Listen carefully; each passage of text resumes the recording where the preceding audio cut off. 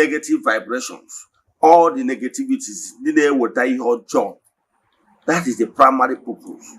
Ojiri anya afụ ndị ọbụla na-etinye aka n'ime ihe ọjọọ maọbụ ndị na-akwafu ọbara maọbụ ndị na-apụnarị mmadụ ihe n'ike maọbụ ndị na-efe iru na ike dị ha n'aka na ha ga-emegide mmadụ. So ọ bụrụ ghara na aka gị dị ọcha na ị dara emegide mmadụ n'ụzọ kwụ ọtọ, ị dara emegide mmadụ n'ike aka na-akwụwa aka gị ọtọ na-ebi ndụ kwụ ọtọ, arụsị a ga-eprotect gị mgbe ọbụla mmadụ ọbụla chọrọ ka ọ nara gị ihe n'aka ike na ụdị na ya karịrị gị maọbụ ka e mee na ya ga-emewu ya. Ị ghọtara ya?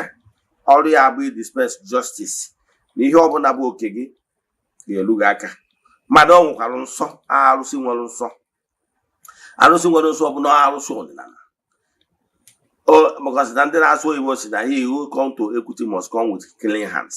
So ọ bụrụ na ị chọrọ ka mmụọ a na-agbalụ gị ọgụ maka n'ihi na ịgbabata na nchedo ya, elotara m mgbe ahụ anyị na-eje katikizim ndị okorobịa. O nwere ofu ebere anyị na-ada ekpebe everyday ọwụ na ije ana na ndị otu meri, maka na anyị so na ndị otu meri jee ya ọfụma. Asị Ave Maria, ndị otu meri asị ee.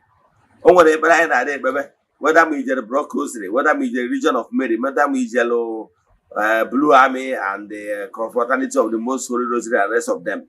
Agbọrọ ha Maria societies in the Catholic Church. O nwere ebe anyị na-ada ekpebe ọ sị ịbụrụ onye Catholic gee ntị nke ya amụ ya. Ọ sị anyị agbaba na nchedo gị o nne nke Chukwu dị asọ n'ebe mkpa na-akpa anyị ma na-azọkwa anyị n'ihe abụ na ihe dị egwu virgin dị otuto na ngozi ntị ọdịba. Ịta ka isi aga nke ahụ. I repeat, ihe anyị na-ekpere ekpere mgbe ahụ anyị agbaba na nchedo gị, we ran into your refuge. You know that? I have Virgin Maria because as Catholic then we hold her in high esteem. Now, I went as in Anya Boba and Chedogi. Oh, naked Chukwu dị asọ. And then the Kwanai Yani, Nebe Panapani, Manas of Wani, he have the Virgin Diocese and Gospel. So here you go a berabo. No, Brota, Capital Bob, now between up with Boba and Chedo. More. Ndị Catholic believe na Virgin Maria bụ mmụọ. Ị ghọtara ya? Ha wee na-agbaba na nchedo ya. Nya ka m na-achọ ịkọwara gị na ọ bụrụ taa ka ịgbaba na nchedo mmụọ bidoro. Dịka m si gwa gị na Catholic Church na onwe ya bụ ụka elele foundation ya na ọdịnala. So they don't joke with ọdịnala. Mana ana m achọ ịgwa gị na Igbo spirituality encourages mmadụ ịgbaba na mmụọ. Yes. Maka na mmụọ na-ekwuru mmadụ. O nwere oke esi ya bụ ọdị orejie efu na ị dịrị mmụọ ga-ekwuru gị, mmụọ ga na-awọchi ya back. So ọ bụrụ taa ka ndị Igbo bidogoro na-agbaba na nchedo mmụọ dị iche iche. Yes, mana ekele ọrụ eke mmụọ ọbụla na-alụ. Ọ bụrụ mmụọ niile bụ ka ọrụ ya wụ primary purpose called job of protection. You ghọtara ya? Ka mma alụ ga-atụ. Maka na ọ na-abụ na-akụzi nkụzi na-ama atụ. Ihe nji ama atụ bụ ọnwụ nchefu ihe nkwuchite atụ mmadụ. In Nigeria enwere forces. You ghọtara ya? Enwere parastatals like civil defense, paramilitary. Yes, enwere paramilitary like civil defense. Ndị paramilitary a na ndị all the forces, including Nigerian police force to the army, their work is to protect the citizen of the country. Eziokwu. Yes. However, enweziri ndị ọ bụ ọrụ ha kpọmkwem. Ị ghọtara ya? Enweziri ndị ọrụ ha bụ ọrụ ha kpọmkwem. So abazi na ndị ahụ ọ bụ ọrụ ha nwee police. Na police, the primary work of police to protect people. Yes, to ensure they will law and order. That's the work of police, core job of police. Yes. Then, man, army. All they have to protect the territorial land of that particular country. Na ọrụ ndị amị bụ ka echekwa obodo. That is etu a Nigeria dị kịta. Ọrụ ndị amị bụ ka echekwa territory, Nigerian territory, protect the life and property of Federal Republic. Ọkwa protection. Ma na-ekere ọrụ eke. Ọ maka ihe na-ekere ọrụ eke na o nwere nke ndị kacha mmalụ. Onye amị abụrụ fọ ije gụba iwu obodo. Ọ bụrụ ihe ji gụọ onye amị. Onye amị bụ i protect, to ensure, to obey the GSFR, Federal Commander of Federal Republic, to protect the whole federation. So etu a ka ọ dịkwu na mmụọ niile. Ọ bụrụ every altar ma ọ bụrụ mmụọ ọbụla ka ebinyere maka ije ọgụ. Ka mmakwara gị atụ. Ndị ma nkụzi mmadụ na-alaik ihe ọmụmatụ. Ijekwa na akwụkwọ Daniel. A lot of that question now. Akwụkwọ Daniel. Ebe a na-agwa Daniel na-ese ndịrị mmụọ ozi ọnwa one ma one gara aga ka ọ bịa butere ụsa maka ayịya ọ yọrọ ka emerie. Mmụọ ese ndịrị mana o nwere ndị angel nke Chukwu ndị ọrụ ha bụ ije buja ekpere mmadụ. Ndị ọrụ ha bụ ije fụ na mkpa gị bịara gị mana ha bụrụ ndị na-eje ọgụ. We were told, jee gụọ na Bible, ọ sị na ndị ọrụ ha bụ ije za okwu dị etu a. Ọrụ ha bụ ịfụ na delegate si butere blessing gị, eburu blessing gị butere gị. Wee na-asị na Daniel na-ese ndịrị mmụọ ọma ka o butere blessing ya. Ọ pụọ mmụọ ọma apụọ hijack ya banye mmụọ ka ike ndị na-alụ ọrụ negativity ha gịa ya. So ịfụna not the possible na ihe ahụ ị na-achọ eri mgbe na o gwara ike ọ bụrụ na azago ebere gị ahụ ị na-ayọ mana o nwere mmụọ ha ngere mmụọ anwa na-ebutere gị ya blessing. Ị ghọtara ihe m na-ekwu? Na ọ bụrụ na mmụọ a na-ebute blessing gị na-aha ngere ya, then ị mara na blessing ga-remain hanged until e wee sitekwa warrior, mmụọ ndị warrior ya bịa napụta mmụọ abụ amara gị ka mmarụ ga na akwụkwọ Daniel wee sị na hijackịrị mmụọ till na-ezitekwazie mmụọ ka ike dị na-eje ọgụ ha bịa napụta mmụọ a eji eji. Mmụọ a wee bịa before mmụọ a wee bịa deliver blessing asị ya bịa deliver to Daniel. O wee na-agwazi Daniel na ote ga esitere ka ịbịazie ekpere a mana na ahangịrị ahangị. Amara m ihe na pass through. I can tell you some of these things you are passing through might be na mmụọ kwesịrị ịza ayịyọ gị na ahangịrị ahangị. So enidiri mmụọ siri ike, mmụọ na-eje ọgụ, ndị ga-abịa propel forces, ndị ga-abịa wee liberate ya gị na ya bụ blessing gị aka hangara hangi. Every time a na-agwa gị na blessing gị nọ n'ụzọ gị mana ọ dị erughị aka. I can tell you enwere spirit ndị na-hijack blessing. Ịmụrụ na enwere highway robbers. Ịmụrụ na-etu esigwe ya n'ụwa ka esigwe na mmụọ. Enwere ndị negative beings, ụmụ mmụọ ndị na-eme nnapụ, ndị na-apụnarị mmadụ ihe. Ịmụrụ na enwere ndị a na-ezu oshi mmụọ. Ọ dị ka yesterday one boy chatịrị m na phone sị m na ya mara ihe na-eme nọọsụ ya bi na yard, si ya bi na shop mana a na-ezu ya ori mmụọ. Ori mmụọ a na-ezu ya nọ na abụ odebe ego emesi ego ya shọtụ. Ihe agba ori mmụọ ka a na-ezu onye detu a. Ọtụtụ ndị mmadụ na-abụ ihe detu a na-emefa ha sị na mmadụ na-eme ha na occultic manipulation ka eji ewere ego. Ọ bụrụ eziokwu, ụfọdụ iwe ori mmụọ ka a na-ezu onye detu a. Yes, ori mmụọ o nwere ihe na-akpati ya mana ọ bụrụ ọkọ pawa ka eji ewere dawa ego. Yes, ụfọdụ wu ndị otu. Yes, maka ihi na ihe eji ezu ori mmụọ abụ ka e wee kụziere something ma ọ ka e wee pay attention to something. Ụfọdụ ụkwa na negative vibration na-ezu ori mmụọ. So something must be done to stop it. So mana ihe na-achị kọwara gị mana onwe ndị na-abụ ome etu anwa onwedo onye na ha na-agbawo ha si na onye a na-amanipulate na-ewe ego onye a, which is not true. Mana ihe nji wechi ikwu okwu abụ na enwere ndị a na-ezu ori mmụọ. So ihe nji ekwu ihe abụ na o nwere mmụọ dị ike gị na ori ihe dị etu a na-eme. Ịghọtara ya? A na-ịmakwa nnọọ mmụọ anwa dị ike ka ị ga na-akpọ mgbe ọ bụla ị na-enote isi ụdị ihe dị etu a. so ihe ji wee kwube ewu ka ị malụ na-enwere ike mmụọ nwere ike ha nge ngozi mmadụ, those negative vibrations. So mana ihe ọzọ nchọ ka nkọwaziere gị ihe a bụ na ihe ọzọ ka nchọ ka nkọwaziere gị ihe a bụ na ndị a na-ezu ori mmụọ na mmụọ dị ike ga-azọpụta gị. So enwere mmụọ ndị ọrụ ha bụ ije ụdị ọgụ dị etu a, enwere mmụọ ndị ọrụ ha bụ protection, enwere ndị ọrụ ha bụ ije ọgụ kara aka, maka isi na ebe ogiri na ebe ogiri, isi adị ebe ogiri bụ ogiri ya nje ya olu. So mana o nwere ike mmụọ ị na-agba abụrụ mmụọ ndị ọrụ ha abụrụ iji ụdị ọgụ dị etu a, ịghọtara ya, ọ ya emewu ya. So etu a ka ọ dị, ọ bụrụ iwu na owuwu dịbe nna gị na ije kụọ ya mba na ọ ya alụwo ụdị ọrụ maka na ekere ọrụ eke. Ogwugwu a nwere ike ọ bụrụ na mmụọ na-eweta akụ na ụba ma ọ na-eweta nwa, ịghọtara ya. So ọ bụzie na ijezie na-akụ ya mba ka o jee lụọ ọgwụ ndị amị ya eje ọ ya wụ maka na ewubere ya maka ịlụso ndị amoosu ọgụ. Arụsị na-achụ ndị amoosu, arụsị na-achụ ndị otu nzuzo, a na-ewubi fortify ya for that purpose only. Enwegasịrị ihe a na-eji alụ ya, because a na-ejikwa ihe nọkwa in line of ịchụ amoosu wee wubie. Example, agwara m gị na osisi iyi na-achụ ndị amoosu on his own.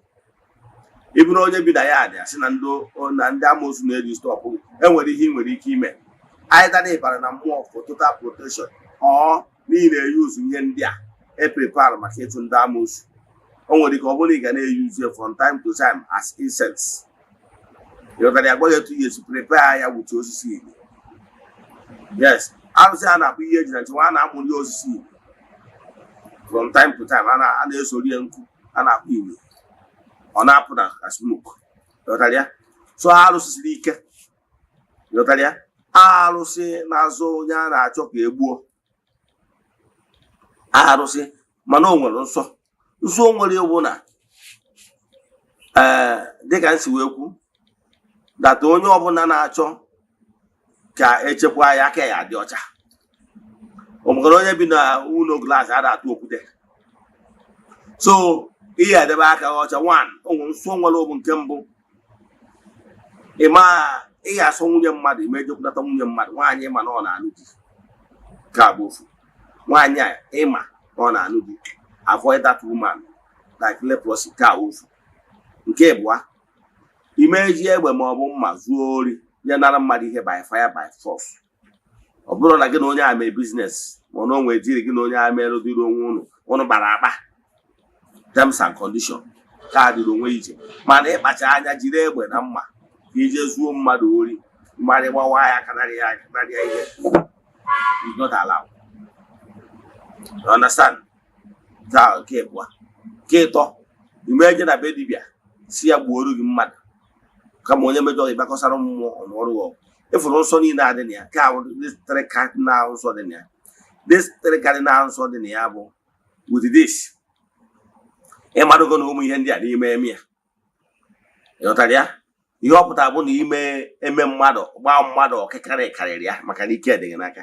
Ihe ọ pụtara bụ na ị ga-anara mmadụ ihe by fire by force. Mgbe ị na-eji ana nwunye mmadụ ọhụụ ihe ka ị na-anara ya, because a man appreciate ihe ị ga-eme nwoke ịgbawa ya obi most bụ ịnara ya nwunye ya n'aka ike, and ọ ka na-anụ ya nwaanyị ahụ. Ọ bụrụ na anya na nwaanyị ya adị anụzi na ọ sị na ya adị anụzi, esatụrụ return ọ bride price ya ọjụ gị nwere nsogbu. Mana ọ bụrụ na nwaanyị ahụ ọ ka na-anụ nye ka nwoke ji anaka, nye ka nwoke ji dị. So ya na-apịa ya nwoke ọbụla ka go to war because of onye na-anya nwunye n'aka ike na ịkarịrị. Ịghọtara ya? So ihe agba mmadụ ọkịka, so that ọ bụrụ na onwe onye bịaziri ka ọ gbaa agha ọkịka na ọ karịrị gị mmụọ na ọrụ ọgụ, ifra the rule bụ na ihe ị chọrọ ka ihe ime mmadụ, yes, mmadụ agha emeghị ya. Ịghọtara ya? So ọ mmụọ dị nke mbụ ị ga-eme ya asọ nsọ ịta. Ọ bụrụ na ị ma asọ nsọ ịta, forget it. Ịghọtara ya? Ọ dị very serious. So ọ bụrụ na anaghị asọ nsọ ịta, ị ma na nke mmadụ onye ọbụla sị nọ ka ọ na-agị nke na ọ karịrị ọ bụrụ ya na mmụọ. So ọrụ ya wụ protection. Ọrụ ya wụ protection. Then ihe tinye aka n'igbu mmadụ ọbụla. Yes. So ịghọtago ihe dị iche na arụsị a na arụsị ndị ọzọ. Arụsị ndị ọzọ ị na-ejenụ mebi arụsị ikwu nne gị ị na-eji egburu anụ ma ọ bụ ihe na-eto, o nwere nsọ agụrụ ma o nwere nsọ. ịghọtara ya. Mana nke a fọ nke anyị nụrụ ọgụ pụrụ iche maka na arụsị ewuwere for total protection. Nke bụ eziokwu na ọ bụghị ghara na imeriri ike ndị amoosu ubidebara maka na ndị amoosu ka a na-aya. Iwu dibịa, iwu pastọ, ọ bụrụ na imeriri ike ndị amoosu na ministri gị, imeriri ike ndị amoosu n'ihu ọrụ gị, ọrụ gị ama aga. Ịmakwa na o nwere ọrụ ya bụ ịlụchago ya ehi kwesịrị ịlụ ọrụ a ka ọ gaa kwubie okwu dị na ya, mana ndị amoosu duto na ha ka imeribara ha fụ na ọrụ a ya aga ka i wee rie ụtụtụ dị na ya. Mgbe ihe ọ ga-eme ga-eje gbalụ ọja bụ ọrụ mee ka ọrụ a ghara ịga ka aha gị ghara ịpụta. Ọ tiri imeri ike ndị amoosu. So ndị amoosu ka a na-aya. Ndị amoosu bụ na ministrị ha nwere ike ọ gagido ọtụ ụfọdụ ịma na-afụzi ndị mmadụ ministrị ya na-ada ada maka na kọmpetishọn ka a na-agba. Bikos ndị anyị na-achọ ka abịa na ministrị gị bụkwa ndị si na ministrị onye ọzọ wee na-abịa. So o nwere mgbe ị na-eme expect ka ya competitors fold aka. So as long as ị na-ebi n'ụwa a ga-enwerịrị competition. Ndị gị ha na-agbawo ndị alaikụrụ ihu ọrụ gị, ndị chọrọ ka ị daa, weda ma ị na-alụ asị pastọ, weda ma ị na-alụ asị dibịa. Ịghọtara ya? Ọnya ịbịa na ihe eji na nchegbu na tempụl, ọtụtụ ndị mmadụ nọ ya, ma ndị pastọ ma ndị dibịa ma ndị nkịtị. N'ebe ị na-azụ ahịa enwere competitor. Nke bụ eziokwu na mmadụ niile cannot like you. Let me tiwara gị aka oyibo ozugbo. Everybody on earth cannot like you. Ka m bịakwa ka m nwere akụkọ anyị ma na Baịbụl wee kọrọ gị akụkọ. Mgbe a na-akọ akụkọ gbasara Jizọs na Baịbụl, o nwere onye ekwu na ọ kpọrọ nwunye ya, o nwere onye ekwu na ọ na-arụ oke, mana kama a na-ekwu na o mere ihe dị mma gasị. Ndị ahụ o mekwara ihe dị mma akwụkwa ndị sịrị crucify him. To make the matter worse, ha sị ka ọbara ya dị n'isi ha na isi ụmụ ha. Ịghọta ka ha si kwado eze ha wee jụọ ha kere onye agha hapụrụ ụnụ bituwelu eze ụnụ na onye ebirima. Ha sị hapụrụ onye ebirima si gbuo onye nwere ihe o mere ha according to that story. E nwere ihe na-aghọta. Ihe nchọ ka ịghọta na ya bụ na as long as ị nọ n'ụwa mmadụ niile cannot like. E nwere ndị kpọrọ gị asị even if you decide to die, believe in me, they will hire asị ka ị nwụrụ and they can never please them. So e nwere people hate gị for passion. Ikwu asị na ikwu ọgwụkwa na ikwuru asị n'iwe onye ahụ. Nke ọ bụ na imere asị na ọnya niile eme ka e wee fụ gị. Inyere mmadụ aka asị na ọya bụ na ọka e wee fụ gị. Na o nwere ike ọ bụrụ na onye akara aka. They just hate you for no reason. So ọ bụrụ taa ka ọ dị balụ maka ndị Igbo ji sị na nwata na-awa ọkpakarịa nwata ibie na-ajọ nkụ makarịa nwatakịrị ibie na nkụ asị na ọba na-ajọ ọfịa. So ọ bụrụ taa ka e kwuru na anyukwu dị balụ o bidowere etu mmadụ si wee dị. We are the mistake in us na-eme dominance. Ijigo onwe gị ịgbatalụ ebe spermatozoa a ịma na ụmụ ahịa na-eri onwe fa. I nwere idea? Yes. N'ụmụ anụmanụ na agụman kingdom onye fụ ibiri orie. So ọ bụrụ taa ka e kwuru na anyukwu dịba. Ịlụta story of Cain and Abel. Etu Cain si bụ nwanne maka anyukwu ya na-achịkwa. So anyukwu ebidoro today. So don't expect isi na nwere onye ntabiri omejie ngwara onye ọga onwe ndị hetiri gị. Onwere ka mmadụ nọ n'ụwa fụgụ n'anya onwe onye ya bụ ikwu asị na ihe ji wee gwe mana just ya expressing mere intelligence inwere. Mana onwe ndị ga-asị na ihe na-eme ewu ka e wee fụ gị. Mana ị mere ya n'obi ọcha. I can tell you. So ị gbakwara nkịtị na-asị na onwere onye tabiri omeji ya. Onwe ndị hetiri gị bi na village gị hetiri gị because of your mother. O nwere ike ọ bụ ndị ya na mmadụ bịara iji eji ofu oge ha na-asị nwaanyị a ọ dịrị gị mma kịta ka o wee bụrụzie na gịnị mere na nne gị na ọ dịgoro ya mma. So they are jealous of you because of just your mother. Ọ bụrụ na ị mejọrọ ha. So ịgba na nkịtị n'ebe ị na-eme business n'ebe ị na-azụ ahịa enwere competition. Ịgba na nkịtị ka mmadụ bịa kpuchie ihu ahịa gị. Ị nwere ezigbo ngwa ahịa juru shop mana a na-enwe competition. Ndị gị na ha nọ n'azụ afịa na-ejepụ ije ka ha dị sure na o nwere onye napụrụ ha akara aka. O nwere ya adị ibi, o nwere ya adị mbiri one time. Ọmụwa onye break the yoke. Ịghọtara ya? O nwere ya adị ihe ebiri asị na ndị bi na ya adị successful. Iburu moto bi na ya adị anyị ga-ele ebife ekwu. Ịghọtara ya? So ihe na-achịkọwara gị bụ na ụdị ihe anwate enwere ndị nọ into occultic manipulations. Ndị na-hypnotize mmadụ Already hard. We are living in a sinful world. We are living in wicked world where some people know. If I had double carrying Kimbeha, Makana believe on Obona as well as even or so they had no one. So if Banankete, we no name a business, we now one people say, protect yourself. No what joker. Eotaria, it's one no one that you I imagine Omedia. There because he get count and the one at you stand with Abrojo. Eotaria? Oh, yeah, but even in the government circle, again, Yegi ADC. They were government high personality. Again, Yegi bodyguard, or they gonna guide again. Makanama, they gonna protecting it and sorting to some certain level. So you do arcade, now more quite protect you when Eotaria. Etu a mmadụ nwere ike bịa na village na-achọkwa ọnara ga anaghị maka na ike dị gị n'aka na-etenetene gị na ya ga-eme gị nka na ya ga-eme gị nka ndị be anyị ma ndị Igbo ma bụ mgbe gboo kpatara ndị nna ha ji wee wuo okwu mmụọ dị iche iche ebe a na-abịa eme mkpesa mmadụ nwere ike mejọọ gị na ya karịrị gị jee kpesa mmụọ ejiri aka ya n'ọrụ so arụsị ihe eji na nchewa bụ arụsị na-anụ arụsị na-agba ọgụ mana aka gị ga-adị ọcha ịghọtara ya aka gị ga-adị ọcha ọ ga-abụ na-idebere aka ọcha mmadụ a na-achụ gị ka ọ kwagbuo gị ma ọ na-eme na ụdị na ike dị ya n'aka ma ọ na-ejere gị ije ọjọọ onye a ga-egburiri onwe ya maka na arụsị ọfọ na ogu maka na anyị kwuru onye ọbụla na-achụ anyị na ojebe na ọhịa ejere osi ọnwụrụ ejere onye nwụrụ ọhịa anyị o metara bụrụ ọhịa anyị kwenyere na ya anyị kwenyere na ọfọ na ogu anyị kwenyere na law of karma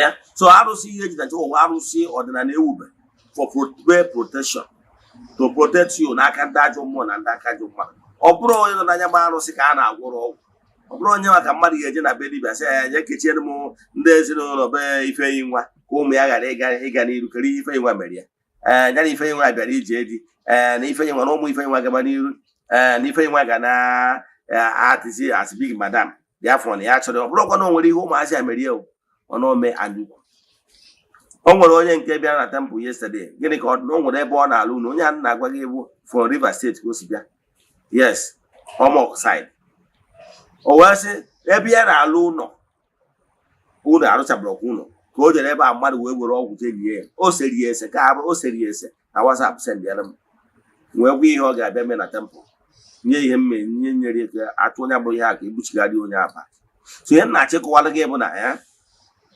na mmadụ nwere ike jos ndị onye na-alụ ụlọ ọrụchabụ ọkwa ụlọ anyukwu adịbago so etu a ka ụwa dị ndị people can hate you, people can threaten you. So some of you na-agba ọsọ na village maka na ekwuru ka nwoke si akwụ ịlọte na be nna gị mgbe a na-amapụ gị maka na ndị ajọ mmadụ juru ebe niile onwe ọkwa ebe ọ dụrọ ọ dụkwu n'ebe ahụ ị nọ kama na o nwere ike nke ebe anyị na-adị les maka ihe na ndị a marụrụ ụlọ ha marọ ka isi kwụrụ mana ndị village gị marụrụ ụlọ mmadụ nne gị mmadụ nna gị so anya ukwu ha ya aka ịghọtara ya because na onye ahụma adịghị ile na ana nna ya gịnị ka m na-ekwu so anya bụ arụsị na-eprotect o nwere after effect leta ndị na-awụ ịbịa ka onye bụ arụsị mba for protection kwụba aka gị ọtọ maka na arụsị na-afụ maka kama kwụba aka gị ọtọ mana onye ọbụzi na-arụsị na ọya egbu onye a ga-egburiri onwe ya that is simple truth onye ọbụla sị ka ọ nụso gị ọgụ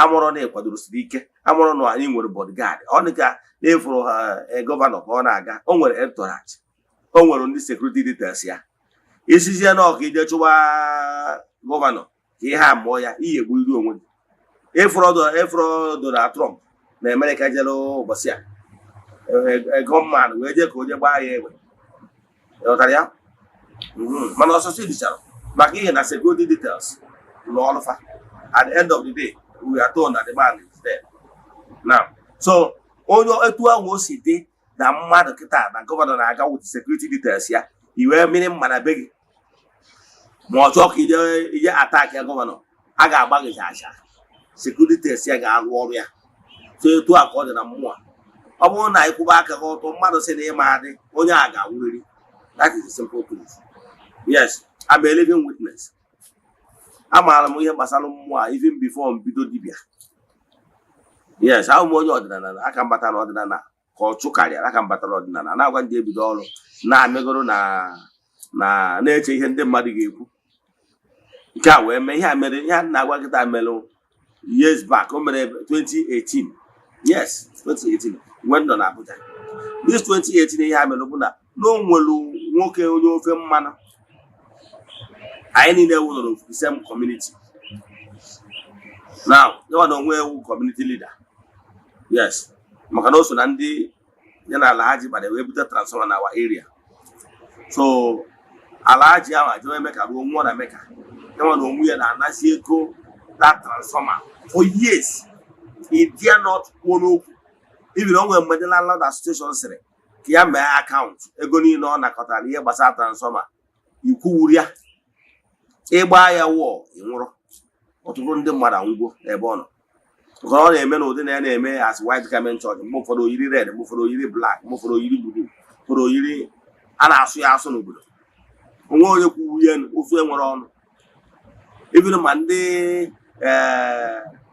police station dị na side ya nwa ihe afụgwa onye isi a na-akpọ DPO na-abịa na biya abụrụ onye a na-akpọ polisi amụ ya ama so ihe a wee mee mụ na mmadụ wee nwee problem o wee je side ya onye mụ na ya nwee problem onye na-azọ m ihe m wee mụ amabụrụ na aka ya dị na ya so n'ọzi mgbe abịazie na megido kesi bụ mwepụ kesi court abịa na kesi ahụ nke nwere onwe ya na-abịa na na-anọchite anya the person so mmadụ nwere dị surprise mgbe dị matazie na onye ilo m ka ọ na-abịa anọchite anya ya wee confront wee sị ya ihe niile m mere gị ama m ego ole ndachigo that man because mgbe ụfọdụ eto enwe m ịkwụsị mma na-agafe eto afọ ka ọ na-agafeta akwụsị m moto ihe ego so I would like being nice to him amụrụ m na no ya akpọ m as to the extent na ọgwụgwọ na mụ na mmadụ nwere problem nwere ike ịkpọ m outside si nkiri ihe na-ese ego na onye aka o mee udo ihe o mere ije na-etake his side then the court clerk chọrọ ka o setụrụ off court wee si anyị wee gbunye ihe kọmand ya mee udo n'etiti mụ na that person o mere instead ọ na-etake side wee si ya na that na court premises ya ka ya ka anyị na outside the court wee si ya na Abuja wee judge ya ka m gwara ya because o mego m ihe persecution ọ na-enye m erugo m n'ebe a wee si ya na Abuja wee judge you whether m nwere ebe si mejọ gị ji treat me in this manner o wee fle ọpụsị mma maka onye ya bụ egwuara atụ m sị m na ma na onye ka a na-akpọ gbafịa ma gbafịa maka ndị m ya na etago sị mma maka onye ya bụ na-enye m 7 days n'ihu ndị mmadụ si na-enye m 7 days ịma this news ya wee wuchi everywhere efe m onye m na ya na-enwe case ma other landlords wee na-asị m na nwoke a ka m ji edegharị n'aka ya na ogbukwa m n'aka ya dọrọkwe ka a ghara isi na onye nwe mere m mgbe ya nkịtị si na ngwa ihe nwere ahụ na eji m okwu chiri ọfọ mana ọ bụghịkwa ụdị iji okwu na ọfọ ọ na-abịa ikwuchi ịgba nkịtị enwere ike kwuo n'ọnụ nkịtị mana ịma na onye nke ọdọ na-akwadosi ike so okwuchi adatị na anwa mana agbọrọ m nkịtị ka m kwuchara ihe ahụ mbere ahụ ka baa moto ka nata God is good mgbe m na-abazi moto amụrụ na another landlord kwa gbakwara tiketi nke na ọ dị ka ọ gbara online nke m ụzọ bịa na paakị bezie ọbụna ọbụla ị ga-anọdebe n'oche ofudo m na-ekenechazi ya asị another fellow landlord so ọ na-asị m na ya nọkwa na mụ na nwoke a nwere problem mụ jekwa je ya ọ dị man na mma na onwere onye na-agba dị man aka onye a na-agwa gị onye edo ya na edo man o so na ndị lụ second Niger bridge mgbe a na-arụ second Niger bridge yes o so na ndị bega kpụdatara maka ịlụ second Niger bridge so mụ na ya hụ na ụta village na bie na Abuja ọnakwa so bịakwa ọrụ ebe ọ na-arụ ọrụ so ọrụ a ka ọ dị ahụ bịachara na weekend na-anachitakwazi back to base ya ebe a na-arụ second Niger bridge mụ na ebe ka moto o wee sị m na ya nọ mụ jekwa ihe ọ dị ma biko na mmara nwụrụ onye ma dị ma n'aka na-adị ndụ ngwacha si ana m emego ndị smart ihe ma emere expect na ọ ga-etake side sị m na ihe ekwuchakwa na nke nata luo wee jewepụta na be nna m ọjị wee jewe mmadụ wee gwa m onye nkọta anya wee sị m ma ekwekwa na mụ jewekwa tụkazọwa onwe m na ụdị mmadụ na mmakọrọ onye adịbiri deadly so na-etu o kwuru ekwu na ọ ya achọ ka o mezuo ya ka o wee gosi na ya bụ odogwu gbaa wee fepụ gba ọsọ wee jee mmadụ wee gwa m maka arụsị wee jee kwuo arụsị mba kwụsịzi arụsị mba nata mgbe aka nyikwetazie na kere ihe ọzọ ndịzi ndị eme na m ekwetago na mma alụ ọrụ agbọrọ m wee bido anọ m ruo either 3 months or let's say maximum 4 months ndị wee jee kwụsị arụsị mba anọ m one day na ọ na-alụ ọrụ phone m ring and pick ọ bụrụ one of the landlord ọ sị m ma maka ihe na-eme na si ya mbụ sị m na aṅụrụ dị n'ogbe si ya gịnị na-eme ọ sị na ya nwoke anwụrụla ndị mmadụ anwụrụla ndị onye nwụrụnụ ya agbara onye nwụrụ kọmiti lida nwụrụnụ ndị mmadụ na-ebute mmanya ma ndị onye a na-eje na shọpụ na-ebupụta mmanya gaịsị na-aṅụ mmanya na-aṅụ aṅụrị n'ogbe anyị imaji so ihe na-achịkọwara otu show you na-etu dị mmanụ n'ọnwa odudu bere n'ebe nwa ịhapụ ya ahapụ ntagbu ezi ka etie ya etie itikpọ ihe nwa ya ji wee kwubu ihe bụ na ka anyị gosi etu dị mmanụ si nwa onye ofe mmanụ ka ọ bụ mana etu a ka o si ome nsị niwe na ihe mmadụ bụ na ọzọ anụ azụ gburu onwe eti n'ọnụ agụ ihe ka ọ ya bụ ihe mere ndị ya so ihe na-ekwu na aka gị dị ọcha mmadụ na-achọ ịnara ya ana gị mmadụ na-achọ ka o megide gị mmadụ na-eme ka ọ gbaa gị ọkaka mmadụ na-eme n'ụdị na nwere ihe imewu I can tell you na ịgbawa na nchedo mmụọ ga-echekwaba gị na aka gị dị ọcha onye a na-eme ka o megwu omegwu mgbe ọ na-eme ka o megwuo gị ọ bụrụ nke ọ na-emegwu ka nkọwa adịghị ihe ịkụ mbamba amini mmadụ ịbara azụ ka nkọwa adịghị ihe omiri enweta m mgbe anyị dị na ụmụazị enwere ike gị na mmadụ nwatakịrị onye katụ gị nwee misunderstanding wee na-achụ gị mbịaka ka o tie ugwugwu ịgbagodo ije n'aka onye ọzọ ịnwa n'ọgwụ okenye ije n'aka onye ọgwụ okenye kwa karịrị onye anwa ijesi akụọ gị mbamba ịgbaja ya n'azụ onye anwa onye tizighị ihe lụmata etu si iwe si abụọ eli ya n'obi ọkụ ịzara onye agha ịkụọ ya mbamba agbakide onye anwa ime ihe ọ ya eme ọ na-vibrate si hapụ nwa aka nche ya onye asị ya no as long as onye agbawatago bịa kụọ m mba no okwu elu kwuo ana onye ahụ ịkụrụ mba ama erere isi gị n'ebe ọ nọ ihe maka ọzọ dị gbatago na mba abịa kụọ ya mba etu a ka ọ dị ịghọtara ya ha ya si na onye ahụ nwere ike ime ewu nwitnes gorobo onye ahụ nwere ike ịvibrate kata na ịchọrọ ka etie ihe itie onye a ihe ọjọọ okere ihe nwa mere gị i wee sị onye mee nke a nwa afọ nwa nkwọ ihe ọ ga-achọ ka o mee udo ọ bụrụ na isizi ọnwụ na ị chọrọ udo na ị ga-etiriri ya ihe ọ sị gị asụlọ ngasị nwa nọ n'azụ m ma emetụ ya aka ịghọtara ya ọ ihe a nkọwara kịta na-eme na fisikal ọnya bụ ihe na-eme na mmụọ maka ịgụọ mmụọ mba ihe ọpụta bụ na onye ọbụla sị ka ọ bụrụ gị na ya bụ onye na mmụọ ịghọtara ya etu a ka o si wee dị ọ bụrụ taa ka ọ dịgbara gboo mana ihe na-achọ ịkọwara gị bụ ịgbakwa na nkịtị na-asị na onwere onye ịtabiri omejie maka n'ụwa ajụka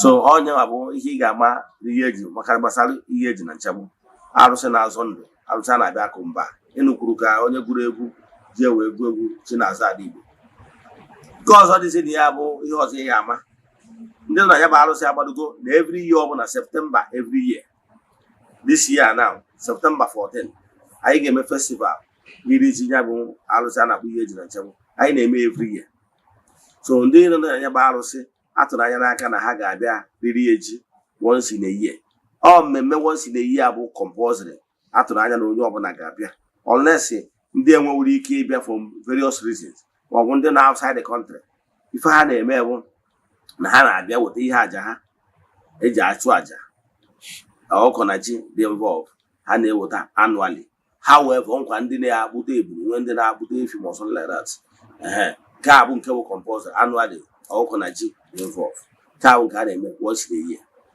onye ama abịawu na-ese ndị ego nke ya however nweziri nkwara ndị nọkwa na ya na-awụzi ihe ọma mere ha from time to time ha bịa gbuoro mmụọ anụ ka ahụ dị different mana nke bụ compulsory that's once in a year ghọtara ya so eji m n'aka na ịghọta gị ihe niile ị kwesịrị ịma gbasara ihe eji na nchegbu ihe eji na nchegbu ndị nọ n'ihe eji na nchegbu for protection ịnọ n'ihe eji na nchegbu ndị nọ n'ihe eji na nchegbu ka a na-akpọ the children of the temple ị na-anụ ka na-ekwu ya n'aka na-ekwu maka ndị children of the temple and the difference of the temple anyị nwere difference of the temple nwere children of the temple so children of the temple bụ ndị nọ ndị ihe eji na nchegbu ndị na-asọ nsọ then eji m n'aka na ịmadogo ihe na so onye nọ na ya nwere privilege ịkpọ ya bụ mmụọ wagharị ya ọjọọ ụtụtụ n'ebe ọbụla ọ nọ ịkpọ ya bụ mmụọ n'oge mkpa then na make use of ihe ndị ọzọ si na ya bụ mmụọ dịka nzu mmụọ and rest of them akwụsị ebe ọ bụrụ na o nweziri ajụjụ ọbụla ị nwere ihe chọrọ ịma gbasara arụsara bụ ihe eji na nchegbu mee ka mmalụ chat ya m na WhatsApp 081 0805 78 37672 I repeat 0805 08138373672 maọbụ 08138243871. I repeat, 08138243871. ka ọ dịkwa na echi niile n'oge awa nke eziokwu.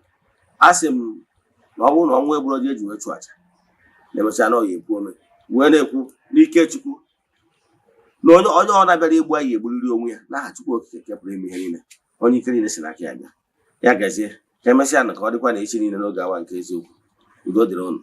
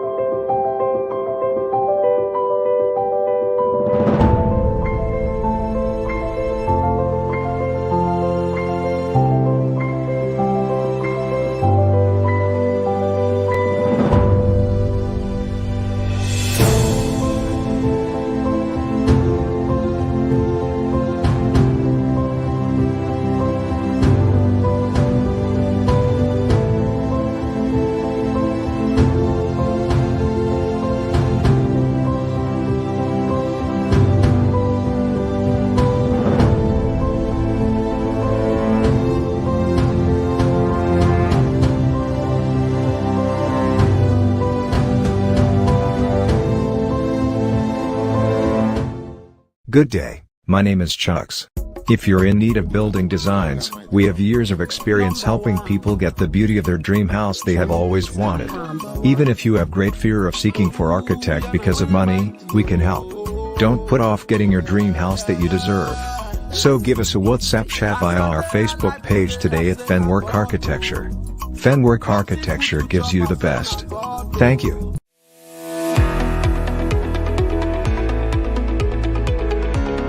Morning. Okay, my name is Machuku Francis Chukwuemeke. I'm from Anambra State, Nibo, precisely.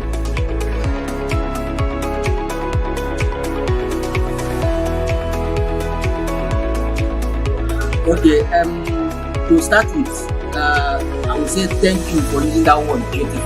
Those work we saw in Eziokwu TV, I'm the architect that designed it. I happen to be one of the 3 executive directors in Framework Architecture. Framework Architecture is a multidisciplinary integrated company that offers specialized and expert contracts and consultancy in area of architecture, civil engineering, project planning, interior designing. Okay. Framework Architecture was founded and began operating in 2010. The company is led by management team of 3 executive directors, and have assembled a group of experienced and professional technicians in both traditional and high technology.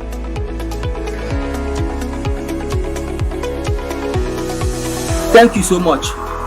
Our mission is to provide a service to meet the challenges of building environment associated with the developing countries like Africa. We aim to provide a conducive and safety, affordable housing units.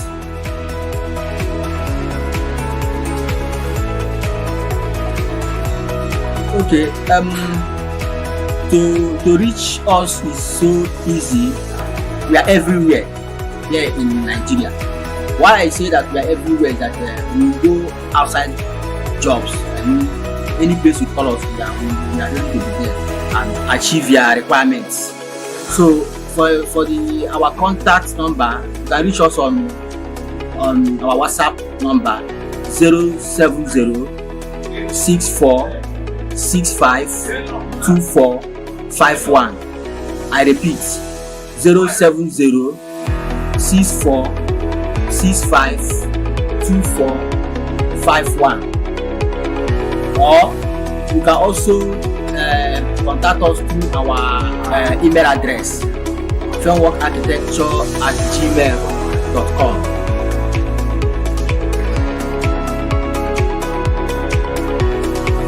Thank you so much. I appreciate It's my pleasure to be here. Thank you.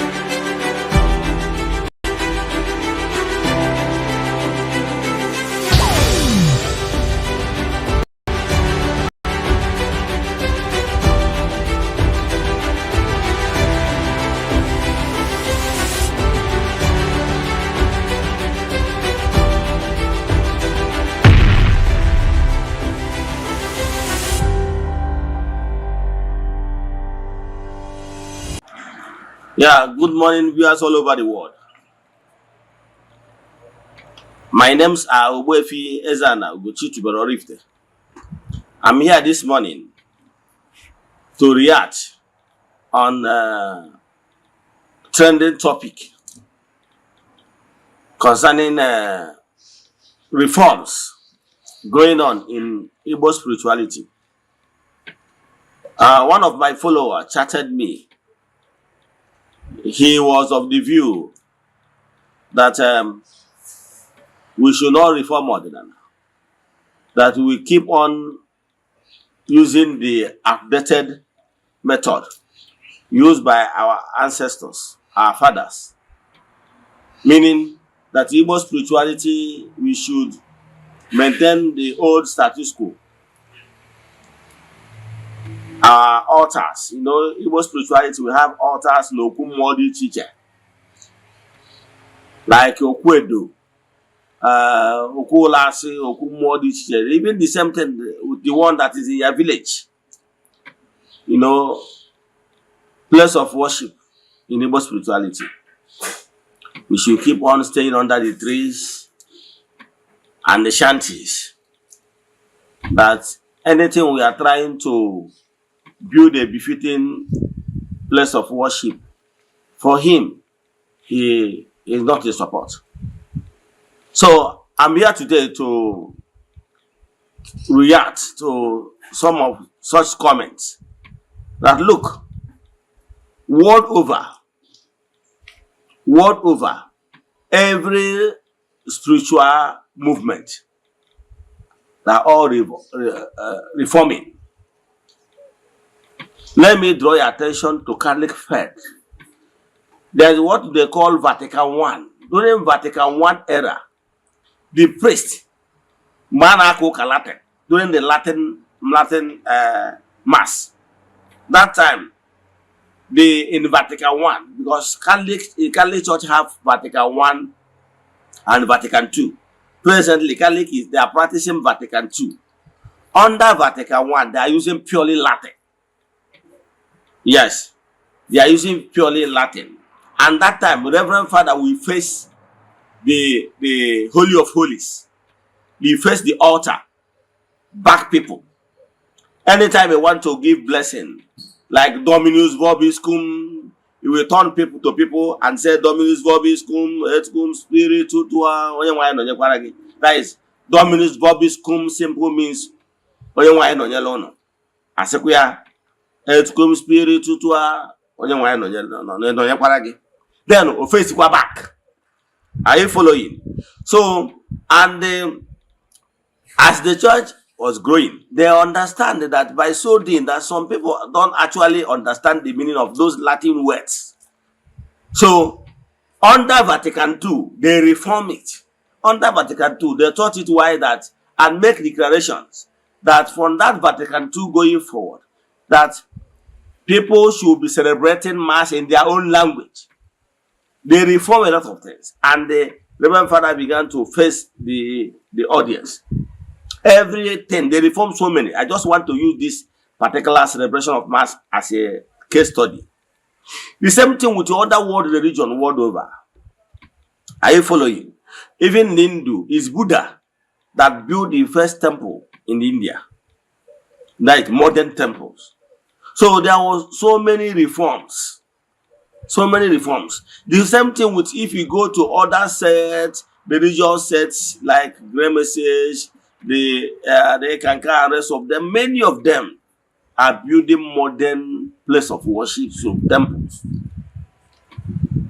However, once you enter into any place of worship, you will see sign that will show you that this particular place of worship or temple belongs to so spiritual sect.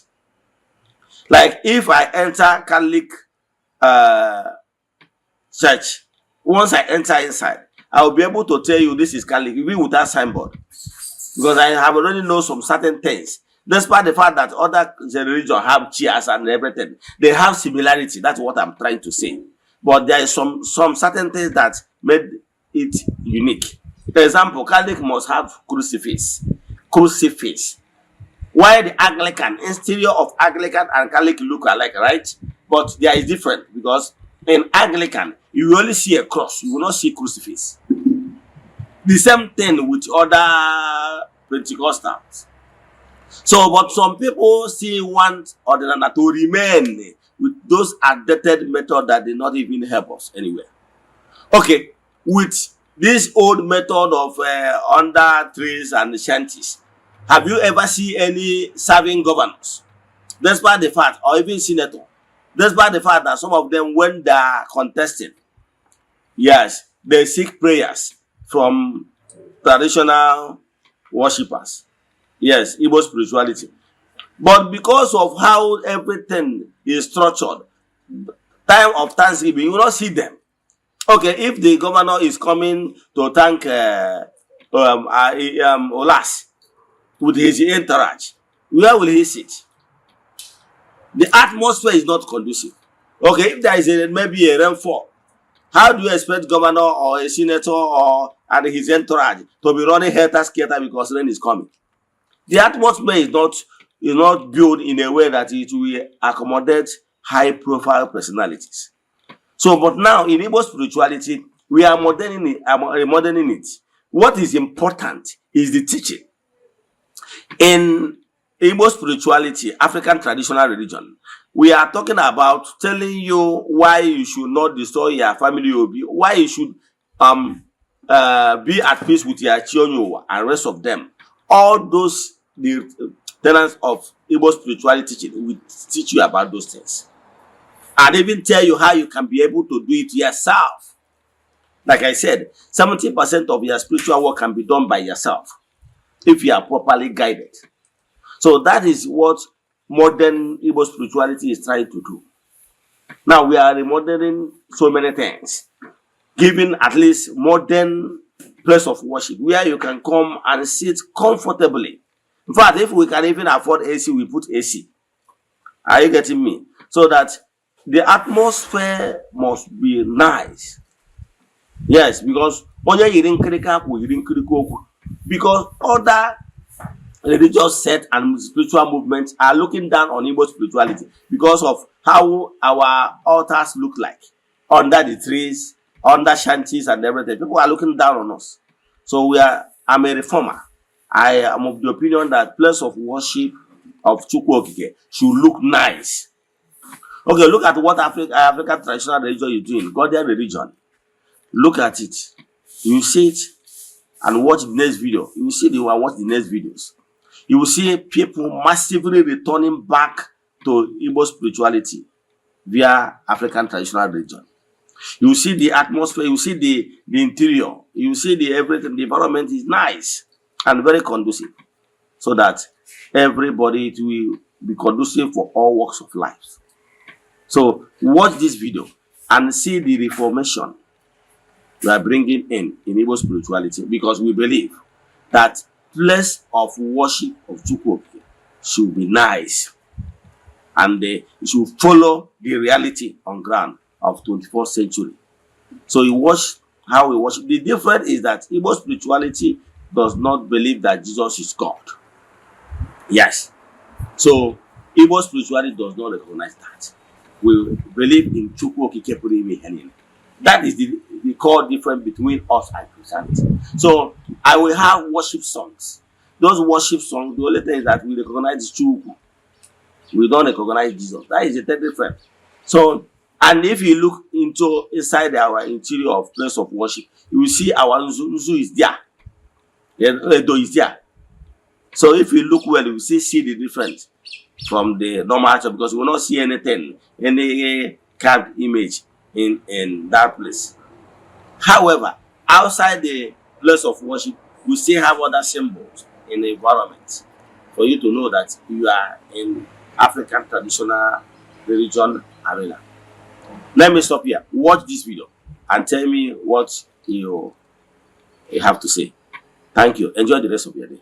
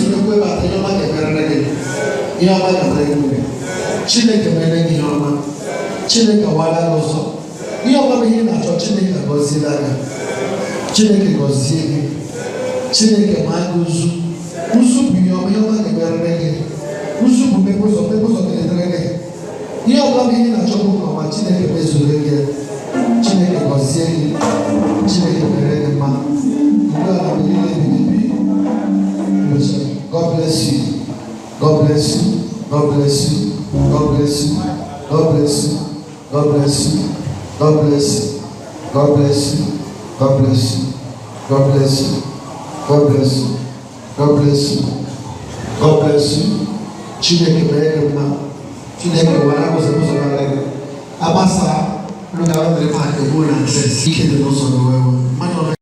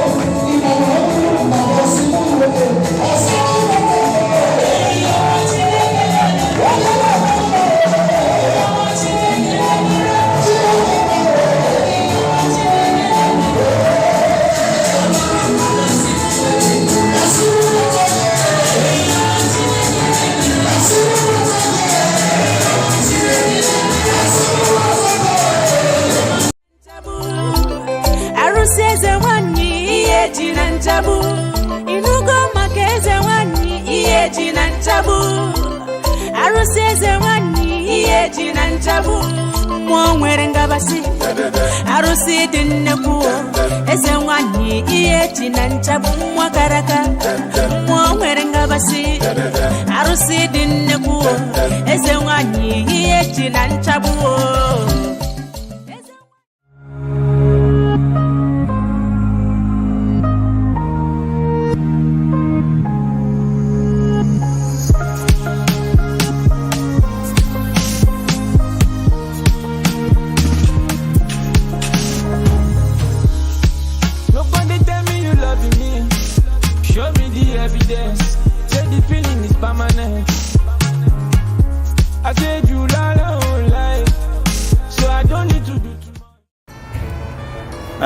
Viewers all over the world, as you all know, my name is Eze-Ana.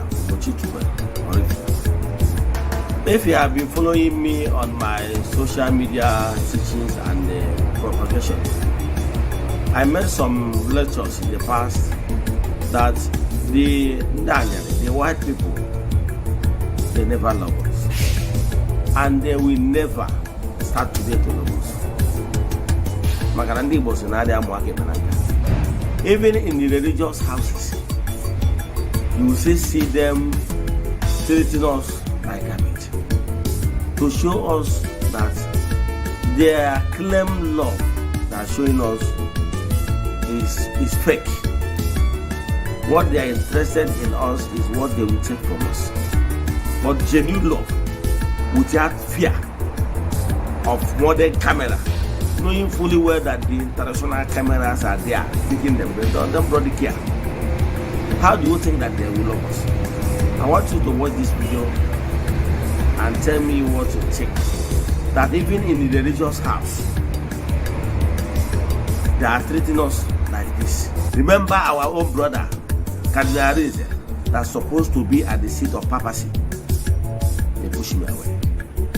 Watch this video.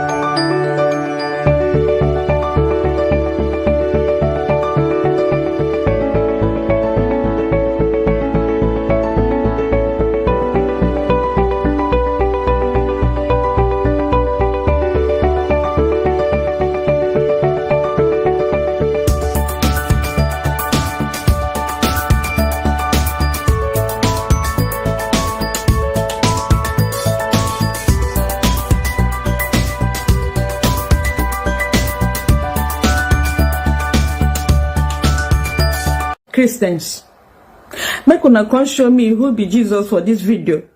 I see a lot of Jesus today. Viewers all over the world, as you all see, like we used to tell you all many times, yes, I have said it times without number, that we Africans should wise up.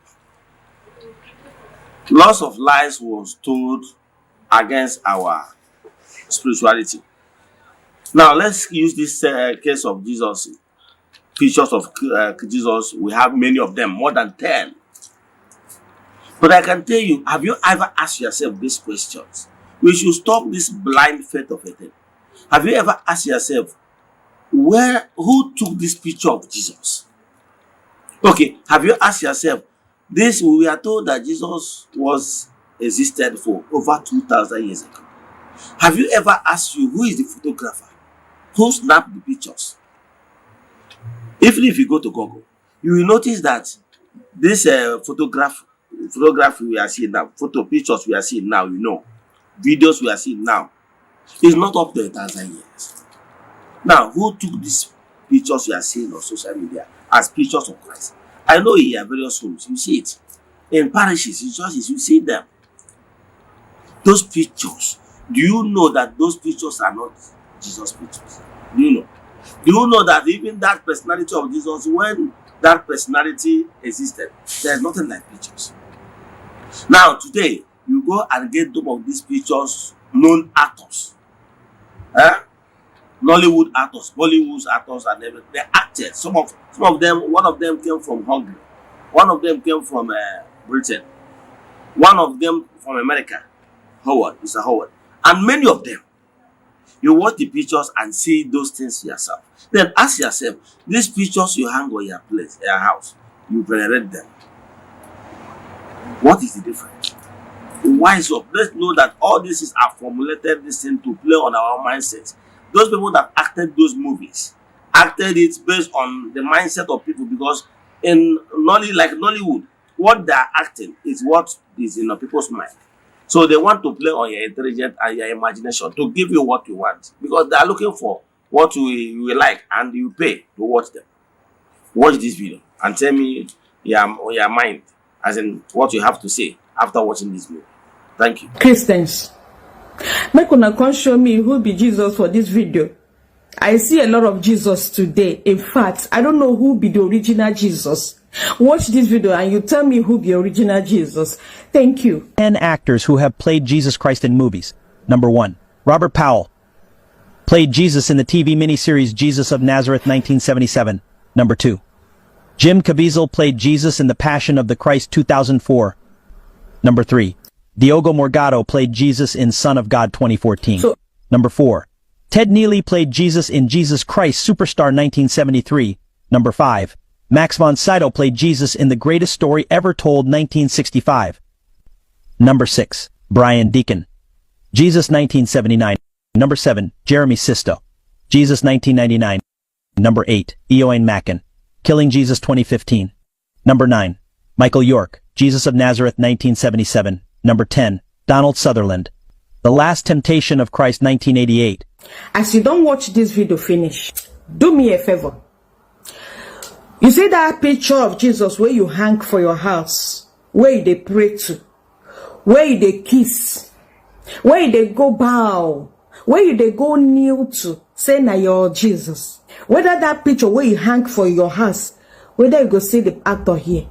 It's just like when somebody go carry, or a white man go carry picture of Peter Doche, go hang for a house, say na Jesus. Now what you wanna do? Una don't say all these people na actors. Why you not go hang your papa, your mama, your brother's picture for your house and they pray to that to your father, your mother? We don't buy. Now actors, where they their country, some of them don't even buy. Those actors, some of the actors don't buy. But their pictures they your house. You they worship them. You they call them, they pray to them, to the actor, make you answer you. Africans who do us like this, make una open una head, open una brain, open una eyes. Open them. Shebi you don't see say all these people are actors. But my fellow African don't carry their picture, hang for house. They pray to the picture, to the actors. Why not carry Peter Doche picture, hang them there, they pray to that man. As far at least that one gets your blood, that one gets your language, that one resemble you. Now another actor, where they in village, where they in country. Now you they pray to. I hope say you see your Jesus here. I hope say your Jesus day here. Erigogi, erigogi.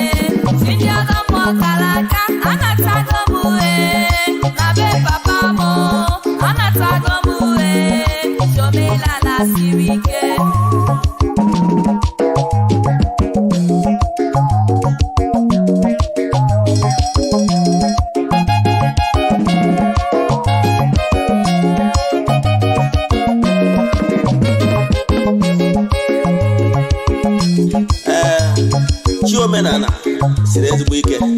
Ana m akpọku ụmụ aja n'Igbo, ụmụ Afrịka ka anyị chigata n'ọdịnala bụ ụzọ ndụ.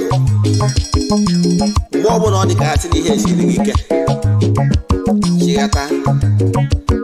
chigata kpọmkpọ chi nke ala nna gị.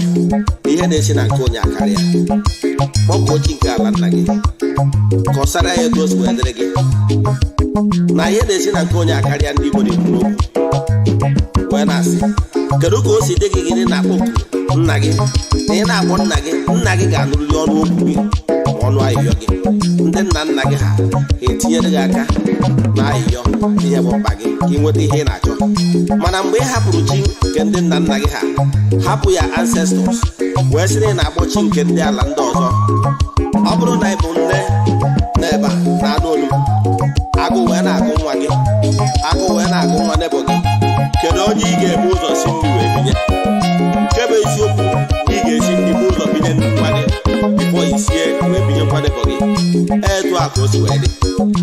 Mgbe ọbụla ị nọ na mkpa, ịkpọkụzina onye nsọ nke ndị ụka anyarị, kpọkuo chi nke ala nna gị, kpọkuo ya ancestors, nke bụ eziokwu na ha ga-ebu ụzọ nụrụ ọnụ akwa gị maka n'ihi na ịbụ nwa ha n'ime onye arụ ha. Mana mgbe ị hapụrụ ya ancestors nye na-akpọchi ndị mba ọzọ na ndị senti ndị ọzọ, nwanne ọ ga-ahapụ gị ahụ. Ọnya ka ndị wee kwuru na m anatago na be nna m. Ya gazie. Anatago m na be papa m, anatago m chindiago m kalaka, anatago m na be papa m, anatago m chomenala siri ike, anatago m na be papa m, anatago m chindiago m kalaka, anatago m na be papa m, anatago m chomenala siri ike.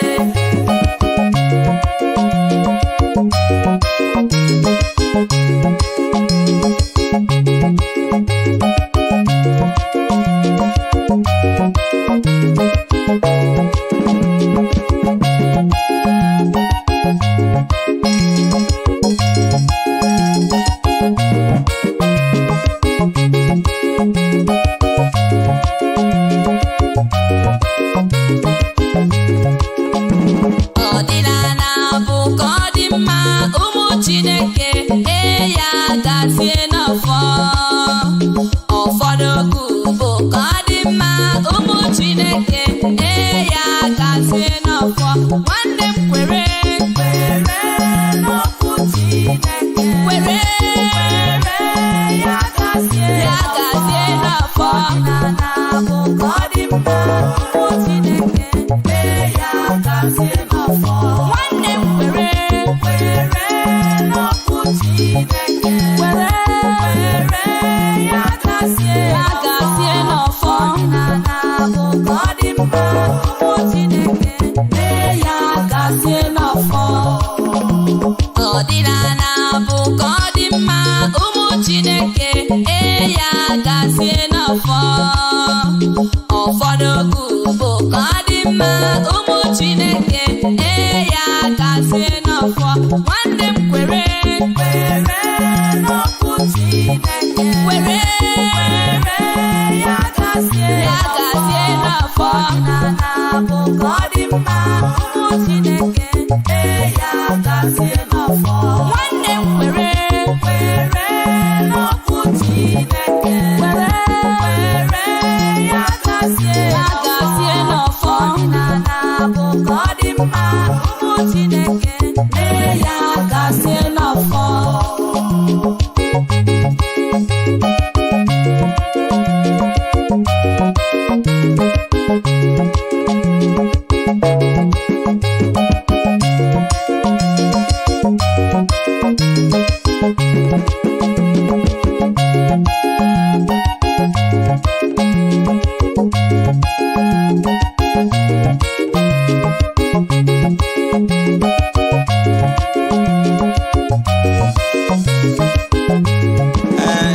Abịakwa m, asị m na ọdịnala bụ ka ọ dị mma. O nwere ofu akụkọ mma akọ, gee m ntị. O nwere otu nwaanyị m maara nke ọma, ya na di ya wee na-enwe nghọtahie na alụmdi na nwunye ha. Otu ụbọchị, ihe na-ese okwu mmadụ amaghị, di ya wee ruo otu ụbọchị wee bụrụ ngwongwo nwaanyị a wee bu na be nne ya, wee sị na ya agaghị anụzi.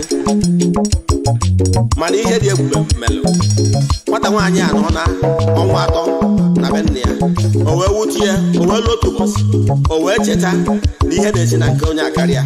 O wee were ọjị wee kpọkuo nna nne ya, kpọkuo nne ya ancestors, kpọkuo nne ya nwụrụ anwụ, sị ya biko ọnọdụ m a nọ ọ dịghị mma, o nweghị ebe esi mejọ di m, agbaghị m n'ilo, mana ọ dọkịta kpọ m asị wee kwanata ngwongwo m na be gị, ọnọdụ ọ dịghị mma. O bechaa akwa arịrị ụbọchị anwa, o ji ọjị n'aka wee kpebie okwu a, kwuche okwu a. O wee ruo n'abalị ụbọchị ahụ, dịka o chịkọrọ nyaba akụkọ, o wee na-akpụ ụra wee fụ nne ya nke nwụrụ anwụ na nlọ. Nne ya wee sị m Adam, wee sị ya Adam, ya jide ya aka. Ihe ọzọ ya pụtaziri onwe ya bụ na ngwurube di ya mgbe nne ya nwa ngwọrọ anwụrụ bata na ngwurube dị ya wee kpọọ nna dị ya ụgwọ onye nke ngwọrọ ya anwụ oge tere aka wee kpọọ ya afọ ọ na-akpụ ya mgbe ọ dị ndụ kpọọ ya maazị wee sị ya maazị mgbe nwa gị bịara ka a bịa n'ọnwa nwaanyị ọgụ maka mkponyere ya n'aka biko kwe ka ezinụlọ a ka ụlọ ba nwa m nwaanyị o wee sị na ọhịa ka emechara na nlọ ya wee teta wee bụ nọ na nlọ ya wee natara bịa wee na-asị kere ihe nke a pụtara olulo otu ọnwa na ya nụkwa be nna ya di ya nwa wee sikwa n'ugwu Awụsa ebe ọ nọ wee nyara moto wee bata bie wee sị ya nwaanyị kwata ngwongwo gị ka ha nachiga ebe ha bi n'ugwu Awụsa etu a ka ha si wee dozie ịghọtara ihe na-ekwu ọ ka ịghọta na ọdịnala dị mma mana okpuru ụka nghọtaghị ha nwere ime onwe ha nke ekweghị ndozi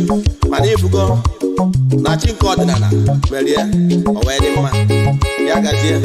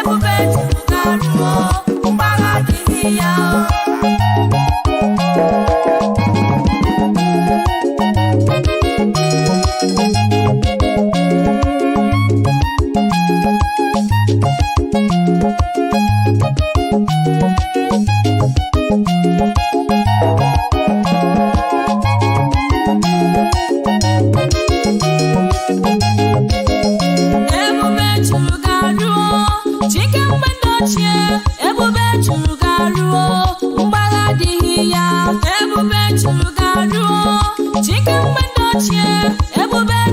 garuo mgbagha adịghị ya ebube juru garuo chike dị ọkụ mmụọ ebube juru garuo mgbagha adịghị ya okwukwe m dị n'ime ụlọ chike nna nna ha okwukwe m dị n'ime ụlọ ndị na-eme mma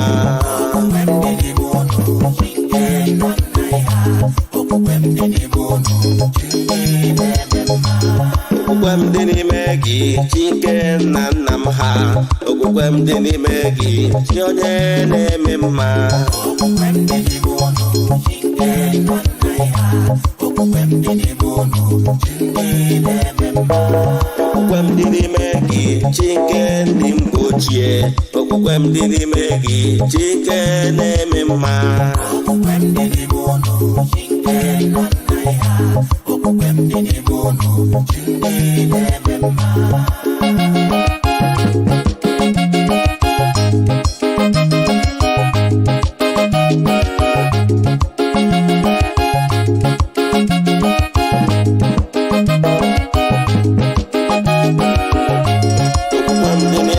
nna nna ha okwukwe m dị n'ime ụlọ ndị na-eme mma okwukwe m dị n'ime ụlọ chike nna nna ha okwukwe m dị n'ime ụlọ ndị na-eme mma okwukwe m dị n'ime gị chike nna nna m ha okwukwe m dị n'ime gị chi onye na-eme mma okwukwe m dị n'ime ụlọ chike nna nna ha okwukwe m dị n'ime ụlọ ndị na-eme mma okwukwe m dị n'ime gị chike ndị mgbe ochie okwukwe m dị n'ime gị chike na-eme mma okwukwe m dị n'ime ụlọ chike nna nna ha okwukwe m dị n'ime ụlọ chike na-eme mma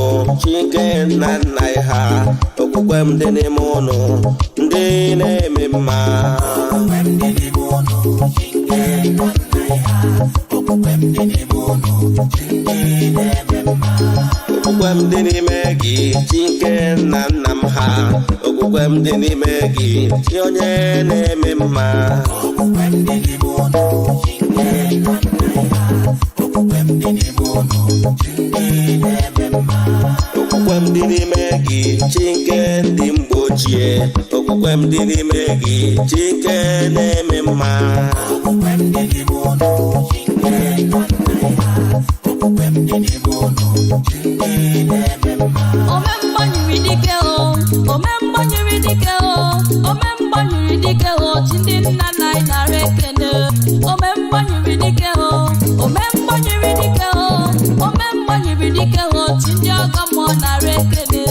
ome mgbanyere dike o ome mgbanyere dike o ome mgbanyere dike o chi ndị ọgọ mmụọ nara ekene ị na-ejebe asịsị eje na o ị na-eme ihe asịsị eme na o ị na-agọzi ụmụ gị chi ndị ọgọ mmụọ nara ekene o ome mgbanyere dike o ome mgbanyere dike o ome mgbanyere dike o chi ndị ọgọ mmụọ nara ekene jaa na-esi n'ịtọ na-ekwu ome dike na ana m ekene o ome mgbanyere dike o ome mgbanyere dike o ome mgbanyere dike o chi ndị ọgọ mmụọ nara ekene ome mgbanyere dike o ome mgbanyere dike o ome mgbanyere dike o chi ndị ọgọ mmụọ nara ekene o ome mgbanyere dike o ome mgbanyere dike o ome mgbanyere dike o chi ndị ọgọ mmụọ nara ekene ndị ọgọ mmụọ nara ekene ndị ọgọ mmụọ nara ekene ndị ọgọ mmụọ nara ekene ndị ọgọ mmụọ nara ekene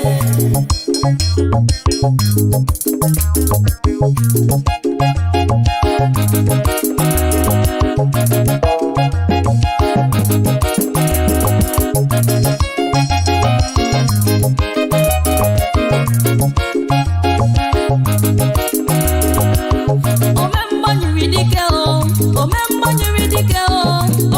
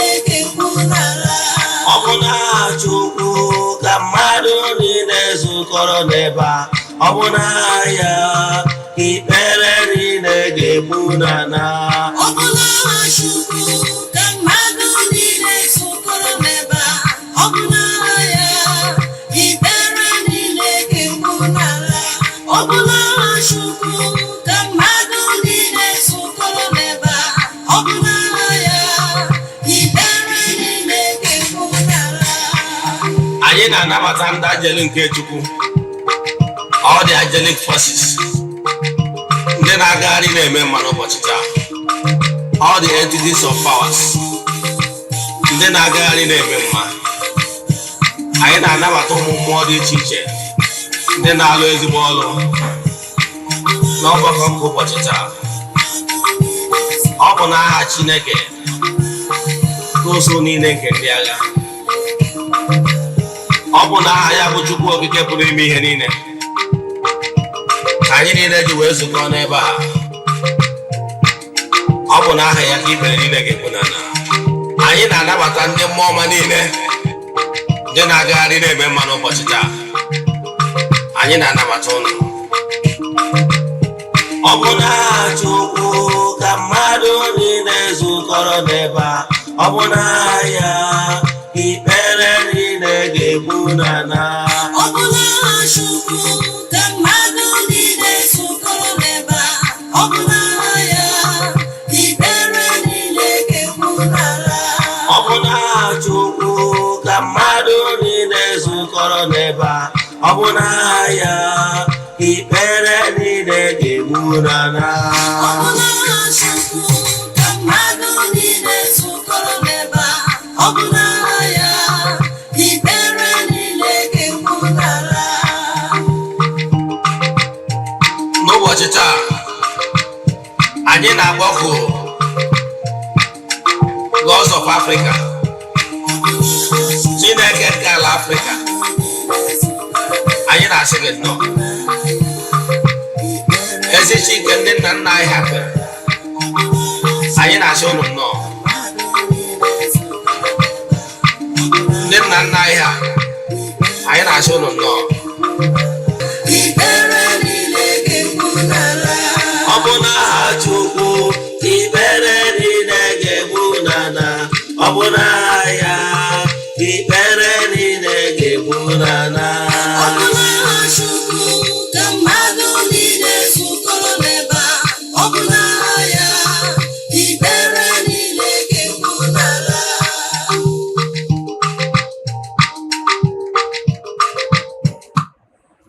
ụtụtụ ọma na ụmụ ọdịnala Igbo abịakwa n'oge awa nke eziokwu enwee na tata bụ egwu si na ngalaba na-afụ gbasara mgbasa ozi ọdịnala Igbo ọ ngalaba akpọrọ Ugochi Tubelu Nkwa Group.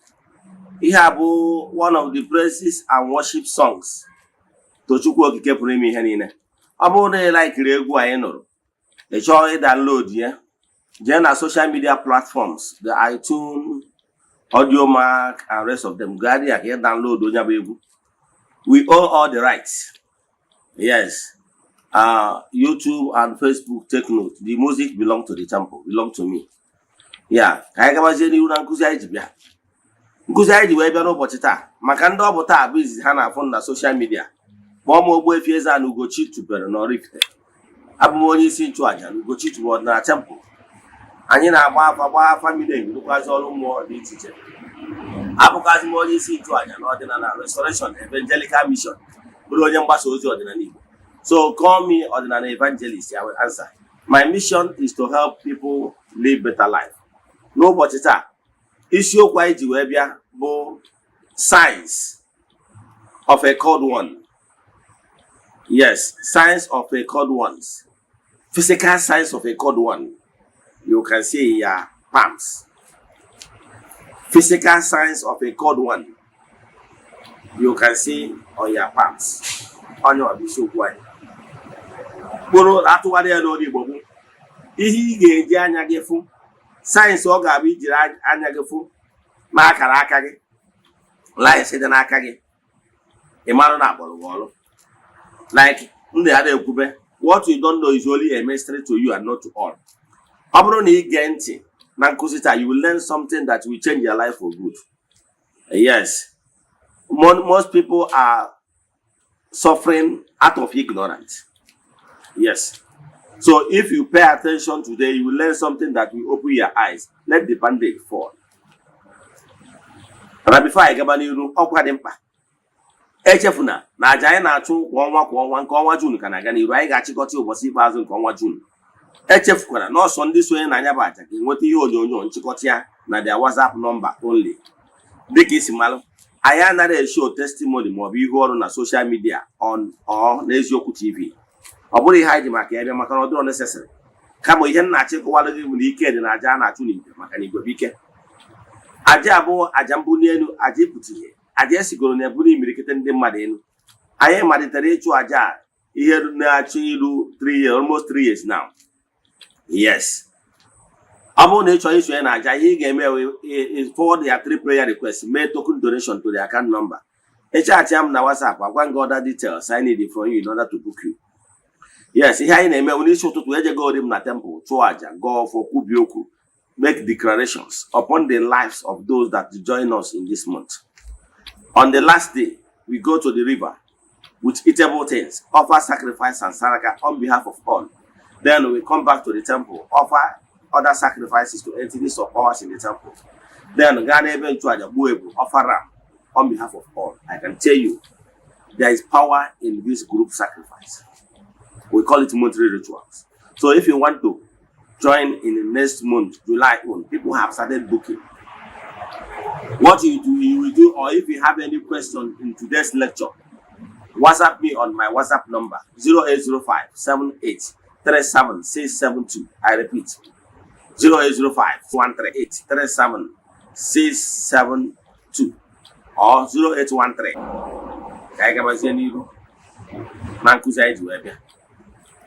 Yes, like all know, today's lecture is all about science, physical science.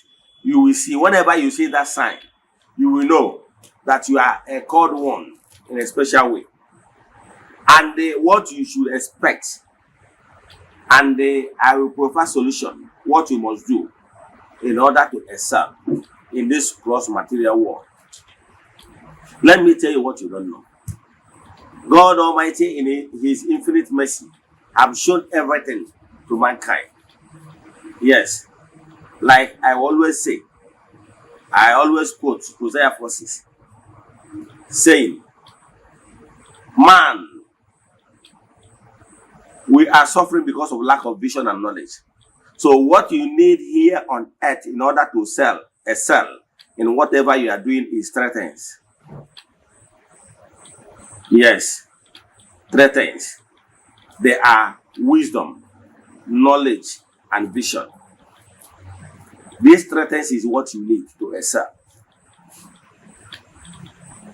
These three things is the three propelling factors, three propelling forces that will propel your destiny to the greater height. This great three things is what will catapult your destiny, your gift to greater height. It's quite appalling that the youth of nowadays don't really understand it.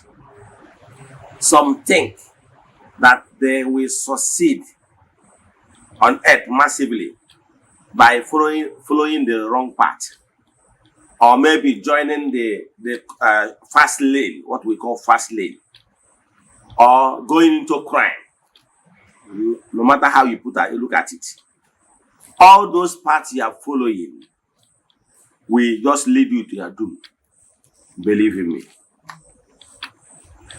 Sometimes, if you are misguided, you will mistake on certain people that are privileged few, but are misguided. You think that why they are successful is because they have joined the fast lane. It's not the solution. Everything is all about gift. Everything is all about destiny. Now, let me explain this. I've come to notice that most people don't really understand how things work. That is why in our generation, youth of nowadays try to follow the wrong path. Egombute, more fast lane. Therefore, indulging in fraud or negative vices that will eventually destroy you. Let me sound this as warning. Even if you are destined, have great destiny, have brighter future, you have great gifts that will catapult you to greater height. From birth, you can use your hand to bastardize it. You can use your hand to disable it. You can use your hand to disconnect yourself from the God's original plan of greatness. For you to be born great is not by sudden. The forces of nature have programmed you, even before you were born, that you will be great in life. That is why some people, if you understand life, ndị Igbo na-atụ ilu si na ejiri ike eme ụwa na agbaka m mbọ wee ego nni n'ụba si na chi si na akara aka onye na-ebie ọkwere n'okwu ndị a. These are Igbo parables, meaning you cannot achieve great things by physical hustling and bustling, following the hard way, following the shortcuts, trying to be hard and crime in order to be successful. It's not by power, by physical. If it's by physical strength, I can tell you. I was at Ochanja the other day. I saw guys, healthy guys, lifting bags of rice. They will carry it at the back. And I can tell you, 4 or 5 guys will offload a full trailer load of rice. They will carry it here. The GD came. By strength. And some of these guys will be there as before 7 a.m. They will work till dawn. If it's by power, you can make money than be wheelbarrow pushers, because sometimes some of them will carry what is that is even beyond their physical strength. It's not by physical strength. If it's by physical strength, I can tell you that he will not even make money more than these Okada riders. Some of them leave their house as early as 6 a.m. and close as late as maybe 9-10. Yet, most of them we see before. Not by strength, but by spiritual strength. It's a gift from above. Never you for any reason. Some people will go and join so many times that will destroy them. Some will go and join some terrible gangs. Some will go and indulge themselves in crime. Some will go and they start looking for okite, looking for terrible charms that will destroy their life. Everything is here.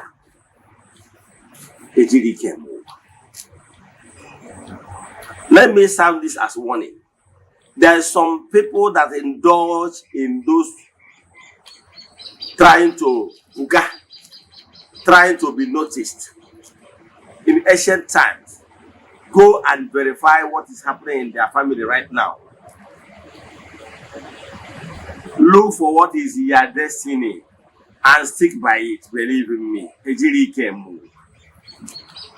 I know of a story, a guy, he served his Oga. His Oga is wealthy man. He's an importer. He imports from China. But this guy served his Oga without sincerity. He stole his Oga's money. After the settlement, he ran to Dubai, thinking that he will make the money. Immediately he entered Dubai before year 2020. COVID-19 starts. So no business, nothing.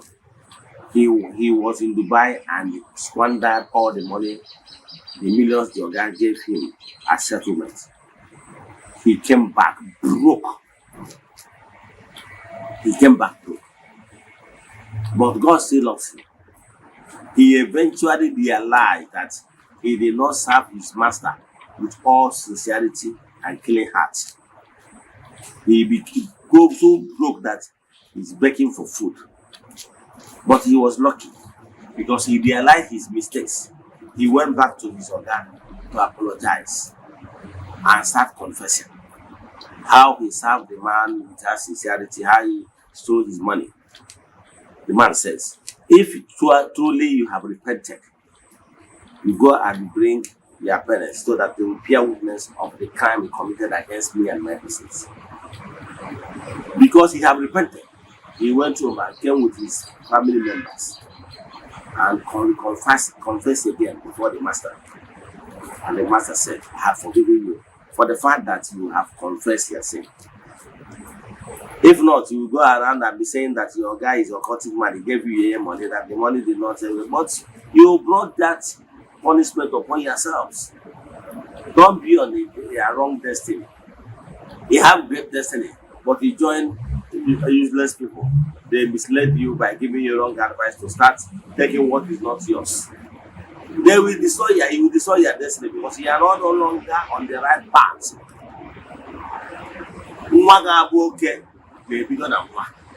If you are going to be great in life, it's here. Even when you are still in your mother's womb, it's destiny. It's how destiny wants it. Now, whether you will be that great depends on how you live your life and remain at the right path, on the right path. So eventually he's going to forgive me. And it's okay. You know what I will do for you? Go and look for a shop. Once you get a shop, talk to me. I will be giving you goods on credit. Today, as we speak, that is exactly what they did. And today, as we speak, that guy is living comfortable. And I know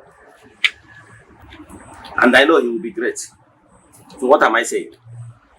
Don't try to be on the fast lane. You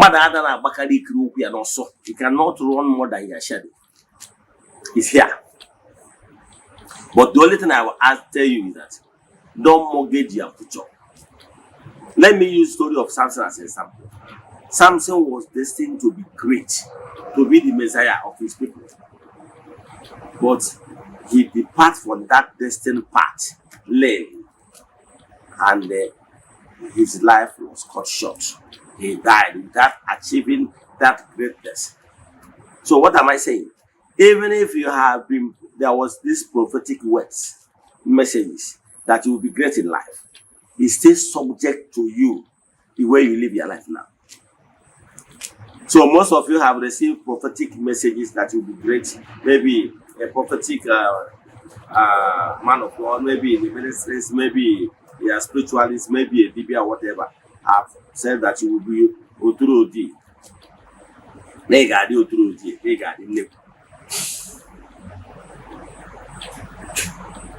So, there now.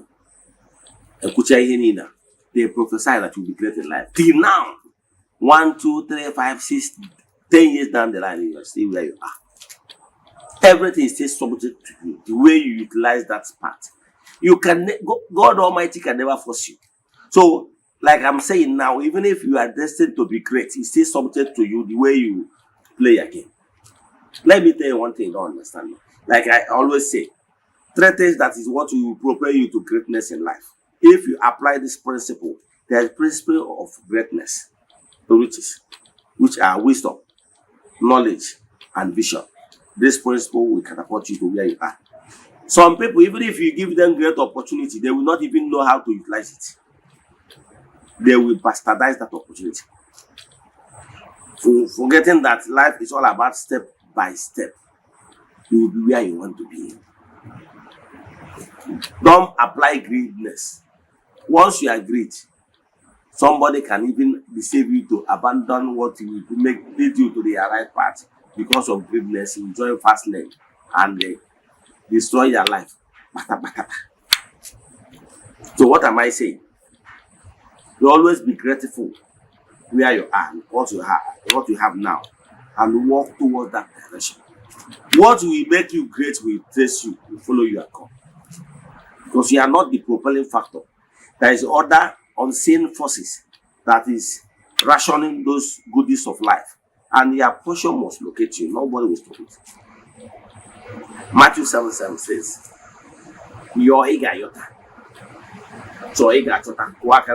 Meaning, ask, it shall be given unto you. Seek, you shall find. Knock, the door will be open for you.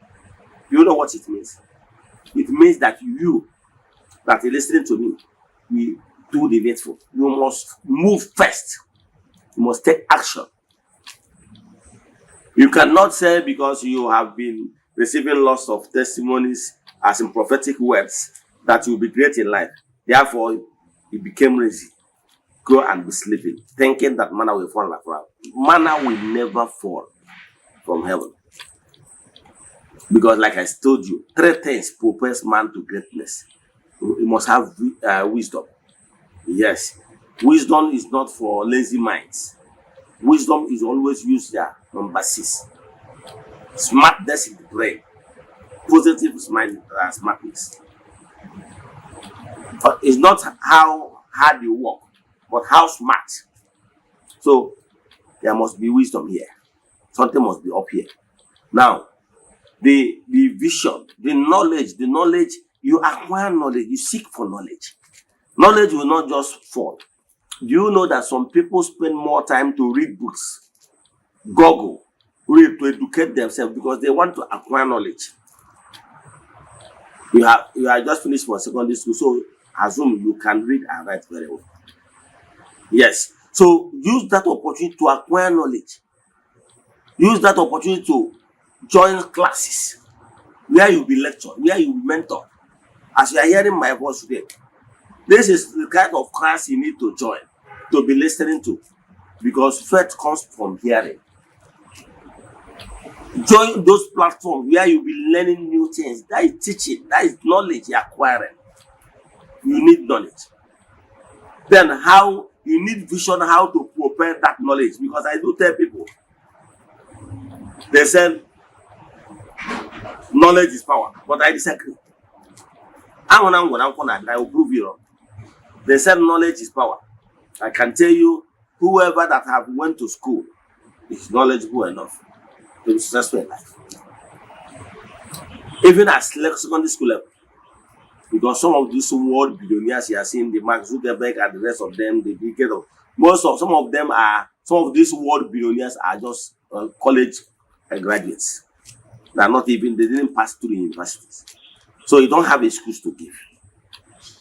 But I can tell you, what will catapult you is the application of knowledge. That's my point.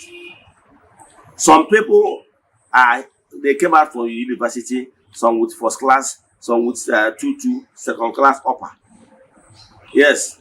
Some with 2-1, second class upper. Some with 2-2, even second class lower. But yet they did not apply those knowledge they acquire. You know what Mahadu means in Igbo language? Mahadu. You are expected to know it all. That is what it means. Mahadu.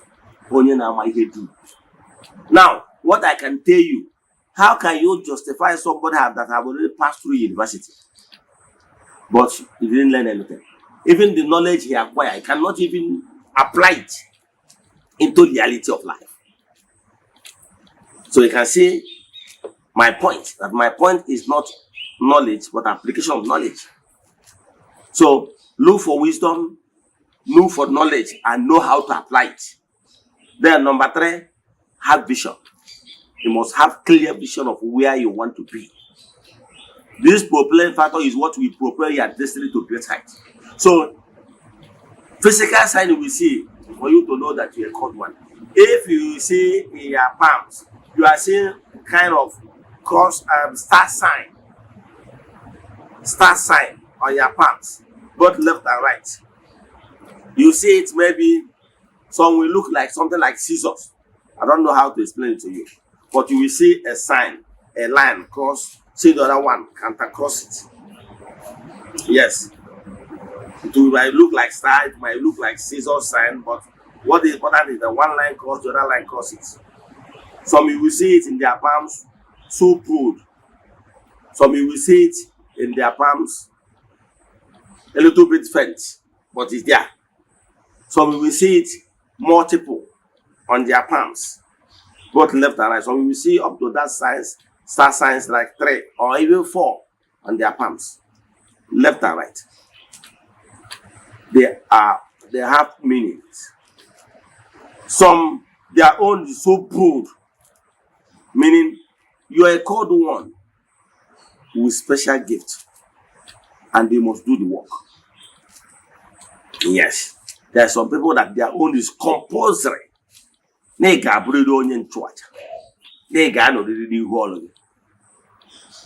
some their own is like they to assist another person or group of people with the same calling. When they depend on the positioning, I will not be able to show it because me and you are not present here. Some their own is that they will be called in the morning.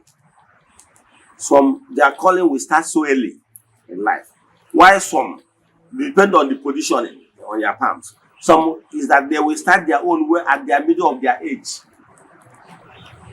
Maybe if you are a lady, maybe you have already come of age, maybe you are already married, maybe you already have children before your calling will set. Some will start their own. Some their own is destined that they will start it as a spinster. They will start it when they are still a young and single lady. Some they will start their own when they have finished giving birth. Calling. The same thing with guys. There are some that we must start their own before they will be anything in life as a young boy. So they will start their own when after got married, maybe their spouse, their wife, will be the one that will be supporting them for them to be great. While some will start their work after giving birth. But the one thing that you know that everybody will get paid. Yes.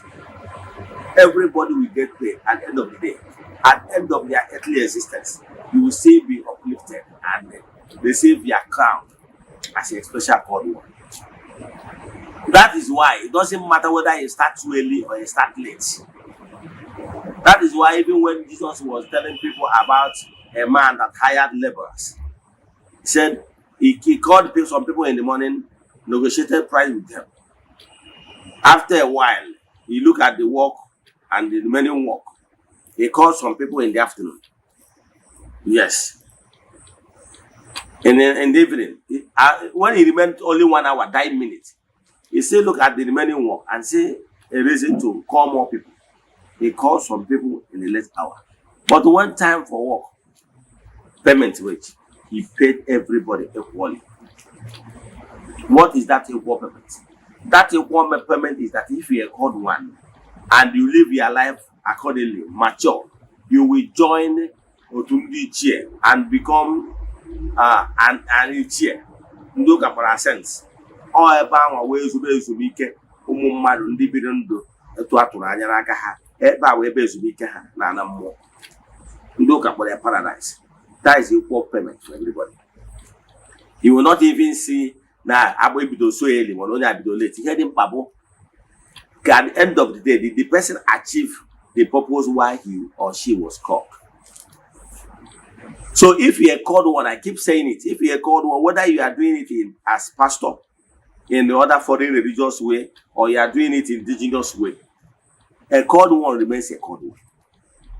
Yes. But I will tell you why I choose to do it in a traditional way. You know why? Traditional way, after my own experiences, I've read so many books and understudied major world religions. I find out that Eze-Ana, or the Bende, the Rende, and the Bende, who you have an advantage. Let me tell you why I advocate for people to come use indigenous formula to worship the gods of their land. You know why?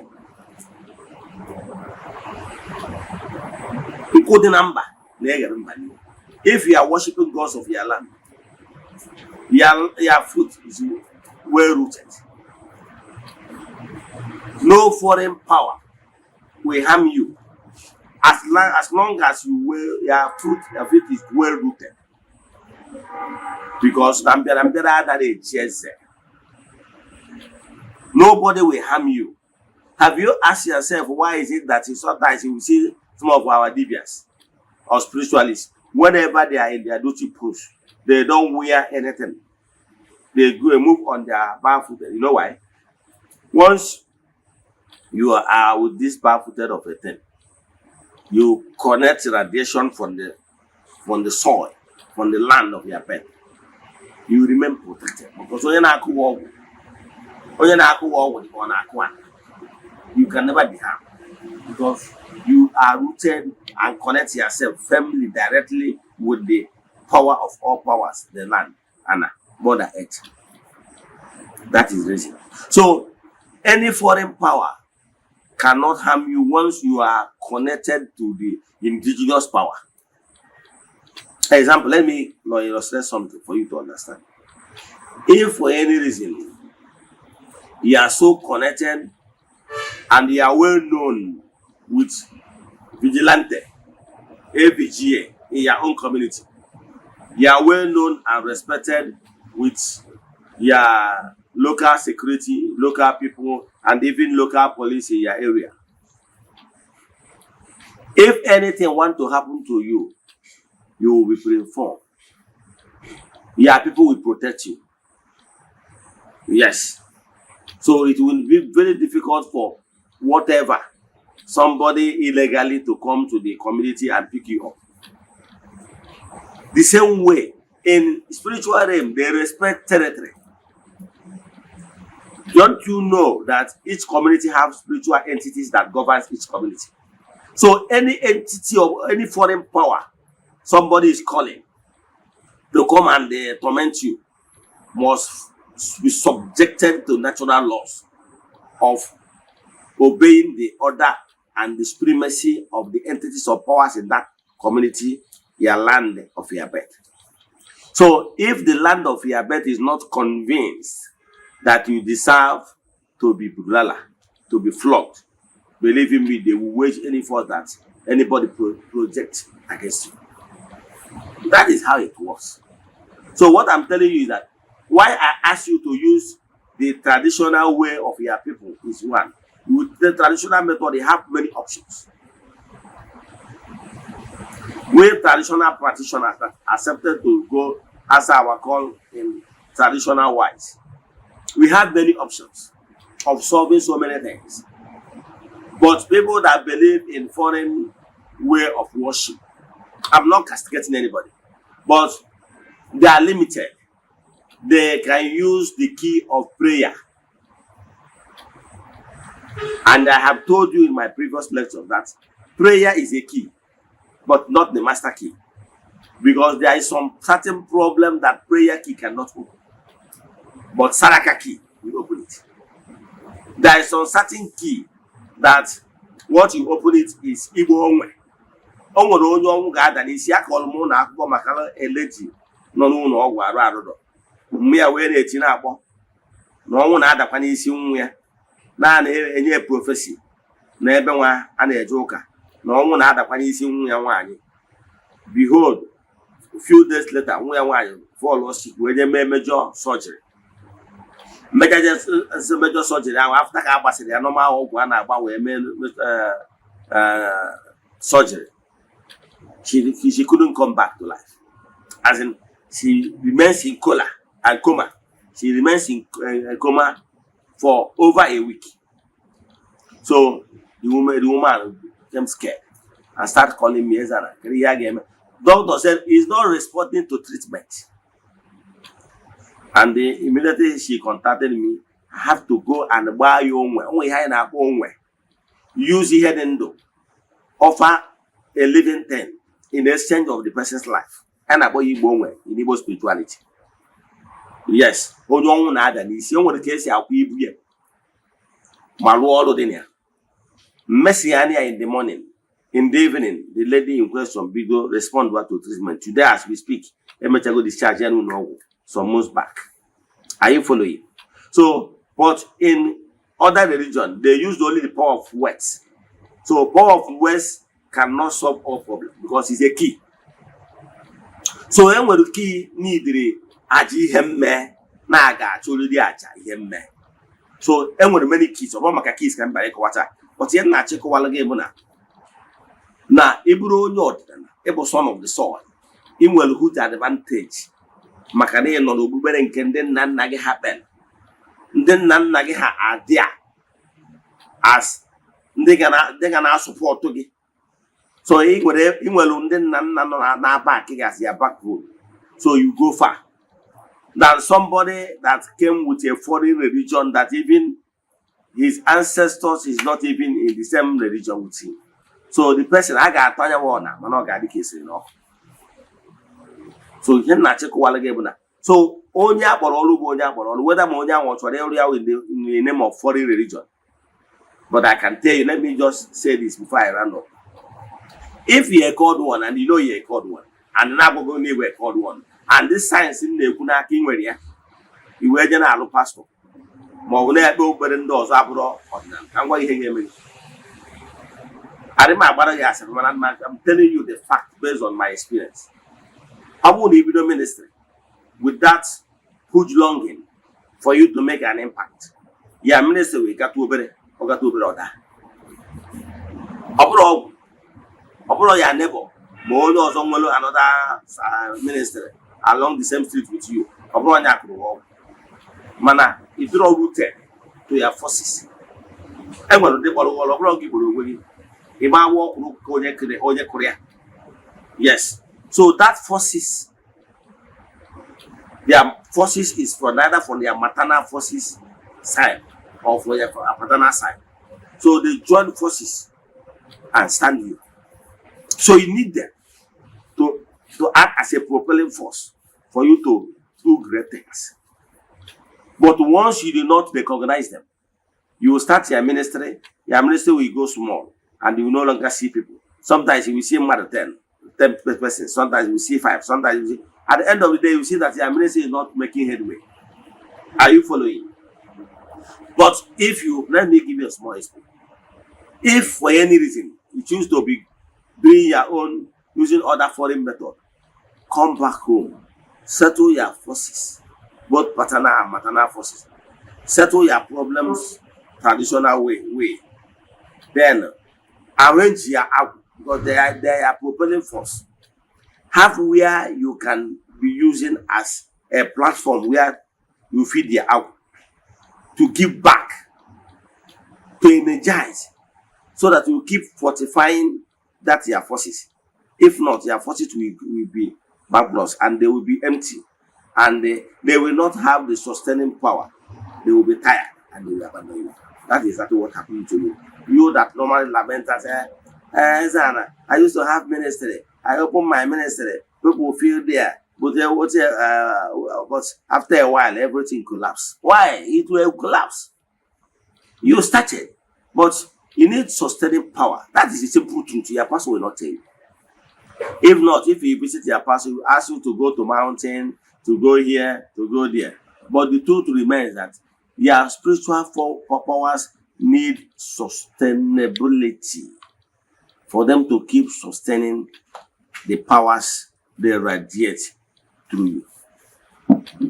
So I will advise you, we help you to fortify your spiritual forces, so that whatever goodies that is coming your way will remain as it is. If not, you will cry. My eyes, Adam. So what am I telling you and advising you? What I'm advising you is know today and apply that principle of doing the right thing. So if you are seeing these signs on your palms, I will advise you not to repeat the mistakes of the past. Yes. So what you need to do, create time for your spiritual exercise. Call your chi, your spiritual forces that you have accepted. The truth of the matter is that if you have these signs, there's other physical signs that will always come around you. You will be noticing sometimes the birds can be visiting you, the birds of the air. Sometimes within your environment, you notice that sometimes birds will come, sometimes they will come near your window, sometimes they will come near your house, be singing and rest of them. Yes. It's for a reason. Yes. Because you connected yourself to the right path. That is why it happened like that. So the beings often visit you using the birds as a symbol. Are you following?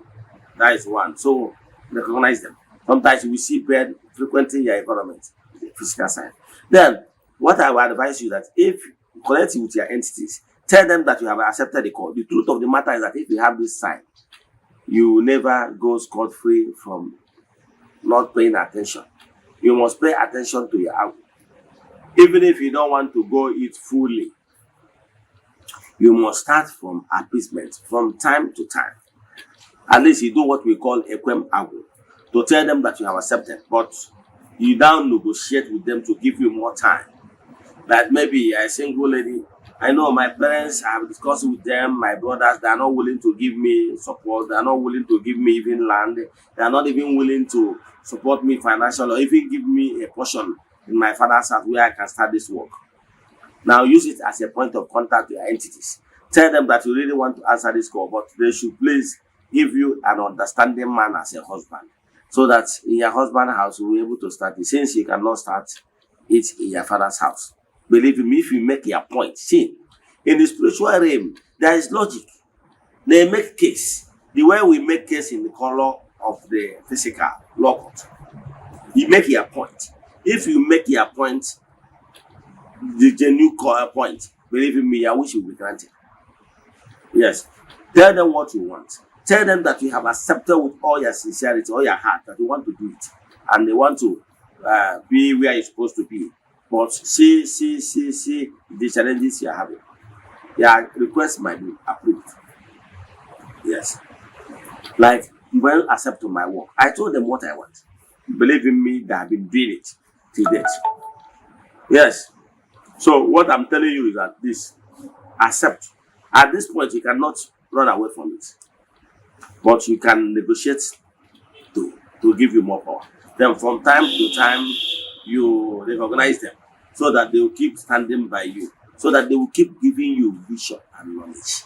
Let me tell you what gives money. That you have gifts cannot make you rich. That you do spiritual work cannot make you rich. Are you following? Making you rich in terms of having physical legal tender, that is money. No spiritual. If anybody is telling you to go and do okite, or go and do one abracadabra, or go and visit one spiritualist in Sapele or anywhere, or Kogi, that you will start seeing money, or there is a boss they will do for you every day, you go and pick money. The person is trying to deceive you. What he wants to do to you is, the more you look, the less you see. I don't want to go into details, but I can tell you nothing of such works. You know why? It's against natural laws. What I can tell you that what will give you money is identify your natural gift, put it into work, then monetize the value of your gift into what is called money, legal tender. Legal tender, like I always say, is a note or coin designed by each country and legalize it and call it money and give it equivalent value.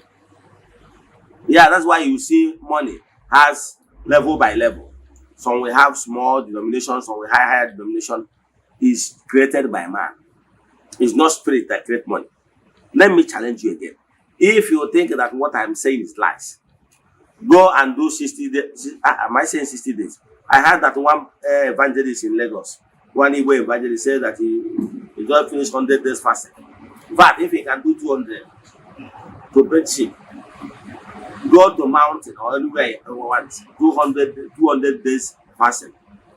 Nothing on earth will make you to come back to your house after that 200 days fasting and you pick dollar or you pick money on anywhere in your house or even under your pillow. It can never happen. If you ever, after your fasting, you come to your house and pick money you did not keep, I'll give you 1 million naira. It can never work because it's not real. So what I can tell you is that the only thing the spirit will do to you, and that's why even the colonial masters came here, they pick up all our artifacts. Let's see what the spirit will do for you. If you align yourself with your entities, then you have time when you normally have board meeting with your entities of powers. We call it spiritual exercise. Time you face this. Call your chi, call your Ramo, call your Ismail, call your spiritual forces. Tell them that you, if I woke up, is here. That you are here for them, you and them to interact. After praising them, ask them for forgiveness anywhere you have wronged them. Then ask petitioning, tell them what you want in life. Then make declaration of what you don't want and cancel any negative manipulations. Then after that, ask them what they want you to do. Ask them to tell you what they want you to do or advise you. Then keep silent for a while. Believe in me, you will start receiving vision. Do this repeatedly. Set a special time. Maybe if you can wake up like 2:30, 3 a.m. or any 3 a.m. in the afternoon or any time of your choice. Choose it, set your phone on alarm, do it for 21 days. Believe in me. If you do this assignment very well, you will start receiving some visions that will be beyond your imagination. See what you do. After that, pay attention, ask them to tell you what they want you to do. By so doing, it's either you hear a voice or you have vision, what we call trance, or you've slept off, maybe had dreams. It works for me and it works for me and it will work for you if you believe. When you are in this particular state. It's like you have connected yourself into the power source. You will receive vision to be doing this, doing that, tell you what you are not doing right. And they will advise you what you will be doing to get everything right. They will be advising you, instead of doing this, don't you, they will be telling you, you will be interacting with them as if you are in the board meeting. Don't you see that this thing and the other thing you are doing, there's no result? Why can't you apply this? A, apply B. They will be telling you. The way I structure my temple and everything there's in until now on and all our activities in the temple, the vision comes from them. Even when I came back from Abuja that I want to start my work, they told me how to build my temple, that my temple will be erected in the east. Yes. So whenever I face my temple, I face the east. Now, they told me everything. They are the ones that even tell me to do this, to do that. Where they are directing me, sometimes I will not even know where they want to catapult me in the next couple of years. But they will be, the vision will be coming. You know that even before I started this, even my business, even the menu go table water and bottle water, I have a vision. Just one day I was like, I want to know, why is it that lots of youths are roaming around the streets? Some of them don't even have something to do. That is when I had this voice, go and open a pure water container so that you can absorb some. I had it correctly. And what I was like, how come I don't even have land where I can use such a thing? And I was told, make an effort, you will see, and it will come to pass. Believe in me. The same day I walked down my village and told me that I'm looking for land. That's how somebody, one of my uncles, he called this land, said, this land belongs to so person, the other one belongs to so person. And that two people he called, their names happen to be people that me and them are in ordinary group. I just picked my phone, call this person. I was told that you have a land near my village. They said yes. So that land I'm interested. I said, Eze-Ana, I wanted to use that land for this so and so. I said, I need that land. He told me, okay, Eze-Ana, okay, because of you, I will sell it. How much will you sell it? Tell me the price. I said, okay. After a brief discussion, I said, I accept. I picked the phone, called the other person. The other person's own plot is about a plotter. I picked the other phone. I called the second person.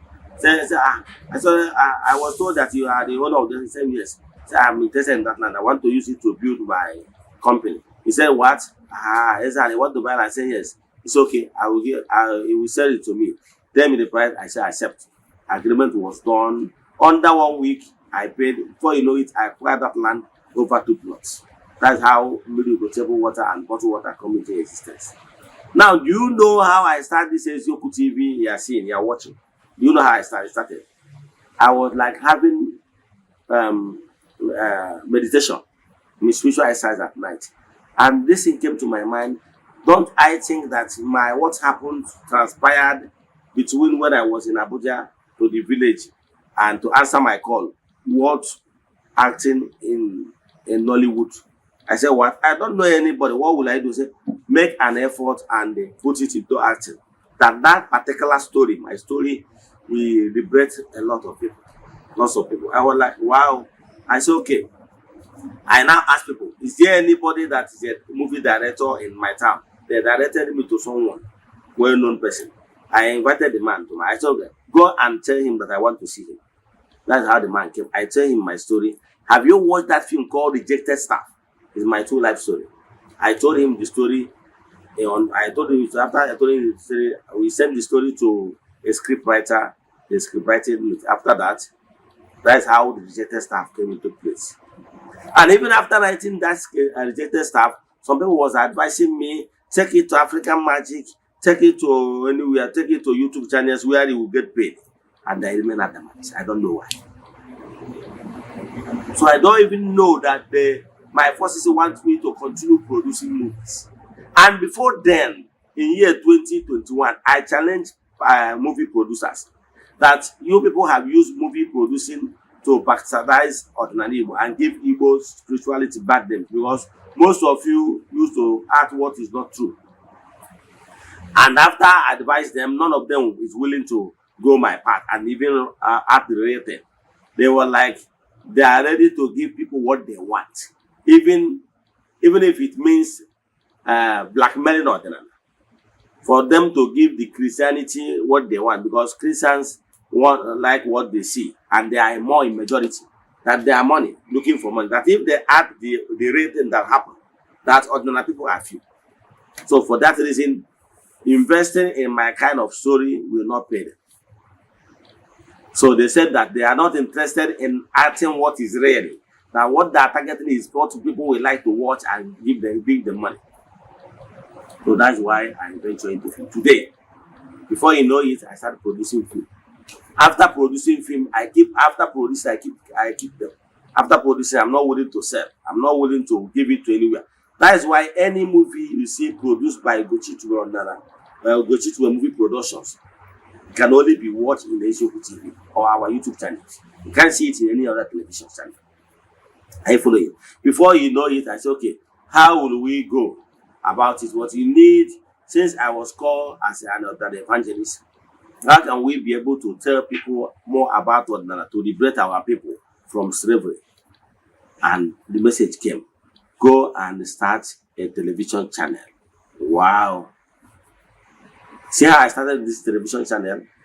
Then, in order to let people relax, after watching my lecture, then add movie. That's how my movie starts coming in. That's why if you are watching Eziokwu TV, after a lecture, you watch movie. After a lecture, you watch movie. After a lecture, you watch movie. Let me stop here. But you can see vision and knowledge and wisdom in all this I explain now. So what will give you money is the application of that knowledge you have received during spiritual exercise. Once you put them into practice, then people will give you money for value of the service rendered.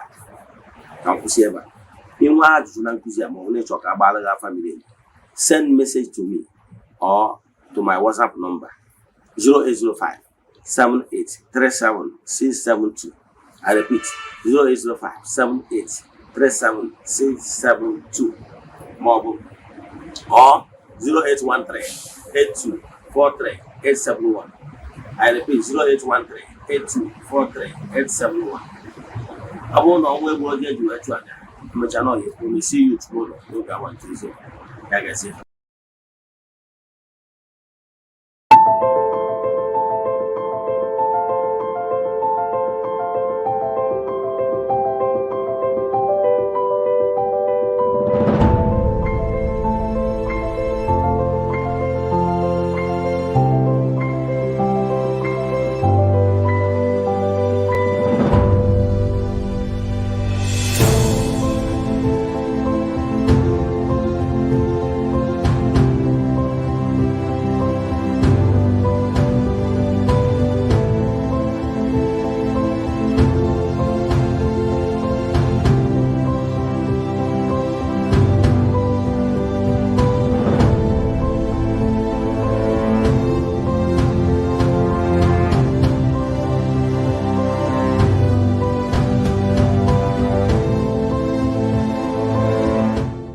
Good day, my name is Chucks.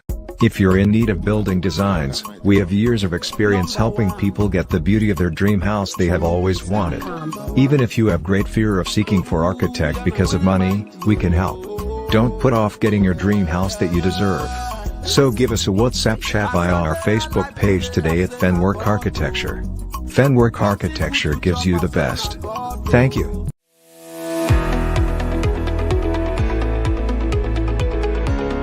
Morning. Okay, my name is Machuku Francis Chukwuemeke.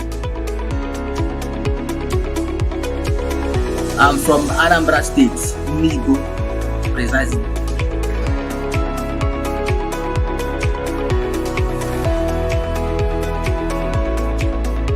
Okay, to start with, I would say thank you for using that word beautiful.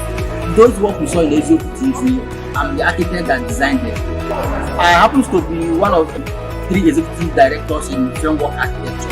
Framework Architecture is a multidisciplinary integrated company that offers specialized and expert contracts and consultancy in area of architecture, civil engineering, project planning, interior designing.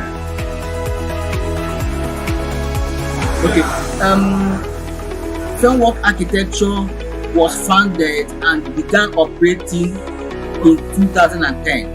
The company is led by management team of 3 executive directors and have assembled a group of experienced and professional technicians in both traditional and high technology.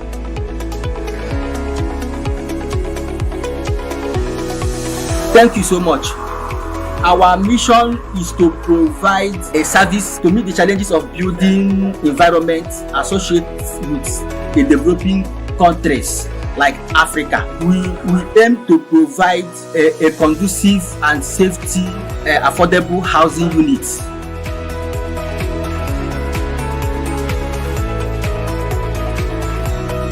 Okay, to reach us is so easy.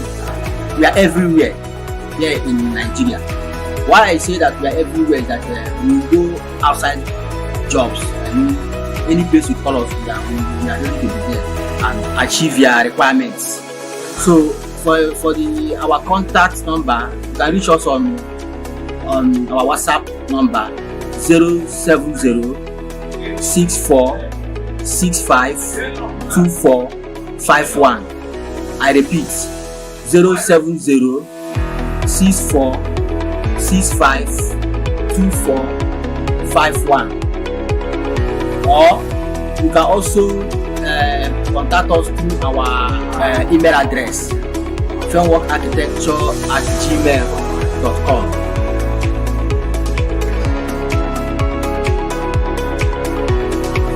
Thank you so much. I appreciate it. My pleasure to be here. Thank you.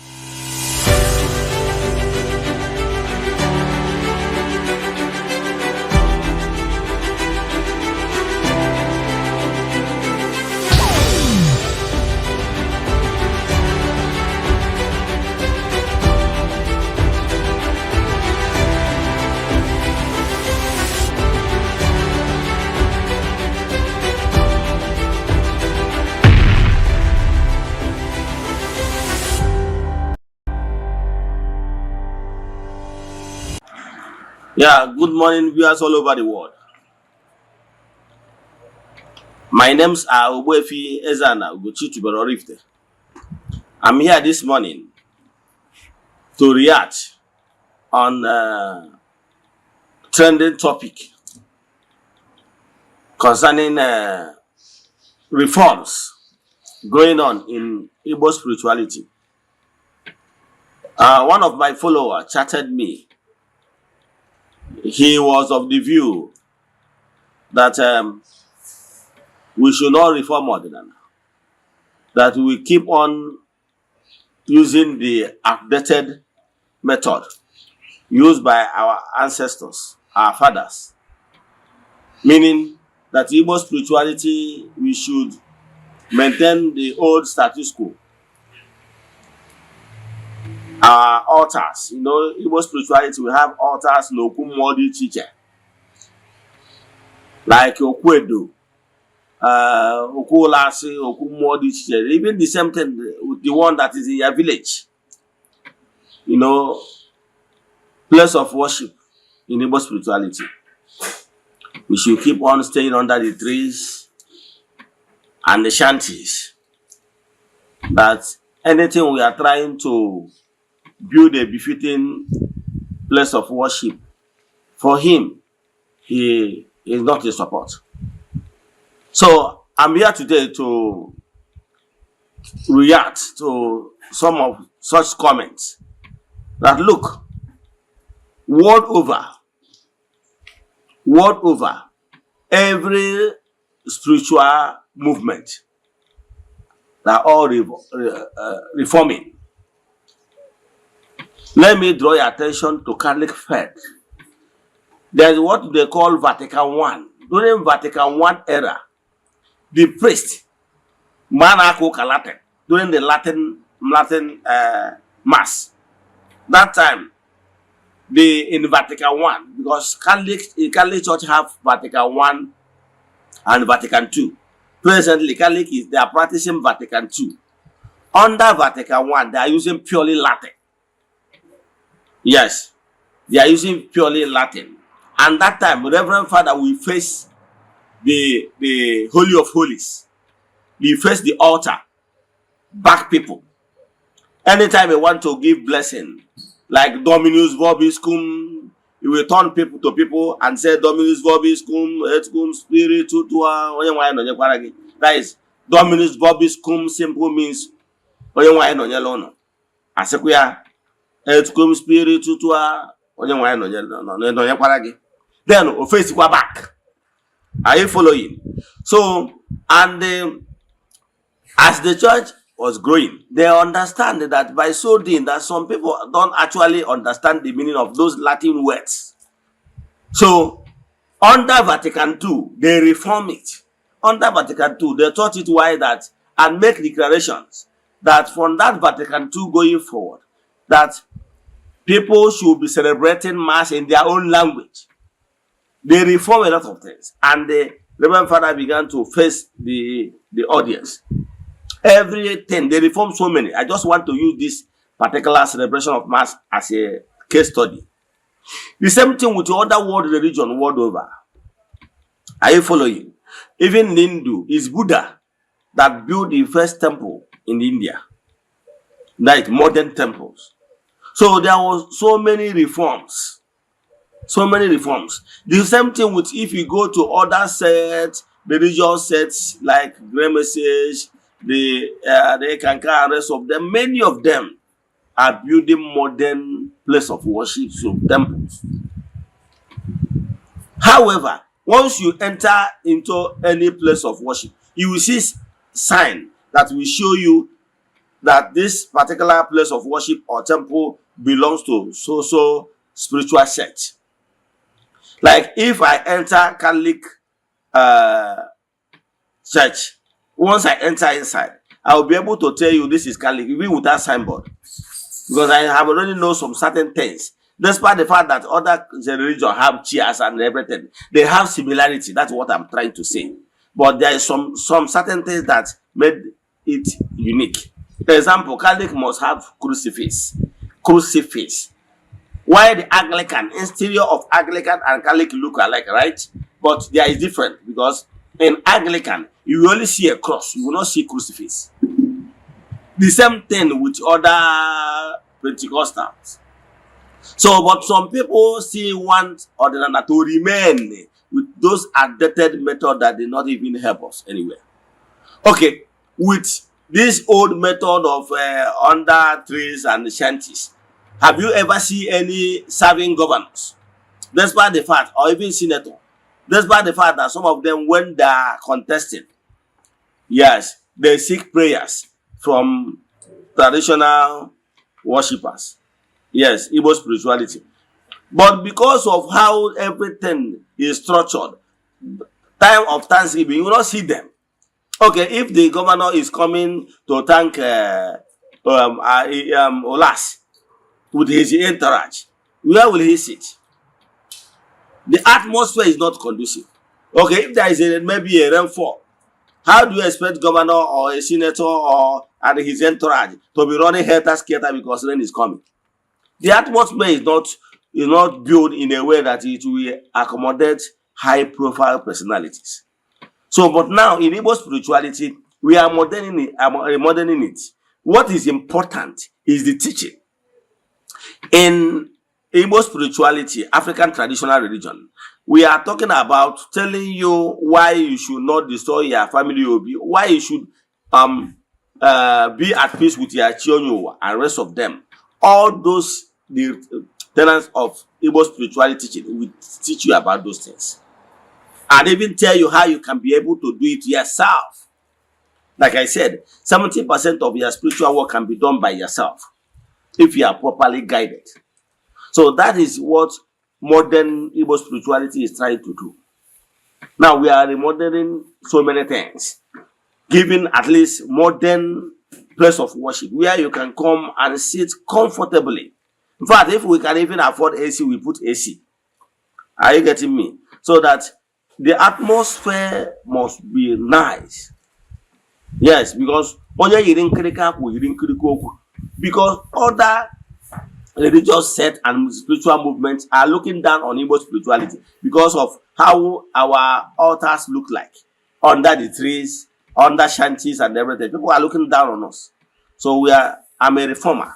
I am of the opinion that place of worship of Chukwu Okike should look nice. Okay, look at what African traditional religion is doing, Ghanaian religion. Look at it. You see it and watch the next video. You will see watch the next videos. You will see people massively returning back to Igbo spirituality via African traditional religion. You will see the atmosphere, you will see the interior, you will see everything. The environment is nice and very conducive, so that everybody it will be conducive for all walks of life. So watch this video and see the reformation we are bringing in Igbo spirituality, because we believe that place of worship of Chukwu should be nice and it should follow the reality on ground of 21st century. So you watch how we worship. The difference is that Igbo spirituality does not believe that Jesus is God. Yes. So Igbo spirituality does not recognize that. We believe in Chukwu Okike Pụrụ Ime Ihe Niile. That is the core difference between us and Christianity. So I will have worship songs. Those worship songs, the only thing is that we recognize Chukwu. We don't recognize Jesus. That is the third difference. So, and if you look inside our interior of place of worship, you will see our Nzu is there. Edo is there. So if you look well, you will see the difference from the normal church, because you will not see anything, any carved image in that place. However, outside the place of worship, we still have other symbols in the environment for you to know that you are in African traditional religion arena. Let me stop here. Watch this video and tell me what you have to say. Thank you. Enjoy the rest of your day. You know your match of you actually to enjoy our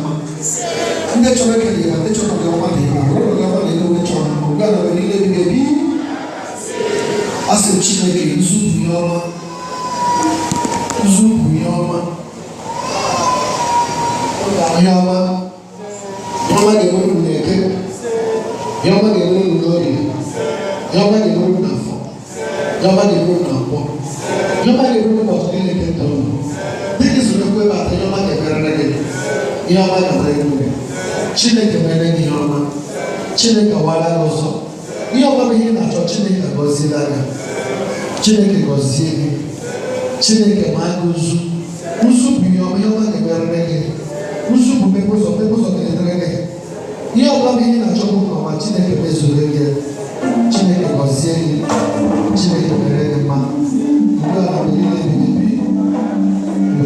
God bless you. God bless you. God bless you. God bless you. God bless you. God bless you. God bless you. God bless you. God bless you. God bless you. God bless you. God bless you. God bless you. Chineke Beredema. Chineke wala was supposed to have Abasa, look at the fact of one and says, he can also know.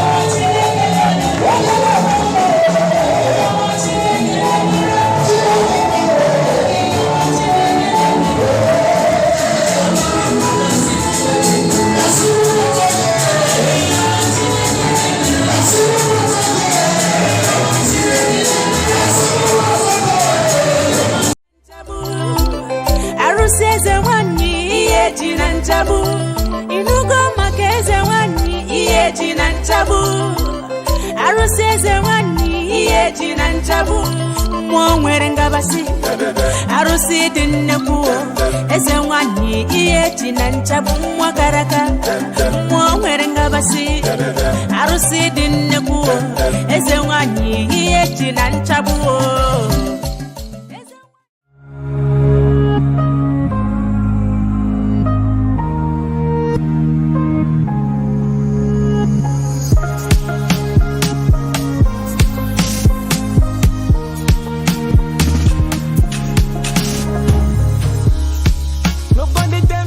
loving me. Show me the evidence. Say the feeling is permanent.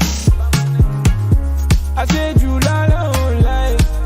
So I don't need to do too much. Viewers all over the world, as you all know, my name is Eze-Ana. If you have been following me on my social media teachings and propagation, I made some lectures in the past that the white people, they never love us, and they will never start today to love us. Even in the religious houses, you will see them treating us like garbage, to show us that their claim love that showing us is fake. What they are interested in us is what they will take from us. But genuine love, without fear of modern camera, knowing fully well that the international cameras are there picking them, they don't really care. How do you think that they will love us? I want you to watch this video and tell me what you think. That even in the religious house, they are treating us like this. Remember our own brother, Kadinarize, that's supposed to be at the seat of papacy. They push me away. Watch this video.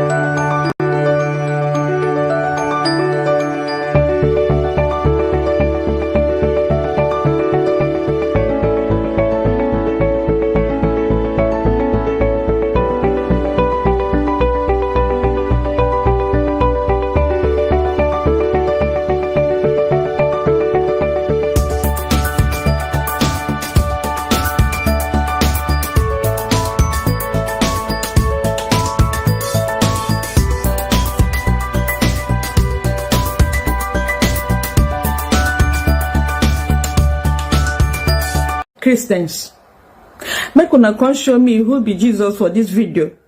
I see a lot of Jesus today. Viewers all over the world, as you all see, like we used to tell you many times, yes, I have said it times without number, that we Africans should wise up. Lots of lies was told against our spirituality. Now let's use this case of Jesus, pictures of Jesus. We have many of them, more than 10. But I can tell you, have you ever asked yourself these questions? We should stop this blind faith of a thing. Have you ever asked yourself, who took this picture of Jesus?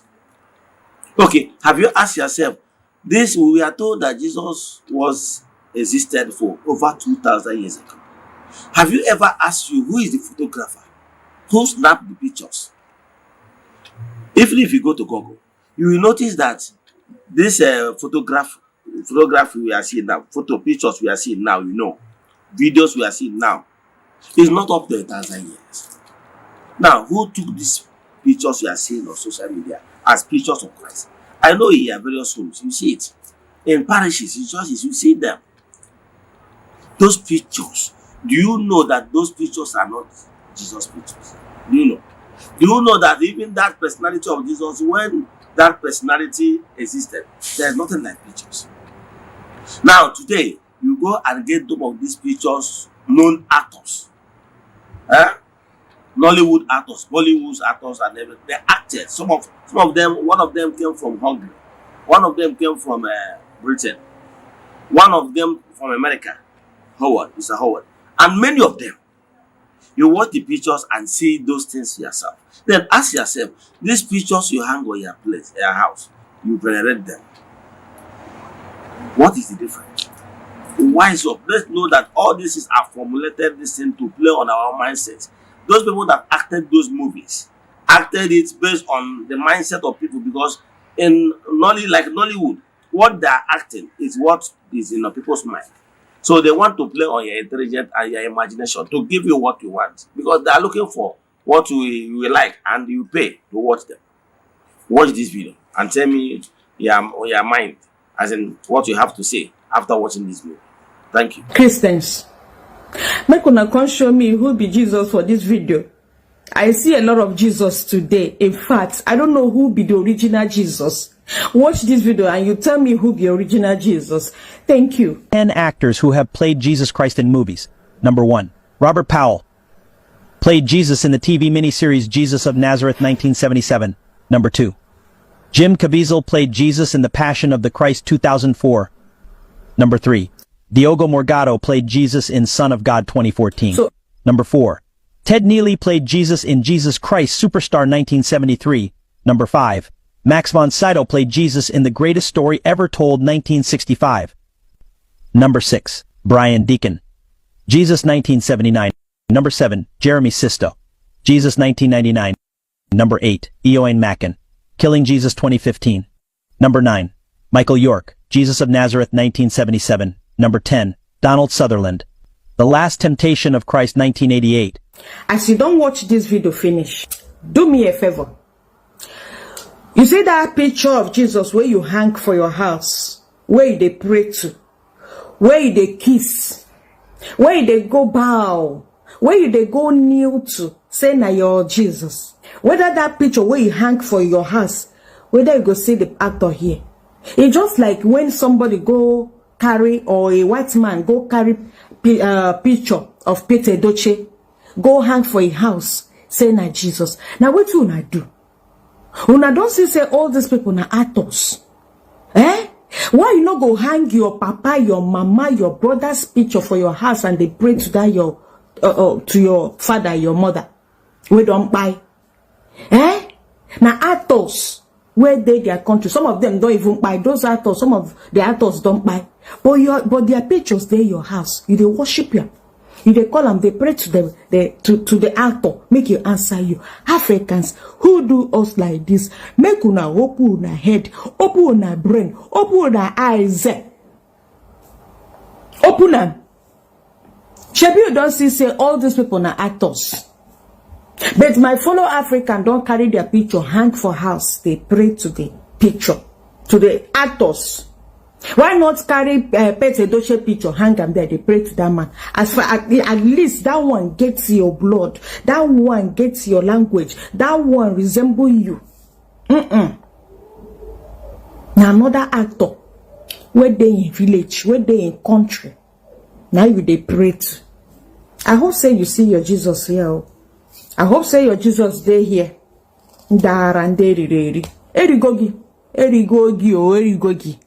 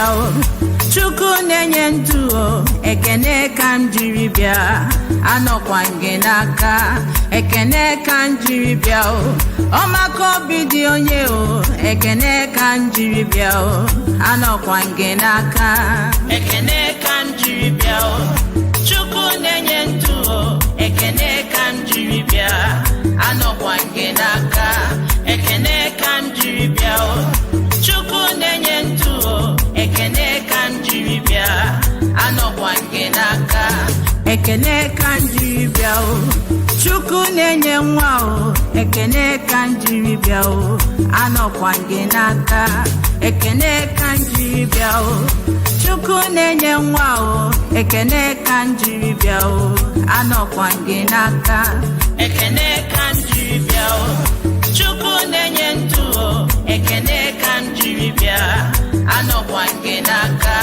ekene ka m jiri bịa o Chukwu na-enye ndụ o ekene ka m jiri bịa anọkwa gị n'aka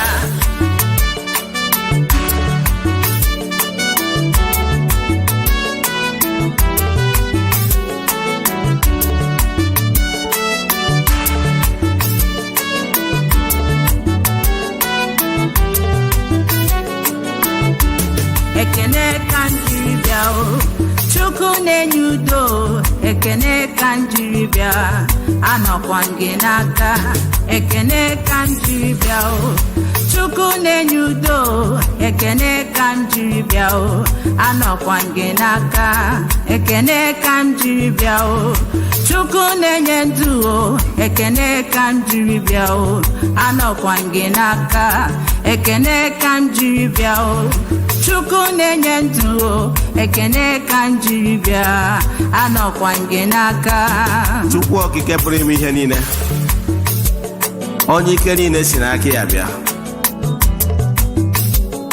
anyị bụ ụmụ gị na-ekene gị ugbo ekene ka anyị bụ wee bịa n'iru gị n'ụbọchị taa ka anyị kene gị maka ihe ọma niile ị na-eme n'ime ndụ anyị na-ekene gị maka nwa nke ị nyere anyị na-ekene gị maka ogologo ndụ ya na arụ isi ike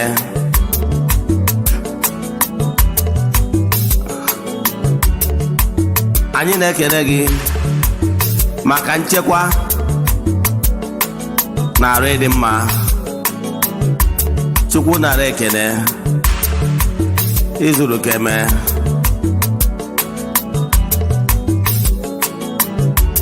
ekene ka m jiri bịa Chukwu na-enye ike o ekene ka m jiri bịa o anọkwa gị n'aka o ekene ka m jiri bịa o Chukwu na-enye ndụ o ekene ka m jiri bịa anọkwa gị n'aka ekene ka m jiri bịa o Chukwu na-enye ndụ o ekene ka m jiri bịa anọkwa gị n'aka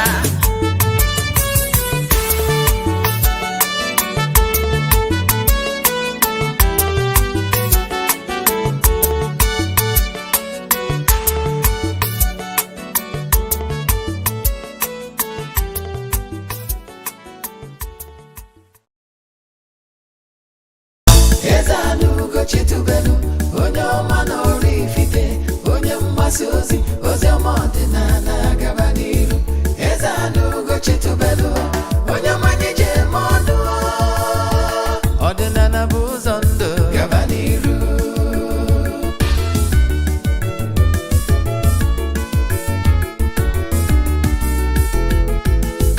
Eze-Ana Ugochitubelu onye ọma n'ọrụ ifite onye mgbasa ozi ọma ọdịnala gaba n'iru Eze-Ana Ugochitubelu onye ọma nyeje eme ọnụ ọdịnala bụ ụzọ ndụ gaba n'iru Eze-Ana ga-adị Ugochitubelu ga-adị Ugochitubelu tempụl ọ ya adị maka na eziokwu anwa chacha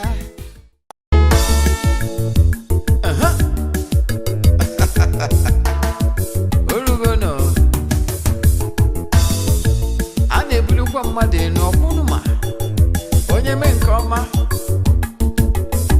ebunie ya enu si ya jide nke o ji na-aga n'iru biko ka anyị gbakọ kịta wee kene n'Eze-Ana Eze-Ana ị ga-adị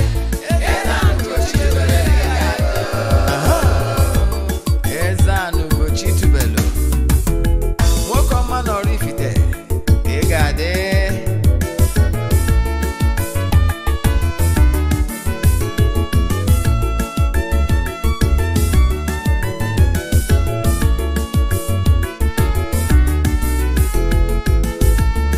ọdịnala bụ eziokwu ọdịnala bụ ụzọ ndụ ị ma na o nwere olu na-eti mkpu na-asị ụmụ Igbo chigharịa ụmụ Igbo chigharịa kwa mbọsị ọ na-eti n'ụtụtụ n'abalị ọ nọ na nkụzi Eze-Ana Ugochi tubelu onye ọma na Oraifite onye mgbasa ozi ọma ọdịnala gaba n'iru Eze-Ana Ugochi tubelu onye mmanye je eme ọnụ ọdịnala bụ ụzọ ndụ gaba n'iru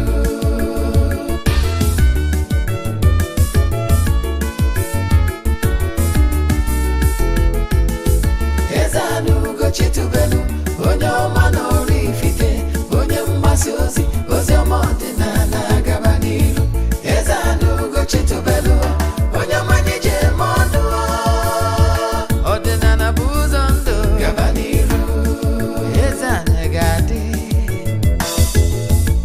Ugochi tubelu ga-adị Ugochi tubelu tempụlụ ọ ya adị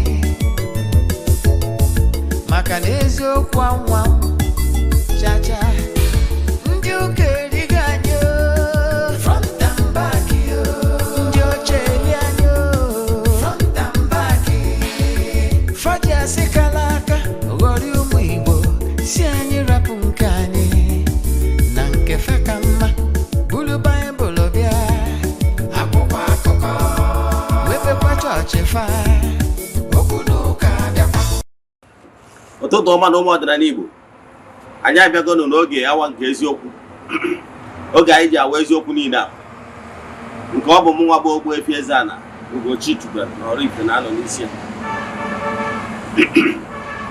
maka ndị ọ bụ tata bụ izizi ha na-esonyere m na our evangelical propagation kpọọ m Ogbuefi Eze-Ana Ugochi tubelu na Oraifite abụ m onye isi nchụaja Ugochi tubelu ọdịnala temple anyị na-agba afa miri emi nụkwazi ọrụ mmụọ dị iche iche abụgazi m onye isi nchụaja na ọdịnala restoration evangelical mission bụrụkwazi onye mgbasa ozi ọdịnala Igbo. So you can call me an ọdịnala evangelist. I will answer. My mission is to help people live better life. Yes. Ọ bụrụ na ọ gwara ọkwa dị mkpa bifo anyị gaba n'ihu aja anyị na-achụ kwa ọnwa ọbụla nke ọnwa Mee gara aga n'ihu ị nwere ike isonyere anyị aja mbụ n'elu aja epụta ihe aja esigoro na ya bụ n'imirikite ndị mmadụ elu mana ya anaghị eshi ihu ọrụ ma ọ testimony na social media maka na gịnị o nwere uru ọ bara ọ bụrụ ihe anyị ji maka ya bịa. Yes, mana ihe anyị chọrọ ka anyị kọwara gị bụ na n'ike dị na aja a na-achụ n'igwe maka igwe bike ị nwere ike isonye na aja n'ebe ọ bụla ị nọ na nsọtụ ụwa dum. Distance is not a barrier na ọrụ anyị na-alụ maọbụ na aja anyị na-achụ na temple. Ọ ihe ị kwesịrị ịma. Now, ọ bụrụ na ị chọrọ isonye na aja echaachị m na WhatsApp, I'm going to send other details I need for you in order to book you. Isonyekwa na aja ị ga-afọwọdụ ya token donation. Yes, ịfọwọdụ ya 3 prayer requests anyị ga-edebe n'altar na-achụ aja na-aga ọfọ na-ekwubi okwu n'isi ganye n'ọnwa akwụ. N'isi ụtụtụ a ejego dị na temple chụọ aja gaa ọfọ kwubi okwu n'isi ndị niile sonyere anyị. Ụbọchị ọnwa a ga-akwụsị na-abịa n'isi njedebe anyị je na mmiri chụọ aja mesaraka gbagota n'elu ana chụọ aja to entities of powers na temple jezie n'ebe nchụaja gbuo ebi ma mesaraka n'afọ mmadụ dum. Ike dị na aja a na-achụ n'igwe anyị malitere ịchụ aja ihe karịgoro 2 years. Ụmụ ndị na-esonyere anyị since anyị bidoro chụba aja. Yes, ụmụ ndị na-esonyere anyị since anyị bidoro chụba aja ka na-esonyekwara anyị n'ime arụ anụ nwere ndị book go throughout 2024 ka ha dị sure na ha skip even 1 month. Nwanne chụba anya na aja karịrị ọgwụ. Ọ bụrụ na nkụzi ihe na-anụ na ị na-awọchi ya na ihe onyonyo maybe telivishọn gị, yes, o wee bụrụ na enwe ka esi wee wụọ ọkụ echi ịwọchipụ ya wee gaba n'iru at your own convenient time.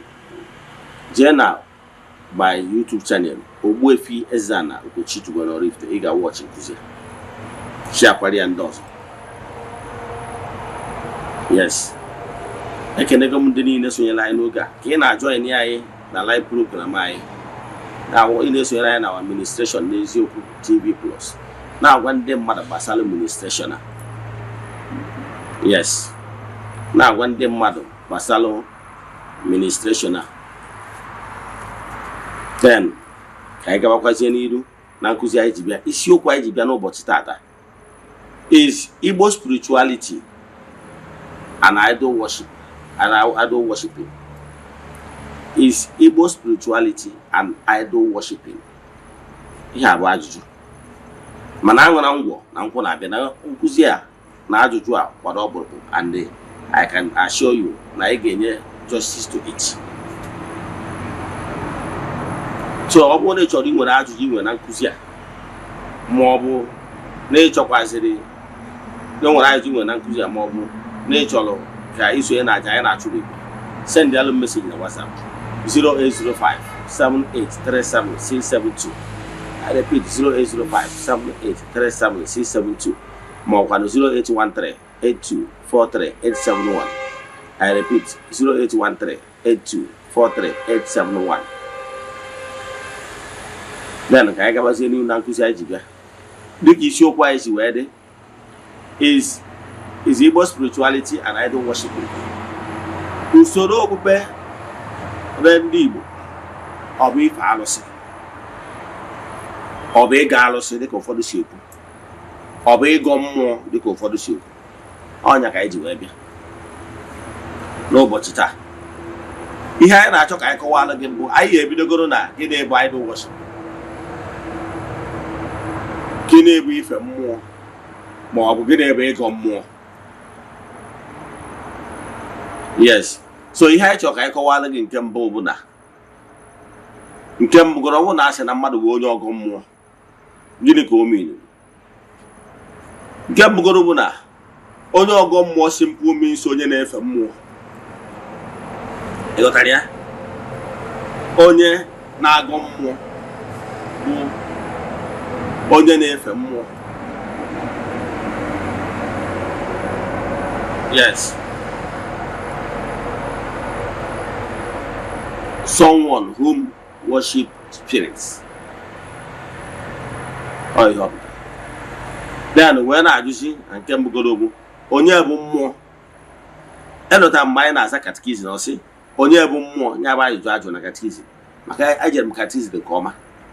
Ọsị na katikizim wee zasị na Chukwu bụ mmụọ, na ọ bụ ọkasị akasị, onye ji aka dịrị n'onwe ya, na-enwere isi mbido, na-enwere isi njedebe, bụrụkwazi onye okike osebụlụ ụwa nke ihe niile. Ịghọtara onye bụ mmụọ, onye Chukwu bụ? Ọ sị na Chukwu bụ mmụọ. God is spirit.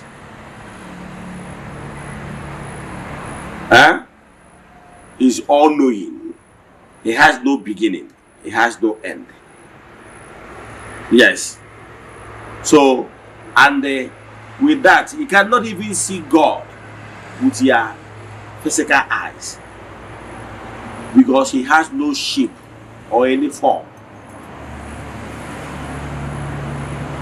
So God is a mystery. The Godhead remains a mystery. So ihe gbasara Chukwu bụ ihe gbara mmadụ gharị, and Chukwu na-egosi onwe ya to ihe niile o kere eke na-etu o siri wee chọọ, depending na ihe ọ chọrọ ka o gosi n'oge ahụ. So God Almighty can show himself in a way that pleases him. Ọ na-egosi onwe ya n'ụdị dị iche iche. So Chukwu bụ mmụọ.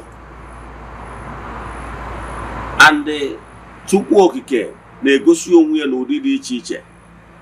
Permit kwazie mmadụ ka mmadụ si n'ụdị dị iche iche ka o wee na-communicate n'etiti mmadụ.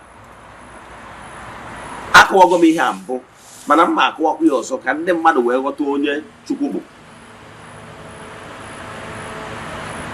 Don't forget, God has no beginning, has no ending.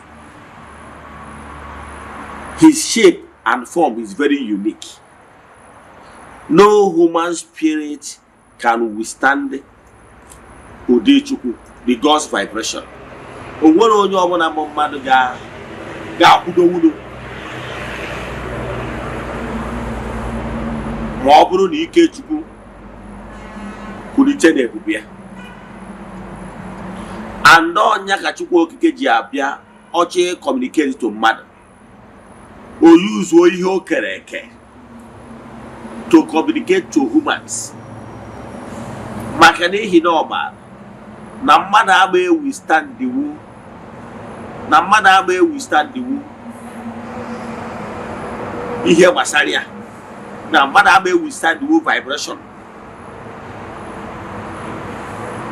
Ọnya bata na mgbe Moses ntụrụ olu ya na Mountain Sinai no ji akwa kpuchie onwe ya because he cannot even bear the radiation. So no human being can withstand the vibration of God. So God, on his infinite mercy, has been looking for avenue so that it will step his power down through Hokerek. So where we cannot communicate to human beings. Onya batalo na Ark of Covenant, Ark of Covenant. Ogwalo ndị Jew ihe a ga-etinye na ya Ark of Covenant. Ka o wee wike site na that Ark of Covenant. Ka ọ bụkwasị ụkwụ na Ark of Covenant wee na-egosi ike n'etiti ndị ya. Were na-communicate to ndị ya. So o wee sị ha mee the two cherub. Ha mee the two cherub. Sekpọọ ihe ọkpụkpụ na-abụ. Ị na-ege ntị? Sekpọọ ihe ọkpụkpụ na-abụ. Male and female ka ha cherịta onwe ha ihu. So ihe ọkpụkpụ agbụrụ akpụ so n'ihe dị n'ime Ark of Covenant. Chukwu okike na-agbakwasị ụkwụ na ya wee na-communicate to his people. Then as a point of contact, because the power of God, no human being can withstand the raw power of God. So power of God must be stepped down in order for human being to be able to withstand it. You understand? If not, or consume more human being. Only want to find idea of whom God is. So God at intervals na etinye intermediaries ga-enwe ike ndị na-ejere Chukwu na mmadụ ozi, ndị ga-enwe ike ide eburu ayịya anyị na-ebugara Chukwu. Their work is to transmit, to intercede. Ịghọtara ya? Ha bụ ndị na-agba odibo n'etiti Chukwu na mmadụ. They are the conductors. They are the caretakers. Among them may see painted picture. He will got a here knock off. All order to a Mr. President, you know. They are Onishi. Yes. Now each nation. And was the agents of government. Then about the government you do. Nda all have Efona Nebunobi. Mr. President, na manifest to the grassroots. Nebe madu.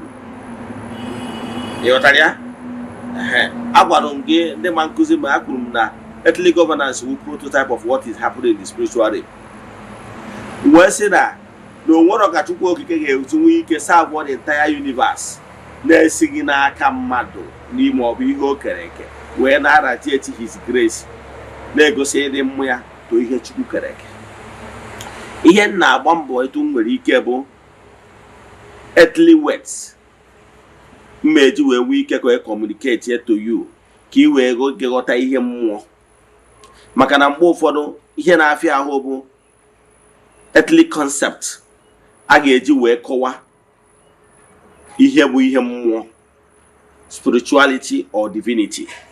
So ọ na-afịa ahụ, mana mma try my best etu nwere ike iji ihe magasị wee na-amara gị atụ ka mmakwara gị atụ. Chukwu okike in his infinite mercy is so powerful that no creature can withstand direct vibration from him.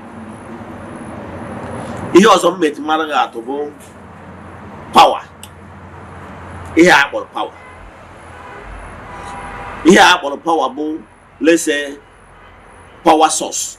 O nwere ihe a na-akpọ power source. Ọ bụrụ na ịma ihe gbasara electricity ọfụma, ị ga-afụgo those gigantic poles. Yes, iron, made of iron, giant. Ị ga na-afụ ha na mgbe ọbụla ị na-eme travel from one state to another. Ihe a ka na-akpọ power source. Ịghọtara ya? Those power source that transmit power. We can transmit power from Kaijida or from tubings. We travel from state to state. We cover ebe well distribution substation. Ebe that ọkwa ga-descend. Ọ bụrụ na that ọkwa will descend the other place. Ọ bụrụ na the ọkụ descend the other place. Ọkwa wee banye na bigger machine, bigger transformers. Yes, ọ bụrụ ụdị transformers ị na-afụ na streets, ọ bụrụ ụdị ahụ. Giant ones ọ ga-abụ ịfụ na power station substations. If those big giant machines, yes, ọ ga-able to still pull down there. Yes, because at that raw power for that power source cannot be of great benefit to household, to human consumption, or the very harmful. So he will step way down a substation. For that substation, a step way down to here about high tension. High tension, but that one and the three. That one the three. Nation who begaga. Yes, the street onaga. Or the kiga from town to town, or for even state to state. That high tension. Could hear that high tension. Even at that high tension, maybe 33 kVA, maybe at that 33 is very, very dangerous for you to tap light from that high tension. Now the three, they face up. It can't. Because all have raw power. Though a step will be down small, but all can raw. Now, that high tension guy get the transformer. Those transformer in the streets. Yes. Always bound or by a transformer. Transformer. A step way down. Wait years here low tension. Low tension won't carry for. Or but as a low tension. The man or the go normal. 12 volts. Egasi to the household. And to a ticket. Ike Chukwu no we are the very raw. So no human being will be able to withstand the Ike Chukwu. So on the Ike Chukwu you measure other entities of powers, other sub powers. Below from the primordial queen. Yes. The throne of the primordials. But I was here to the throne of the spiritual. Coming down to the mystic throne. Realms. But I was here to various realms and kingdoms. But I was here down to this earth, this gross material world where you can use eyes, physical eyes to see in negative. So Chukwu cannot communicate to human being direct because he cannot even withstand even the vibration of medium beings. If you are not properly strong, you will not even be able to withstand them unless they both on your grace. So to be able to stand their little vibrations. So kere ihe na-akwa maka ya. Ihe na-akwa maka ya bụ na Chukwu Okike will need the same way Mr. President ga-eji wee nwee other agents of government, the Auditor General, the PAMSEC, the governors, the commissioners, the ministers. Ihe niile abụ nkeji sub powers down to the grassroots council. Ihe niile abụ ụzọ government ji transmit power down through the ụzọ niile aka gọọmenti si enweta power ka enwe ike wee ruo n'aka ndị niile n'idere ya. So etu a ka esi nwee ndị anjelu nke Chukwu na-ejere Chukwu na mmadụ ozi, entities of powers. Ndị a gụnyere ihe anyị ma n'ọdịnala Igbo dịka ndị egede, dịka ndị mbụ, dịka ndị dịka ntọala, dịka ndị ichie, dịka ndị ana, dịka ndị ikuku, dịka ndị mmiri na ndị ana, ndị aja ana, and so on and so forth.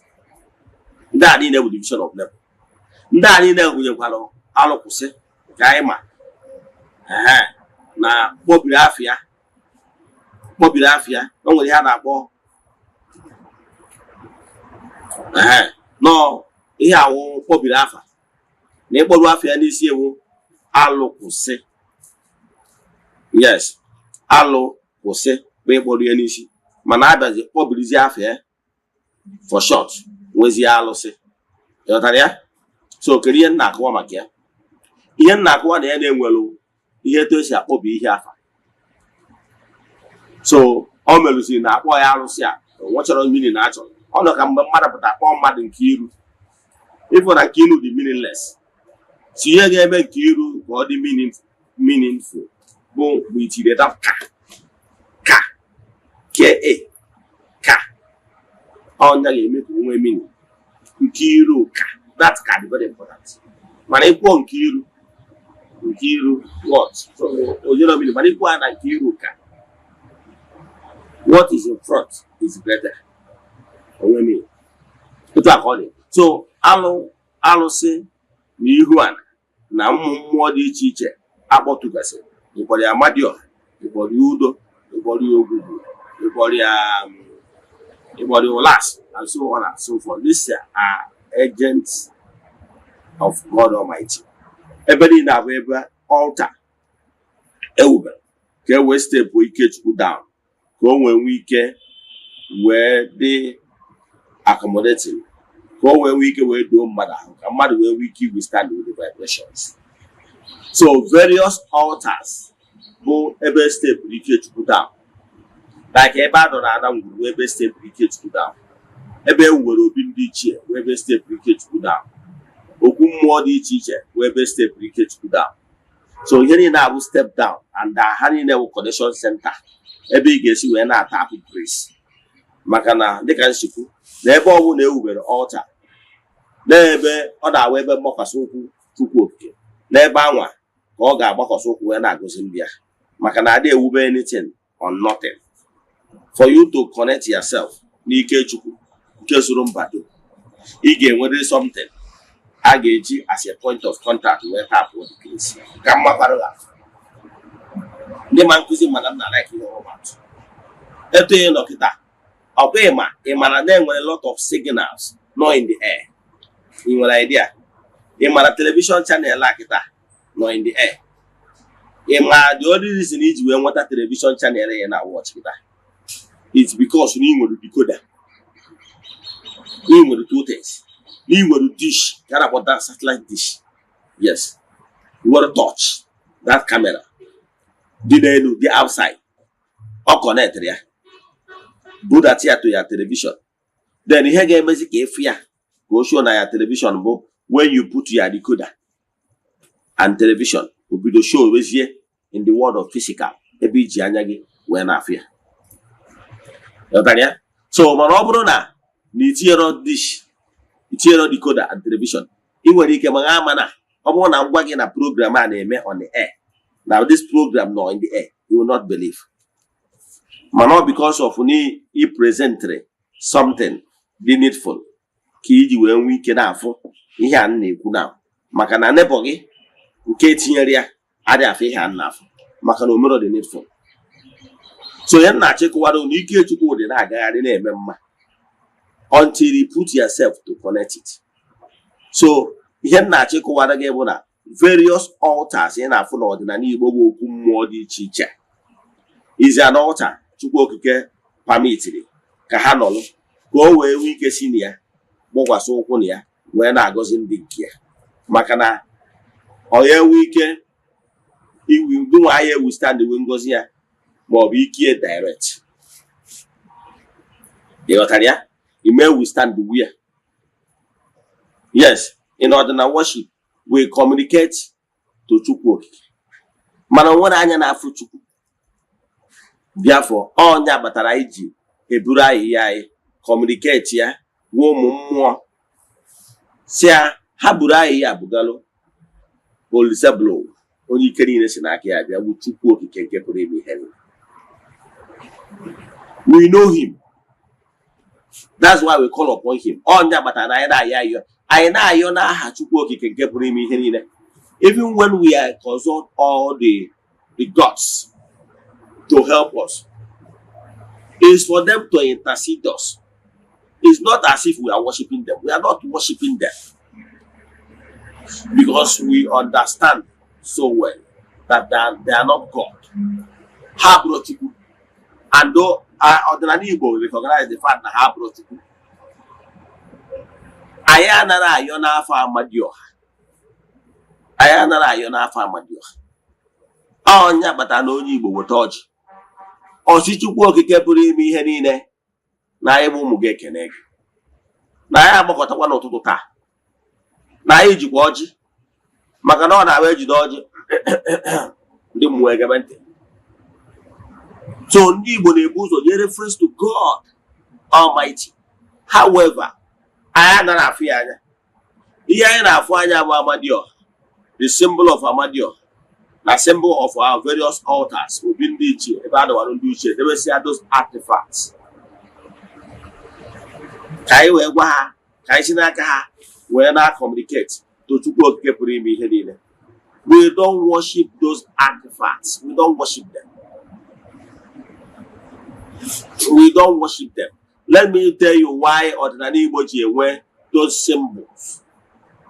Ihe eji enwe those symbols ka ọ bụrụ ihe nnegara anya, ka ọ bụrụ ejiri mara, maka na mgbe ọbụla abịa dọọ ihe ogilisi, ifụwa na ebe a dọrọ ogilisi ịmarụgo na ebe a wee ebe a na-emedo mmụọ. Therefore, ọ ga-enye ya thought, point of direction. Ị na-ele ya anya o nwee ike chịkọta mmụọ gị ka obi gị ghara ịda agbasasị mgbe ị nọ n'iru Chukwu. So anyị na-use those artifacts dịka ihe point of contact and dịka o wee nye our thought direction ka anyị wee nwee ike meditate.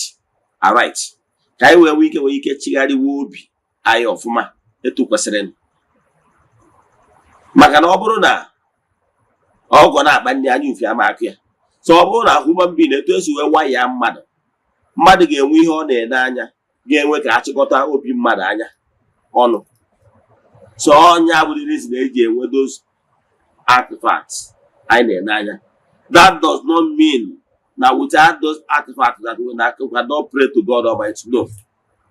Ọnya kpatara na mgbe ụfọdụ anyị na-eweta ọjọọ ụtụtụ ka anyị gaa ọjọọ ụtụtụ. Mgbe anyị na-aga ọjọọ ụtụtụ, ọ nwere artifact n'ebe ahụ. Ma ọ gwara mgbe nne na nna pụtara n'ụtụtụ, onwe nwa ha na-eje di, ewere ọjị na-agọrọ nwa ha ọfọ. Nwere artifact nọ dị ya. So it's not as if we cannot do without artifact. No. But why eji edewe ụmụ ihe ndị a bụ ka o wee chịkọọ mmụọ gị ọnụ, ka i wee na-efe in the present, before an altar. Ị ghọtara ya? Like in na-ekwu ọdịnala Igbo, we are not worshiping them as God.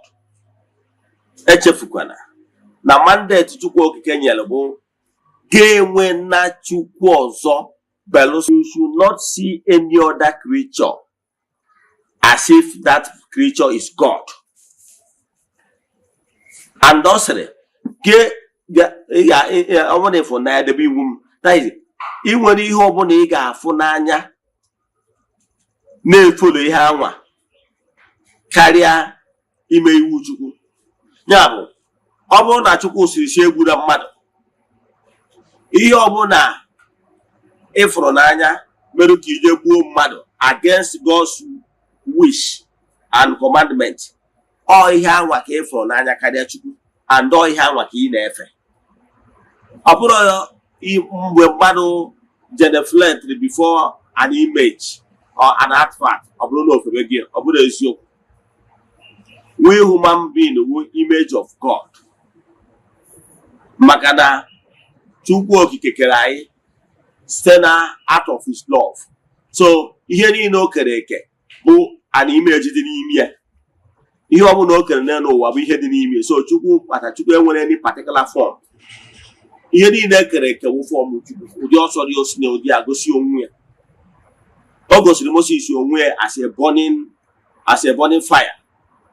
So ọ bụrụ na esi na Chukwu bụ ọkụ na-ele, you made a mistake. Ịghọtara ya? Ọ bụkwa na esi na Chukwu okike bụ anya n'elu ụwa, one big eyes, you made a mistake. Ọ bụkwa na esi na Chukwu okike bụ tree of life, one big iroko tree, you made a mistake. So enwere ihe niile ekere eke Chukwu represent, ihe niile ekere eke na-represent ụdịrị Chukwu maka na ihe niile o kere dị mma. So Chukwu okike nwere shape. Ọ gwa na Chukwu okike izọpụta onwe ya dịka lion gosi onwe ya. Ihe niile o kere eke bụ ihe dị n'ime. Maka na ihe ọbụla artist sel ma ọ bụ ihe ọbụla artist kpụrụ bụ ihe dị na artist ime artist ahụ. Ị na-aghọta? Ọ bụrụ na artist decide ya ka ya kpụọ ihe, ọ ihe ahụ o bu n'obi ka ọ ga na-recreate by imezie ka ọ pụta ihe by artwork, ịkpọpụta aka anya fịa. Mana ihe a ga-eburiri ụzọ dịgodo n'ime obi ya. Ịghọtara ya? So ihe niile Chukwu kere eke bụ ihe dị n'ime ya. Ọ depende na angụ isi afụta Chukwu. Agwara m gị na anyị bụ mmadụ, we don't see beyond our nose. So ọ bụrụ na niile Chukwu anya, ọ nọ ka ebe a kpụtara ndị 4 blind people si ha ji emetụ efi aka. Onye a nwere ike imetụ the horns si na efi owu horn. Onye nke a nwere ike imetụ isi ya aka si na ihe akwụkwọ nnukwu ihe a na-akpọ efi nwekwara nnukwu isi. Onye nke ọzọ nwere ike metụ the body, the flesh. Si na dị isi a na-akpọkwa efi a nwere large flesh. Onye nke ọzọ nwere ike metụ the tail. Si na ihe a na-akpọkwa efi a ihe nwere shigere. Ịghọtara ya? They are all correct. So Chukwu okike bụ Chukwu kepụrụ ime ihe niile mana o nwere shape. So ọ na site na ihe o kere eke ka o ji wee na-egosi ya onwe ya. Ka mmakwa jee na book of Numbers. Ihe nji abụ na-ekwu otu anụ ego to Bible. I was once a Bible scholar and I have read so many spiritual books. Ihe nji ekwu otu Bible na mmesi n'ihe ahụ ịma kọwala gị. Ịghọtara ya? Maka na ama na greater percentage of my audience are Igbo Bible. So o nwere ebe ụmụ ndị Jew bịara nupụ isi wee bido tamuwe nwewezie nkolopu obi n'ebe Chukwu nọ. Ewee sị na agwọ bidoro tabafa iji taa ha afụfụ maka disobedience and enweghị obi ike. Moses o wuti ya, o wee jekwu Chukwu okike sị ya, ị na ya anazi ndị gị n'iyi maka ihi ekweghị ekwe ha. Kedu ihe a ga-eme? Chukwu okike wee sị oke ihe mere bụ na ọ bụrụ na ha rubere gị isi na ha erubegoro m isi. So ga-enye ha ọda ka ha rubere m isi. Jee kpụọ agwọ. Onye ọbụla ji okwukwe wee rube isi wee nye gị by ige ntị n'ebe ahụ iji okwukwe wee na-agwa ahụ anya maka n'ihi na mụnwa Chukwu okike sịrị gị mee ya and they mee ya out of obedience to my commandment. Na onye na-etu ahụ asịgoro uri na agwọ ọtara ya na onye na-etu a ga-enwere onwe ya. O nwere ihe na-aghọta. And nke bụ eziokwu ka ha rabụ ndị niile rubere isi n'okwu Chukwu wee na-anya n'elu ebe aha ngere agwọ a nwere onwe ha. Does that mean na Chukwu okike si ha fewe agwọ? No. Ihe ọ na-achọ ịkọwa bụ like ọ bụrụ na mmụọ si n'aka m decide ya ka ị nwee conviction si n'ụzọ dị etu a wee gboro gị mkpa dịrị gị. Ọ bụrụ mụnwa ka ị na-efe mana ị merie because na n'ikwenyere na mụ bụ onye akpọrọ ọnụ, so ị na-eme ya trust me n'ike Chukwu because ị believe n'ike dị na mbụ onye akpọrọ ọnụ. So etu a ka ụmụ Israel wee believe na Moses wee mee ihe Moses gwara ha mee dịka Chineke si nye na ntụziaka ha wee nwee healing. Ị ghọtara ya? So ọgwụgwa na onwe m na-ege m ntị, ọ bụrụ na ị nwee faith gee ntị, ị ga-enweta ọgwụgwọ ma ọ na nsogbu ị na-enwe.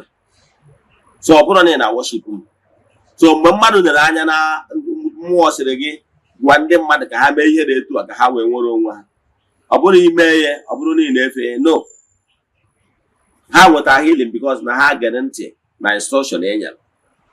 Ka mmakwa atụ ka m weruzie our culture gbasị ihe anyị na-afụ wee maa atụ.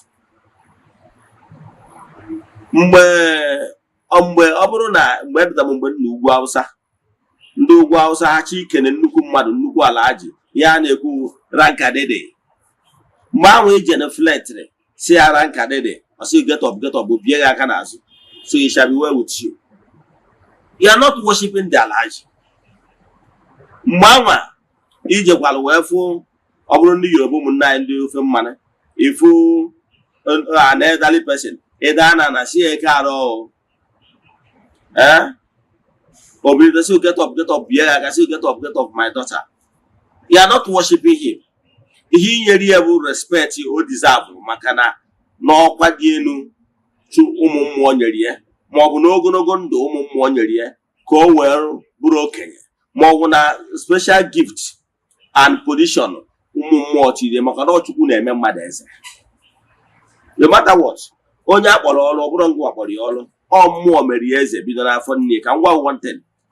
Onye akpọrọ ọrụ na-ebido n'afọ nne ya, bido na mgbe nka dị very small ka ọ na-abụ ndị mụ na ha bi na ya dị onye chi ije ahịa ọkpọ m sị m bịa bụ ihe. Enwe ndị na ụmụ nwaanyị ndị Eziagụ that time na-ele African salad ebe m biri ọ public yard. Mgbe ahụ ha bịa nkwadocha akwụkwọ mgbe anwa nwere mgbe na-akwado ije akwụkwọ mgbe nka na praịmarị ha nwa na-akwado ije ahịa ịbụ African salad ha wee ha kpụwa m biko m bịa bụ ha ahịa ha dị ebe ọ sị oke mgbe ofu onye n'ime unu bụ onye a ka mbozi onye nke ha sị mba mụnwa ya ebu onye nke a si ya afịa ọma, mụnwa ya ebu onye nke a si ya afịa ọma, ha jee na-elecha ihe a bụ ebe bido na nwa ka ọ na-abụ nlọ ma eme. So onye akpọrọ oku na-ebido na nwa. Ịghọtara ya? So onye akpọrọ oku na-ebido na nwa ewee kpọọ ya oku. So onye ị na-akwanyere ugwu abụrụ niile efe m ma ọ bụ niile efe onye ọbụla, kama na ugwu ka ị na-akwanyere onye Chukwu buliri elu ka mmakwa atụ. O nwere oke pụta na bụ ụlọ, o nwere ike ọ bụrụgodo gọvanọ ma ọ bụrụ Mr. President, o nwere ike ọ bụrụ na ịtọrọ ya, mana for the virtue na ọ bụ ọ nọ n'ọkwa dị elu n'ikenyere Mr. Governor, His Excellency sir, he bend there down does not mean na worship ya. Ihe na-akwanyere egwu ugwu maka na cost demand na onye nọ na exalted position kwesịrị ka akwanyere ugwu maka na Chukwu mere ya eze. So na ị na-aba ụda wee na-ekene ya spiritualist ma ọ na-ekene ya governor does not mean na worship governor, mana ị na-akwanyere ugwu maka ọkwa dị elu nke mmụọ nyere ya. Ị ghọtara ya? So ihe ndị a bụrụ ndị abụ worshiping. So na mgbe ọbụla anyị jere na okwu mmụọ geneflect ya does not mean na anyị na worship mmụọ na ebe ahụ. Ị ghọtara ya? Ihe anyị na-akwanyere egwu ugwu nwere categories. Mgbe buru gboo bụ ezi dị n'ụkwụ ụkwa, ụmụ nwaanyị na-akwanyere di ha ugwu. Nwaanyị teta n'ụtụtụ o jee na ebe di ya maka na nwaanyị na-anọ na mkpuke, nwoke na-ebi n'ụlọ ya.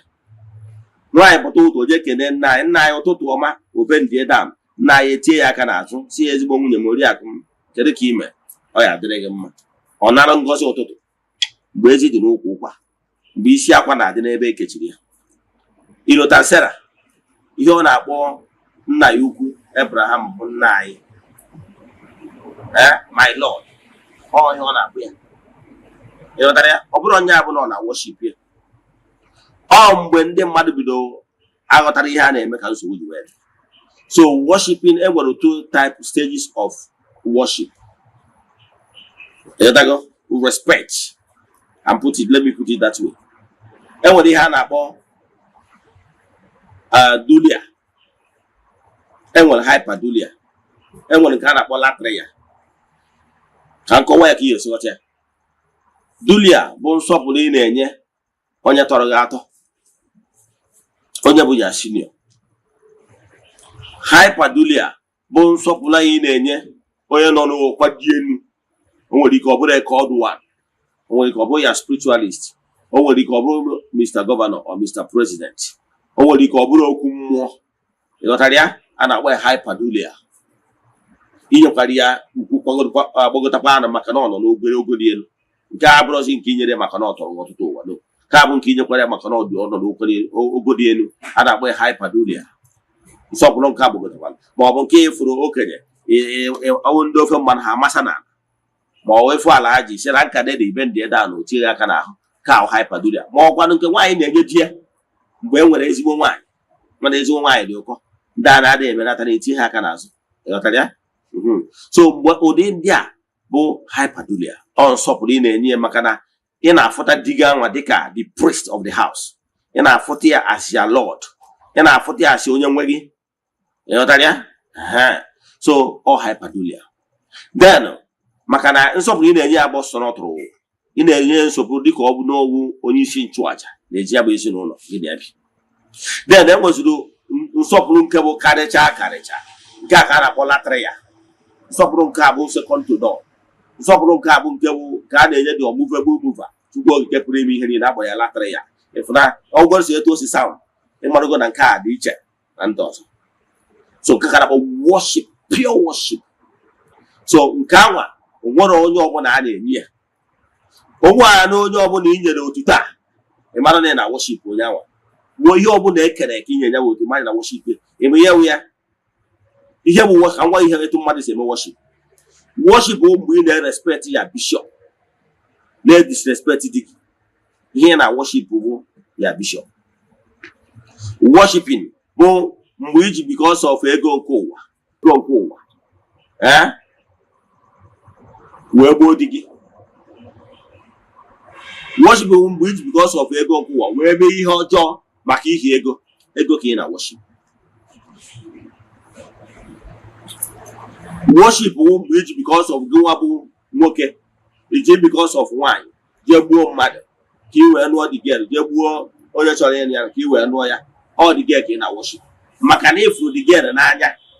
Kari atiku makana. If we again, and you claim money for the again, and I will to the extent the me hot or where die would he were please here the girl. The man worship will go again. You got a worship. Worship we have for Nanya, carry a chiku, never can worship. So, Obrona, near for ego Nanya to the extent that he can go against God's law, kidnap one mother, Jebu mother, Tolom mother, he were not a ransom. He declared the equal Yawa. He put a day money he made against God's commandment. He put up with the Chukwanya. They told her Eno Ihoku. Ni he cholo imo to Chobigi. Nega, we had a gumpa. Ni for ego na Kadia Chuku. The money for Vegego. He got a year of now. So I want to put a man and I worship idol. My idol in our worship. And when then I worship idol of Momo. Or when then I worship idol of Momo. Maybe the worship one momo, a worship we go idol. So when then I worship idol of Venus, beauty. So maybe the because now when you get my you will die against you would go a worship we go idol of Venus. Oh yeah, but for the guys live on that the mamma because of the engine one, my way you go to bed the very. You got a opinion and your immunity people. You're not put up on that. You made it because of na beauty, where they may has his name, only he got all have worship. So, Obrona, Nebu Otimpu, a politician. It's because of key where the metan nagu mabo, Oyoch, where the boom muddy beggy, his opponent. He now worship you, Mr. Governor, or that's your political leader. onye ahụ iji maka ya wee je daa iwu Chukwu onye a ka ị na worship. Maka na a na-ekwu okwu worship obi na na-agbaje n'ihe ọzọ. The artifact dị n'okwu mmụọ, we are not worshiping it. The same way ndị Catholic adara worship bag of cement eji wee kpugoro otu Virgin Maria. To their understanding, ha kụwa na ha nọ n'ihu Virgin Maria nwa ihe a na-echeta bụ Mary. Na ọ bụrụ bag of cement ka ha na-akpọ isi ya, which is understandable. Ije na okpere niile dị iche iche, ị ga-afụ artifacts. Ije na Anglican, ị ga-afụ cross without crucifix, ị ga-afụ cross. And they bata n'ihu altar, ebe awọ. That does not mean need for osisi akpọrọ cross dị ebe ahụ. So that ị dị ịpụta na any altar, any altar ọbụla, sacred altar ọbụla, ebe ahụ. Ị na-abụ ahụ because of na-enwere altar at that place. Ọ bụrụ ị na-abụ ahụ n'Chukwu ka ọ bụ. The same way, you go to court before. How did you go to court? You go to court. You go to court ebe ahụ, his lordship not there. The judge. If they buy one, you got idea. Are you worshiping the judge? You are not worshiping the judge. Man, in a near respect, because no an habit of justice. You know all respect in a near. You know man, you are not worshiping. So you're not checking wabo. Oh, no, I say that I na worship, not na Igbo spiritual na worship idol, because na I develop those artifacts before our presence. No. Here you we get so we are not worshiping those artifacts. However, we give them respect. But not worship. And when you hear that, yes. Then I want to hear that. Hey, Marona, we are not worshiping them. So, ordinarily, why they are worship those items? Kama, no, naima. Example, ọ bụrụ na na-achọ contract na Abuja, o wee nwee nwanne gị wụ minista, i wee jekwu ya buru ya contract form iji wee jekwu ya Mr. Minister, biko na nkwado contract na-achọ na ministry dị etu a, biko na ọkụ nwekwa idea na m submitiri my destiny. O wee sụ so wa don just submit ya. The ministry na submit at table with my friend, Emesia ka njefia. And true to the Emesia, oje chia my fellow colleague. No one my brother submit to here na table because I'm interested in that this thing because give him any necessary support. O make intercede. On your kaija kwanda njedu nke Chukwu to join us in prayers. Can we get Buddha here we present here well to the entities of powers ndị ọ bụ ọrụ ha grant our wish. Ịmara na enwere ndị ọ bụ ọrụ ha grant wish mmadụ. Enyeghị anya ọ bụrụ na ụlọ gị na-agba ọkụ ọ ndị police ka ị akpọ. Mbe ya kpọ ndị fire service. So mana nwere ike mara jiri phone number ndị fire service. Nọtara ọ dị mmadụ ebe office ha dị. Ka ihe na-achịkọwala gị bụ na ụmụ mmụọ ọrụ ha bụ mgbe anyị kpọkuru ha. Enye aka amadogo the channel ebe a ga-channel our prayers ka e wee ike nụ ya. Eji m n'aka na ịmụtara ihe nkụwata so ọdịnala Igbo anyị ada worship. Ụfọdụ nwere ike isi ka ihe kpatara iji achụ aja ihe mme ma ihe kpatara iji eji adịma na agba onwe in exchange. Yes, ihe dị na ya bụ na ọ bụrụ na na-need life. Yes, ị need ndụ i were ihe dị ndụ wee chụọ aja in exchange of life. And because of those artifacts in our favor, ha bụ mmụọ ha nwere ọnụ ọ bụrụ ha na-eri. Achụcha aja anwa ọkwa ndị dị ndụ na-eri the large meat dị na ya. The other blood awụsa n'ebe a chụrụ aja ihe mmụọ. Ihe na-eri those blood ahụkwa ants, lizard, bird, ihe Chukwu kere. So mana Chukwu enwere ubi, ndị ụmụ anụmanụ ndị enwere ubi ma ọ bụ ọba. Chukwu oke sikwa na activities of man wee na-asụ ha. So mgbe ọbụla nchụpụrụ aja ụmụ anụmanụ bird, ant, them lizard bịa feast your audit. Ha ga na-ekene Chukwu oke na-asị Chukwu okike. Lekwa ndị nke ụbọchị tata ọkwụ na aja Eze-Ana chụrụ ka anyị si wee rie. Ihe ọbụla bụ ebumnobi Eze-Ana o ji wee chụnya bụ aja biko ya gazie rie. Ịfụna na m emego saraka. Gịnị bụ saraka? Saraka ahụ bụ i provide ihe to ndị ka mma ndị arụrụ ọrụ ji, ndị arụrụ ọrụ ede. Ọ bụrụ na mmadụ rụrụ ọrụ ịkwụ ya salary nye ya ego, ihe a abụrụ sadaka, ọkwa ị nwere idea maka na ọ rụrụ ji ma ọ rụọ ọrụ ya ede, ị na-ege ntị. Mana ọ bụrụ na mmadụ emere ọrụ gị nta, o mere ọrụ gị igbo, ngwere, ahụhụ, birds, that is ụmụ nnụnụ, ha arụrụ ọrụ m ji, ha arụrụ ọrụ m ede, wee were ihe wee nye ha out of love. Mgbe ọbụla ha gara eri, ha gara asị Chukwu okike, alụrụ ọkọrọ m Eze-Ana ji, alụrụ ọrụ m ede, azara ọrụ m ya mbara ezibie, mana na o wetara ihe ọnụ na-erinye m, biko gọziwekwa ịmara ihe ahụ o bu n'obi ya ma erie. Etu a ka ọ dịkwa mgbe ụfọdụ na-ewere ihe aja m, maka na a na-arụ ọrụ mmụọ dịka a na-eme mmegheri. Egoro m bred, egoro sweet banana, goro ihe ọnụ na-eri, jewe na mmiri, ruo ebe a azụ nọ na mmiri, ha arụrụ ọrụ m ji, ha arụrụ ọrụ m ede, o nwere ihe ha arụrụ m, mana out of love ka m nwetara ihe ndị a, wee sị na ha enwere ubi ma ọ bụ ọba, mana ha bụ ihe Chukwu kere eke, wee nyebinye ha. Mgbe ha ga na-eri ihe a, ha na-eri sweet banana, ha mara ihe a bụrụ eze ọgwụ, ha bụrụ ọbụrụ earthworm, ọbụrụ ọmọdụ ka ha na-eri, na ihe a bụ special food, na ọ bụ foreign food.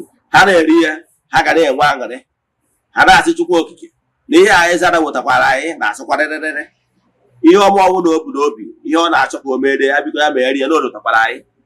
So ihe anyị na-ekwu bụ na ọ dị mkpa inwegasị ụmụ mmụọ ndị na-etiri gị aka n'ekpere. Etu ahụ o si awa dọkịta asị gị gị were ihe ọnụ na-eri jebe na motherless baby home, ma ọ bụ mere ụmụazị ya adịghị saraka. Ụmụazị ndị motherless baby home arụrụ ọrụ ji, ha arụrụ ọrụ ede, mana ị nọkọta were ihe wetara ha rice, wetara ha indomie, wetara ha ihe ndị ha, wetara ha biskit. Ihe ndị ị wetara ha bụ ka ha nwee aṅụrị. Ihe a na-achọ bụ happiness ha, ka ha nwee ike join ya in prayers, wee sị o ya gaziere gị. Ị ghọtara ya? Ọ dị same thing ahụ ka ọdịnala na-eji eme na mmiri. Mgbe anyị ji chụọrọ ụmụ ihe bi na mmiri aja, ọ ka ha nwee aṅụrị, maka na anyị ma na ha dị pure, na obi ha enwere atụtụ. Ị makwa kama ma chụrụ ụmụ anụmanụ aja ka a hapụ ịchụrụ mmadụ, anyị imegoro ndị mmadụ ihe ọma, bute rice ke ndị mmadụ. Ụfọdụ nwere ike ịsị na anara ha akara aka ha, ị na-ajụ uche akara aka, ị na-ajụ akara aka ebutewuru akpa rice ka ị na-anara ha ihe ahụ, mana o gosi obi ọjọọ mmadụ. Mana nke bụ eziokwu bụ ihe ji sị gị chụọrọ ụmụazị kara aka. Ụmụazị ama eche n'ọfụ, ụmụazị ama eche n'ọfụ. Isi na-asị gota biskiti na granọt bụ ụmụazị ya adịghị, ha ga na-ajọmpụ na-eri ya. Obi ha adịghị eche na ị na-anara ha akara aka ha, which is not possible. Ị ghọtara ya? Mana ha ga na-ekwu like that. Mana ya jisi nwunye ụmụaka ndị ga na-eri ihe n'obi ọcha, na-asị bọda ya gaziere gị, bọda ya gaziere gị obi ọcha. Ihe bụkwa ihe a chọrọ wụ happiness. The same way ị ga-eji wee jee na ndị ka mma. Ọnya ka anyị nwụ ndị ọdịnala, anyị na-enyere ndị ụwa na-atụrụ ọnụ aka. Ịbịakwuo n'ebe a na-eme ihe ọdịnala, ịfụ na ọ na-awa esicha ihe ahụ erie, ndị mmadụ erie nwa aṅụrị. Ịma ọ na-aga ụdị ihe a chọrọ happiness. Then nke ọzọ eji wee gbada na mmiri ma ọ bụ nke a chụrụ n'elu a, ihe a chọrọ ụwa ụmụ anụmanụ anyị enwere ubi ma ọ bụ ọba, mana Chukwu nna na-azụ ha nri, mana Chukwu nna na-esizi n'aka gị nwa wee zụọ ndị na-etu ha nri. So happiness ya nwa ị nwetara na Chukwu okike si n'aka gị wee zụọ ihe o kere eke nri. Mgbe ha ga na-ekpe ekpere na-asị Chukwu okike gọziere m Eze-Ana na o lotara anyị, o Chukwu okike wee na-asị o nwa m, so ị lotara na ị ga-eweta ihe oriri wee nye ihe ndị kere eke wụkwa ụmụ m. Maka na mmadụ na-eme mistake, mmadụ chere ọsọ ya na-eto Chukwu. I can tell you na ihe niile Chukwu kere eke na-etokwazi Chukwu, mana ọ maka ihe ide anụ their voice. Ị mara na ha na-eto Chukwu. Ụmụ anụmanụ ị na-eche na onwere ihe ha bụ, ha na-etokwazi Chukwu. So gịnị ka m na-ekwu maka ndị na-asị na anyị wụ ndị ọdịnala, na anyị na-efe ihe bi na mmiri, na anyị na-efe ihe akpụrụ akpụ maka na anyị na-achụ aja. Ana m achọ ịkụwara na aja a na-achụ bụ sadaka ka a na-eme. And sadaka ọdịnala ihe nji wee like ya ụlọ mara ụzọ ọ dịrị ụzọ na-abụ nke ebe a gbusara ihe mme sie ji wee mee sadaka maka ụmụ anụmanụ. Ụfọdụ n'ime some parts nke ụmụ anụmanụ ma ahụhụ ma ngwere ma nnụnụ ga-abịa feast on wee nwee aṅụrị. Ndị other fresh, other bigger flesh, ndị mmadụ ga-erizi nke a wee nwee aṅụrị. Ịfụna na enye ndị ebe a, enye ndị ebe a, ịfụna happiness. Ọnya bụ kpatara na aja ọdịnala ji wee gbawuo onwe. Ị ghọtara ya? Aja ọdịnala adịrọ ka nke iwedere ofu onye, ofu ewu mmiri nsọ bụrụ ya egbugbo obi, na nke ọdịnala onye ọbụla ga-esori. enye ndị ebe a enye ndị ebe a. Ka m kwụsị ebe a. Ịghọtaghị ihe nkọwa n'isiokwu tata bụ na ọdịnala Igbo na ya anaghị efe alụsị. Ịghọtara ya? Maka na ọdịnala Igbo kwenyelụ na ọ bụ usoro okpukpere na-efe naanị otu chi. Yes, maka na ọdịnala Igbo adịghị ekwenye enwere Chukwu ịtọ. Ọdịnala Igbo kwenyere na ofu Chukwu dị. Yes, so ọdịnala Igbo bụ okpukpere na-efe naanị otu Chineke. However, we recognize other entities of powers and ndị nna nna anyị ha ndị biri ezigbo ndụ, ndị akpọrọ ndị ichie ma ọ bụ ndị sense. Ka nkwụsị ebe a, iwe ajụjụ na nkụzi anyị kụzi taa. Ma ọ bụ na ịchọ ka a gbara gị afa miri emi, send yellow message na WhatsApp 0805 7837672. I repeat, 0805 7837672. Ma ọkwanụ send yellow message na 0813 8243 871. I repeat, 0813 8243 871. Ka ọ dịkwa echi niile n'oge awa nke eziokwu, asị m na ọmaka ga-emere ụlọ na ọ bụrụ na ọnwa egburu dị eji wee chụ aja, emechaa na ọ ga-ebu ome. Udo dịrị ụnụ, ọ dị n'echi.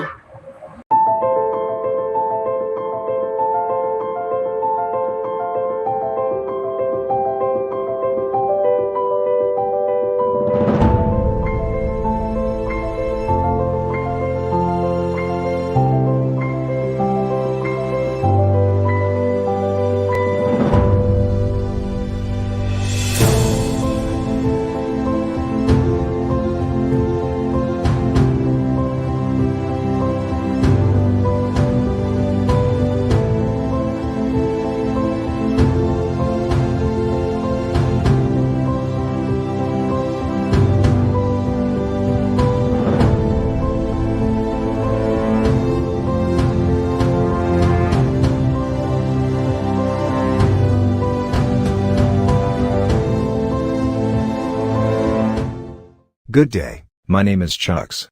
If you're in need of building designs, we have years of experience helping people get the beauty of their dream house they have always wanted.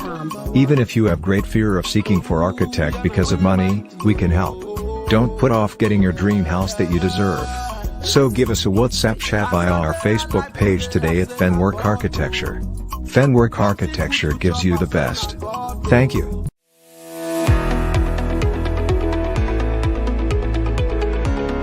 Morning. Okay, my name is Mwachukwu Francis Chukwuemeke. I'm from Anambra State, Nibo, precisely.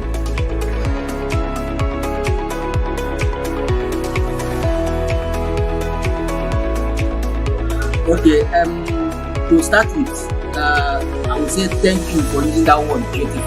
Those work we saw in Eziokwu TV, I'm the architect that designed them. I happen to be one of the 3 executive directors in Framework Architecture. Framework Architecture is a multidisciplinary integrated company that offers specialized and expert contracts and consultancy in area of architecture, civil engineering, project planning, interior designing. Okay. Framework Architecture was founded and began operating in 2010. The company is led by management team of 3 executive directors, and have assembled a group of experienced and professional technicians in both traditional and high technology.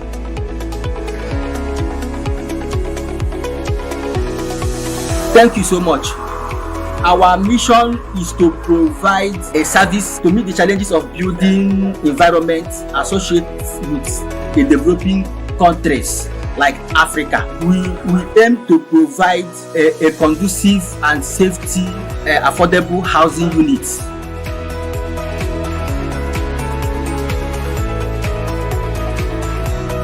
Okay, to reach us is so easy. We are everywhere here in Nigeria. Why I say that we are everywhere is that we go outside jobs. I mean, any place you call us, we are ready to be there and achieve your requirements. So for the our contact number, you can reach us on our WhatsApp number 07064652451. I repeat 07064652451. Or you can also contact us through our email address frameworkarchitecture@gmail.com.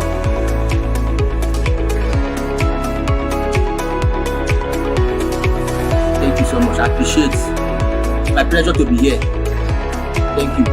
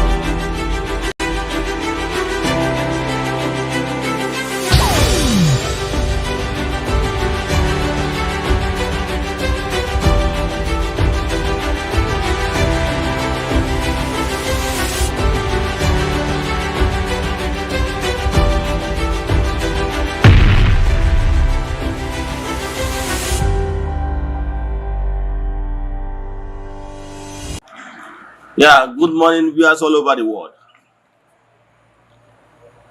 My names are Eze-Ana Rifte. I'm here this morning to react on trending topic concerning reforms going on in Igbo spirituality. One of my followers chatted me. He was of the view that we should not reform Eziokwu, that we keep on using the updated method used by our ancestors, our fathers, meaning that Igbo spirituality, we should maintain the old status quo. Our altars, Igbo spirituality, we have altars n'Okumodi Chiche, like Okwedo, Okulasi, Okumodi Chiche, even the same thing with the one that is in your village, place of worship, in Igbo spirituality.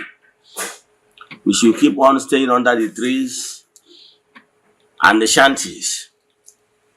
That anything we are trying to build a befitting place of worship for him, he is not in support. So I'm here today to react to some of such comments. That look, world over, every spiritual movement, they are all reforming. Let me draw your attention to Catholic faith. There's what they call Vatican I. During Vatican I era, the priest, Manako Latin, during the Latin Mass, that time, in Vatican I, because Catholic Church have Vatican I and Vatican II. Presently, Catholic they are practicing Vatican II. Under Vatican I, they are using purely Latin. Yes, they are using purely Latin. And that time, Reverend Father will face the Holy of Holies. He face the altar, back people. Anytime they want to give blessing, like Dominus Vobiscum, he will turn people to people and say Dominus Vobiscum, et cum spiritu tua. That is Dominus Vobiscum simple means Asekuya et cum spiritu tua. Then face back. Are you following? So, and as the church was growing, they understand that by so doing that some people don't actually understand the meaning of those Latin words. So, under Vatican II, they reform it. Under Vatican II, they taught it why that and make declarations that from that Vatican II going forward, that people should be celebrating Mass in their own language. They reform a lot of things, and the Reverend Father began to face the audience. Everything, they reform so many. I just want to use this particular celebration of Mass as a case study. The same thing with other world religion world over. Are you following? Even in Hindu, it's Buddha that built the first temple in India, like modern temples. So there was so many reforms. So many reforms. The same thing with if you go to other sets, religious sets like Grey Message, the Kanka, and rest of them, many of them are building modern place of worship, so temples. However, once you enter into any place of worship, you will see sign that will show you that this particular place of worship or temple belongs to so spiritual sect. Like if I enter Catholic church, once I enter inside, I will be able to tell you this is Catholic, even without signboard. Because I have already know some certain things. Despite the fact that other religions have chairs and everything, they have similarity. That's what I'm trying to say. But there is some certain things that made it unique. For example, Catholic must have crucifix. Why the Anglican, interior of Anglican and Catholic look alike, right? But there is different because in Anglican, you will only see a cross. You will not see crucifix. The same thing with other Pentecostals. So, but some people still want ordinary to remain with those outdated methods that did not even help us anywhere. Okay, with this old method of under trees and shanties, have you ever seen any serving governors? Despite the fact, or even senator, despite the fact that some of them, when they are contesting, yes, they seek prayers from traditional worshippers. Yes, Igbo spirituality. But because of how everything is structured, time of Thanksgiving, you will not see them. Okay, if the governor is coming to thank Olas with his entourage, where will he sit? The atmosphere is not conducive. Okay, if there is maybe a rainfall, how do you expect governor or a senator or and his entourage to be running helter skelter because rain is coming? The atmosphere is not is not built in a way that it will accommodate high-profile personalities. So, but now in Igbo spirituality, we are moderning it. What is important is the teaching. In Igbo spirituality, African traditional religion, we are talking about telling you why you should not destroy your family, why you should be at peace with your children and rest of them. All those the tenets of Igbo spirituality teaching will teach you about those things, and even tell you how you can be able to do it yourself. Like I said, 70% of your spiritual work can be done by yourself if you are properly guided. So that is what modern Igbo spirituality is trying to do. Now we are remodeling so many things, giving at least modern place of worship where you can come and sit comfortably. In fact, if we can even afford AC, we put AC. Are you getting me? So that the atmosphere must be nice. Yes, because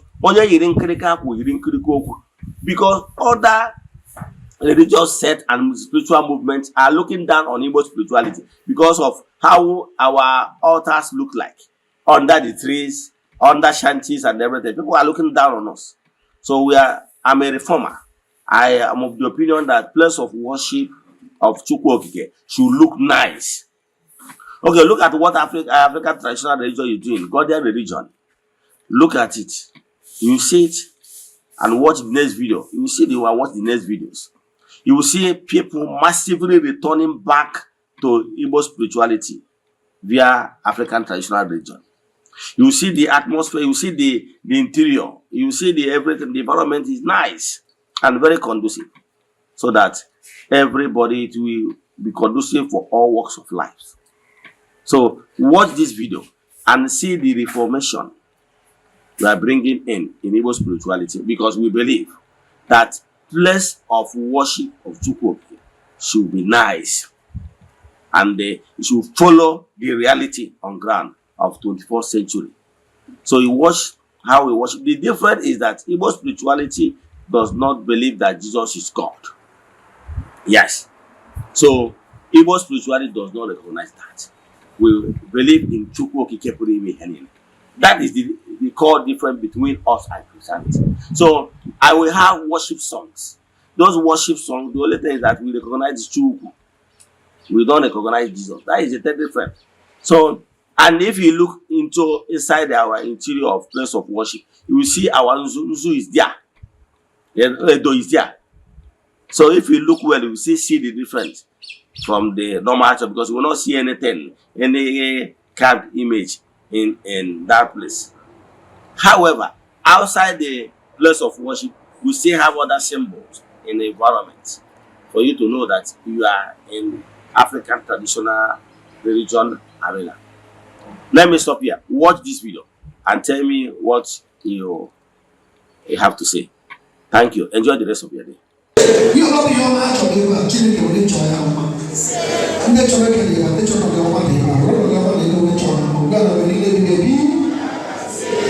As a children, Zoom Yama.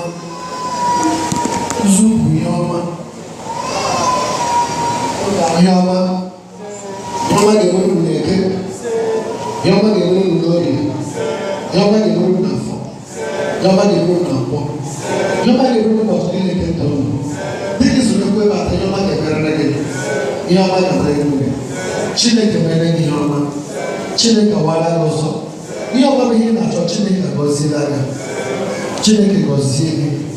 Chineke maguzu uzu biyo yoma ke berege uzu bu peposo ke derege yo ba bi na chobu ko ma Chineke bezurege Chineke gozieni Chineke berege ma ngala bi God bless you. God bless you. God bless you. God bless you. God bless you. God bless you. God bless you. God bless you. God bless you. God bless you. God bless you. God bless you. God bless you. Chineke mere ma. Chineke wana ko se ko so na le. Abasa no ga wa le ma ke go na se. Ike de no so no wewe.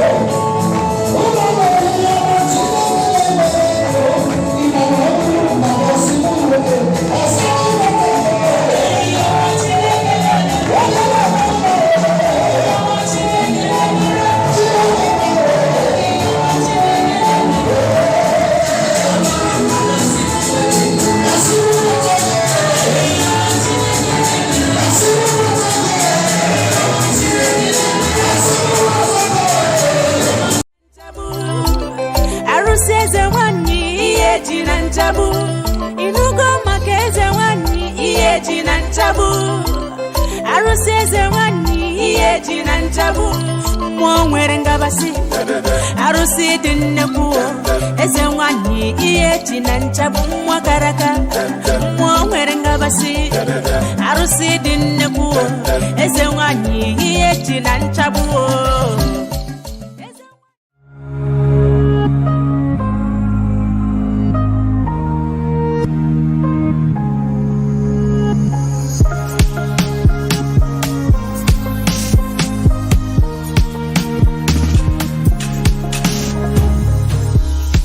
Nobody tell me you love me.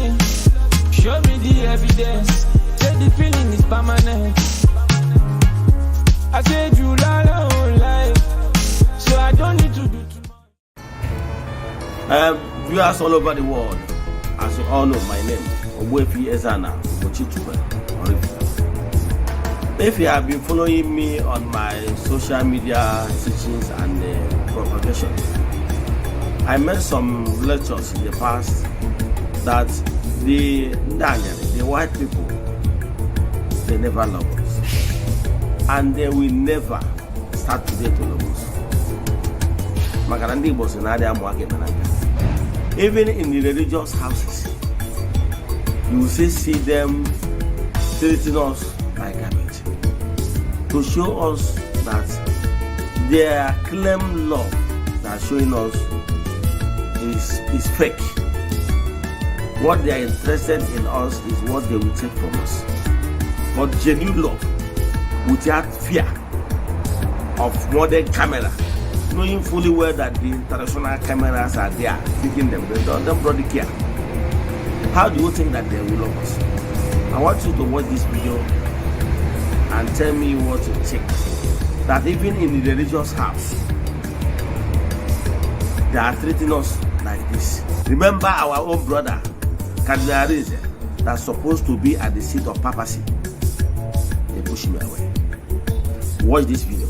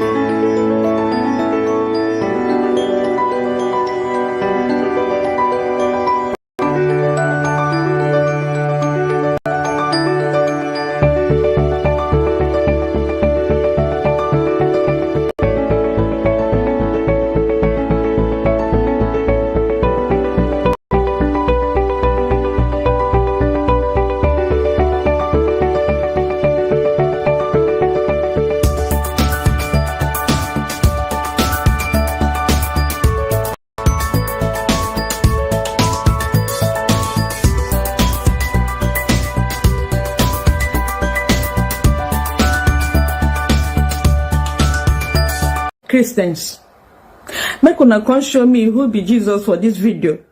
I see a lot of Jesus today. Viewers all over the world, as you all see, like we used to tell you many times. Yes, I have said it times without number. that we Africans should wise up. Lots of lies was told against our spirituality. Now let's use this case of Jesus, pictures of Jesus. We have many of them, more than 10. But I can tell you, have you ever asked yourself these questions? We should stop this blind faith of a thing.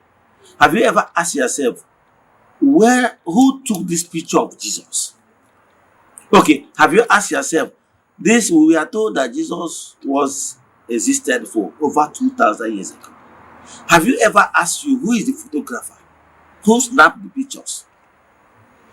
Even if you go to Google, you will notice that this photography we are seeing now, pictures we are seeing now, videos we are seeing now, is not up to 1,000 years. Now, who took these pictures we are seeing on social media as pictures of Christ? I know in various homes, you see it. In parishes, in churches, you see them. Those pictures, do you know that those pictures are not Jesus' pictures? Do you know? Do you know that even that personality of Jesus, when that personality existed, there's nothing like pictures.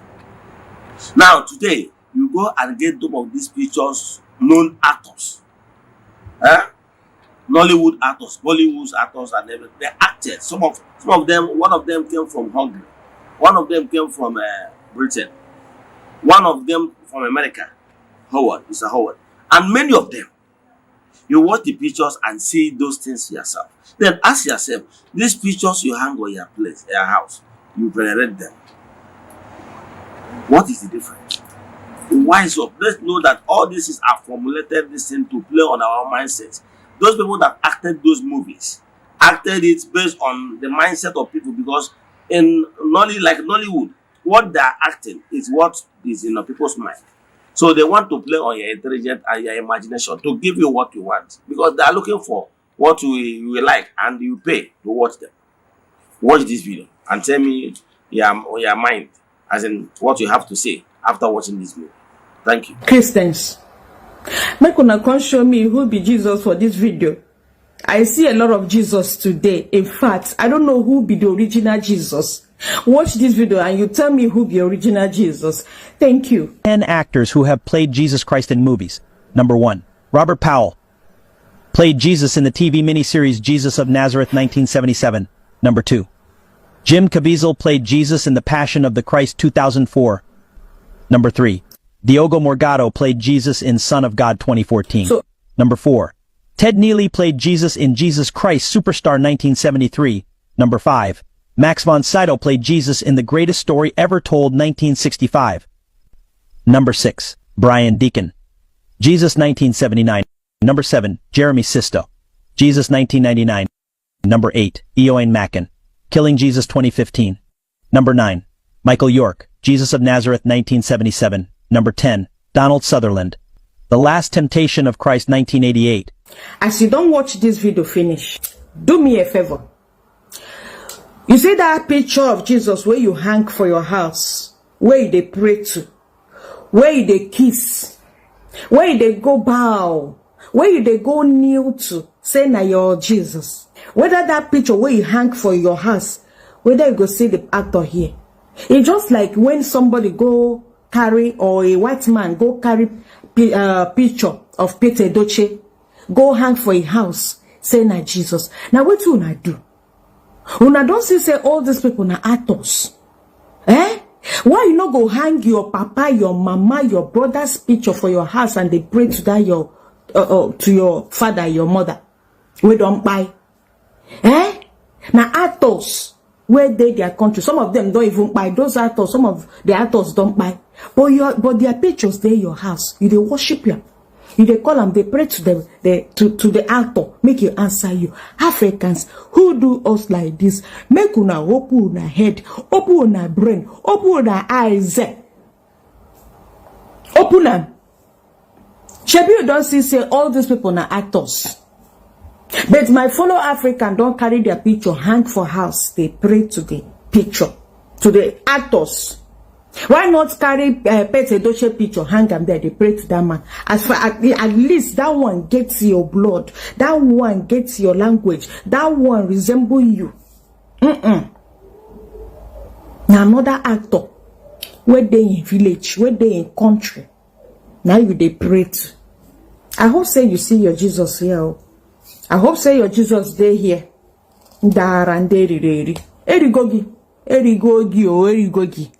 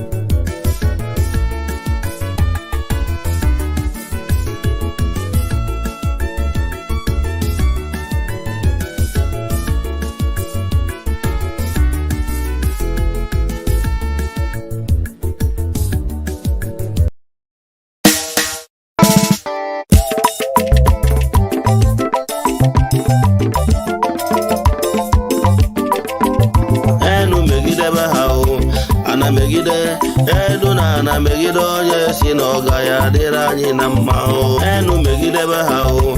Ana megide edu na ana megide onye si na ọga ya dịrị anyị na mma o.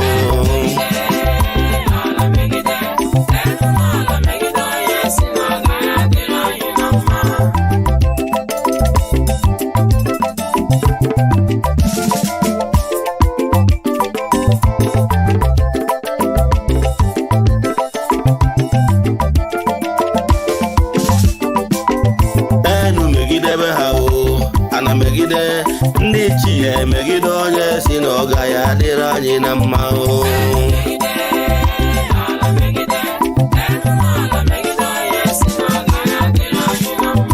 Enu megidebe ha o. Ana megide ndị chi ya emegide onye si na ọga ya dịrị anyị na mma o.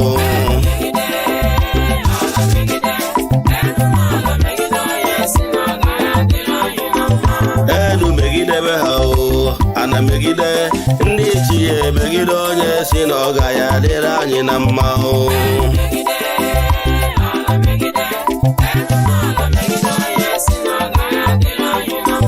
Enu megidebe ha o. Ana megide ike ụfọdụ ọgụ megide onye si na ọga ya dịrị anyị na mma o.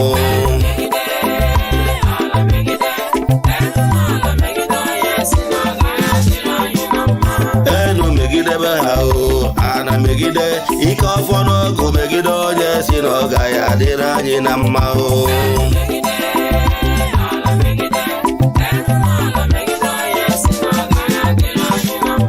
Enu megidebe ha o. Ana megide ike ọfọ n'ọgụ megide onye si na ọga ya dịrị anyị na mma o.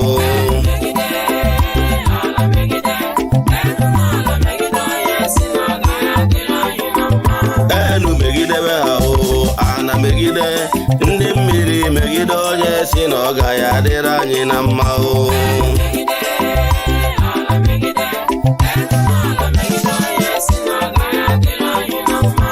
Enu megidebe ha o. Ana megide ndị mmiri megide onye si na ọga ya dịrị anyị na mma o.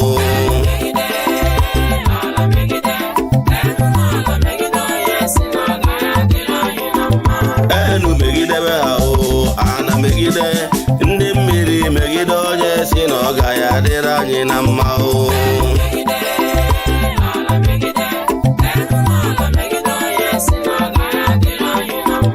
Enu megidebe ha o. Ana megide ike anyanwụ megide onye si na ọga ya dịrị anyị na mma o.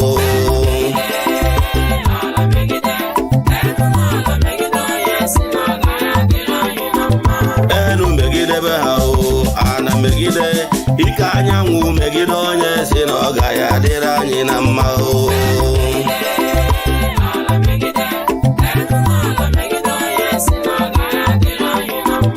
Enu megidebe ha o. Ana megide ike anyanwụ megide onye si na ọga ya dịrị anyị na mma o.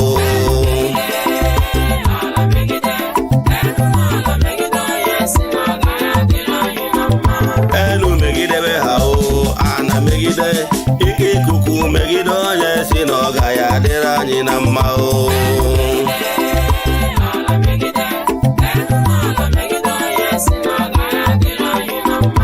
Enu megidebe ha o, ana megide ike ikuku megide onye si na ọ gaghị adịrị anyị na mma o.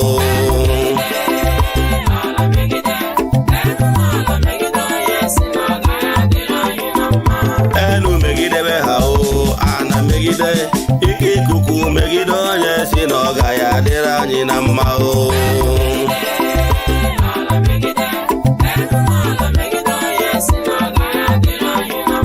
Enu megidebe ha o, ana megide ike aja ana megide onye si na ọ gaghị adịrị anyị na mma o.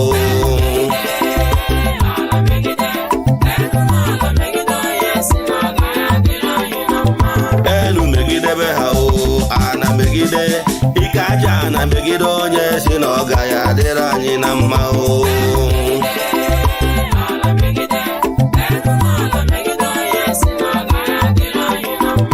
Enu megidebe ha o, ana megide ike aja ana megide onye si na ọ gaghị adịrị anyị na mma o.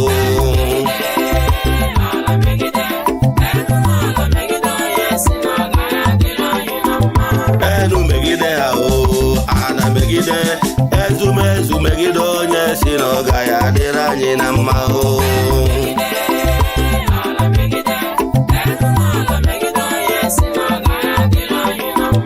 Enu megide ha o, ana megide ezumezu megide onye si na ọ gaghị adịrị anyị na mma o.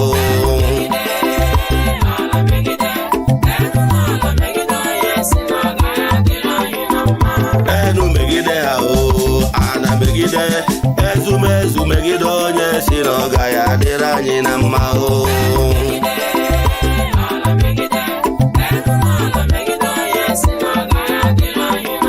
N'ụbọchị tata asịrị m ka ike anyanwụ, ike ndị mmiri, ike ikuku na ike aja ana ka ha megidebe onye ma ọ bụ ndị si na ọ madịrị anyị na mma. Asịrị m na ụmụ Igbo na ọ ga-adịrị unu niile mma. Asịkwazịrị m onye ọbụla asị ka o megide unu ka ike anyanwụ, ka ike ndị mmiri, ka ike ndị ikuku na ike aja ana ka o megide, ka hara m ndị niile na-emegide unu, ọ bụ nwoke ọ bụ nwaanyị, n'aha Chukwu okike nke pụrụ ime ihe niile. Asị m na ọ ga-adịrị ụmụ ọdịnala niile mma, ndị ji eziokwu, ndị na-akwụwa aka ha ọtọ, ndị adịghị emegide mmadụ ibe ha. Asị m na ọ ga-adịrị unu niile mma n'aha Chukwu okike nke pụrụ ime ihe niile. Ekwubikwazie m okwu n'isi ụmụ children of the temple, ya na n'isi ndị friends of the temple, ya nakwazi n'isi ndị niile na-eme nke ọma ịfụ na agbasara ozi ọdịnala wee nye mba niile nọ n'elu ụwa dum. Asịrị m na ike ọbụla na-akpa nkata ọjọọ ọbụla imegide unu na ọ gaghị eguzo n'aha Chukwu okike nke pụrụ ime ihe niile. Asị m onye echeche ihe ọjọọ ya eme unu, onye ama onwe ya. Onye si ihe unu ji wee dịrị na unu ga-adịgbu onye a na ndụ, onye si ihe unu ji wee nọlụ na unu ga-anọgbu onye a na ndụ, onye si ka ya mee unu na ya karịrị unu. Ike niile na ezumezu niile ka ha megide ndị dị etu a n'aha Chukwu okike nke pụrụ ime ihe niile. Asịrị m na unu ga-adị ka echi, maka na echi adị agwụ agwụ. Asị m na unu ga-ejere obodo, unu ga-anakwaziri obodo. Asị m na ihe ọma dị n'elu na ọ ga-adara unu n'ala, ọ dị n'ala na ọ ga-eburu unu ume, na ndị mmadụ ga-eji anya wee fụ ọrụ ọma Chukwu okike na-alụ n'ime ndụ unu n'aha Chukwu okike nke pụrụ ime ihe niile. kwumie m okwu n'isi ụmụ ọdịnala prayer ministry. Asị m na ọ ga-adịrị ọnụ mma.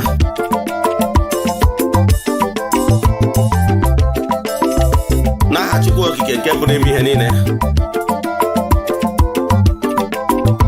ya gazie.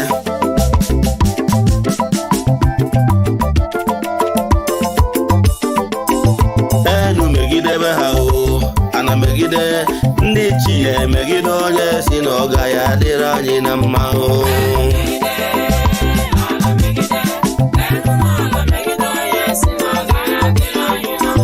Enu megidebe ha o, ana megide ndị chi ya, emegide onye si na ọ gaghị adịrị anyị na mma o.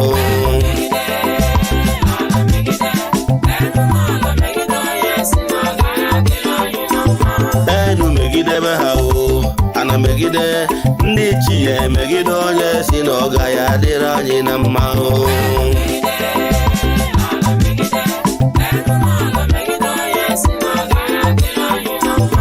Enu megidebe ha o, ana megide ike ụfọdụ ọgụ megide onye si na ọ gaghị adịrị anyị na mma o.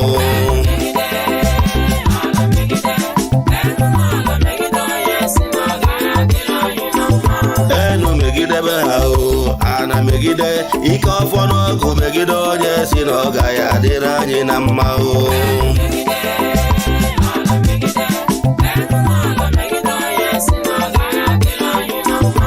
Enu megidebe ha o, ana megide ike ụfọdụ ọgụ megide onye si na ọ gaghị adịrị anyị na mma o.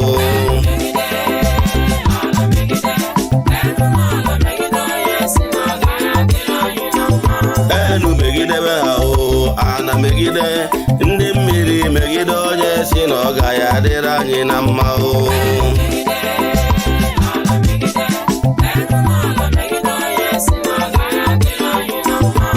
Enu megidebe ha o, ana megide ndị mmiri megide onye si na ọ gaghị adịrị anyị na mma o.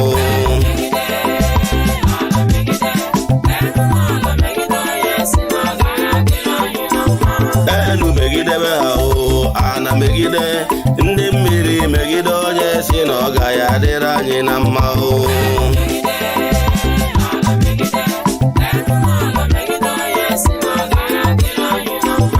Enu megidebe ha o, ana megide ike anyanwụ megide onye si na ọ gaghị adịrị anyị na mma o.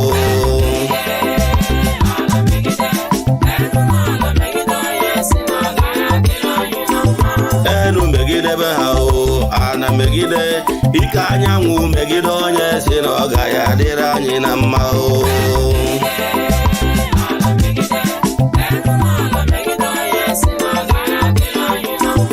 Enu megidebe ha o, ana megide ike anyanwụ megide onye si na ọ gaghị adịrị anyị na mma o.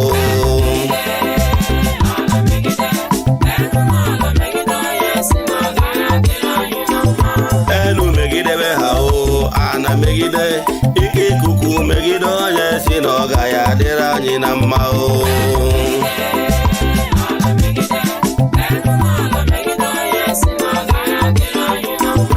Enu megidebe ha o, ana megide ike ikuku megide onye si na ọ gaghị adịrị anyị na mma o.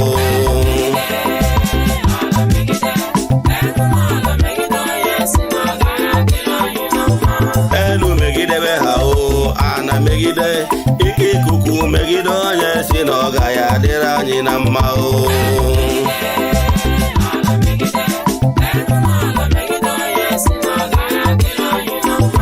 Enu megidebe ha o, ana megide ike aja na megide onye si na ọ gaghị adịrị anyị na mma o.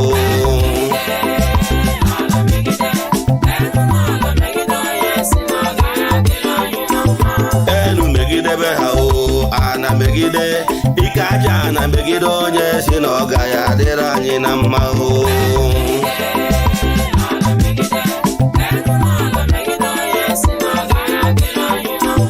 Enu megidebe ha o, ana megide ike aja na megide onye si na ọ gaghị adịrị anyị na mma o.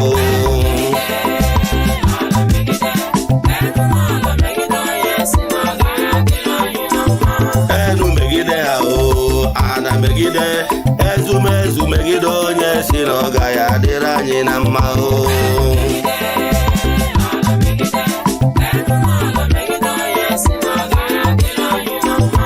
Enu megide ha o, ana megide ezumezu megide onye si na ọ gaghị adịrị anyị na mma o.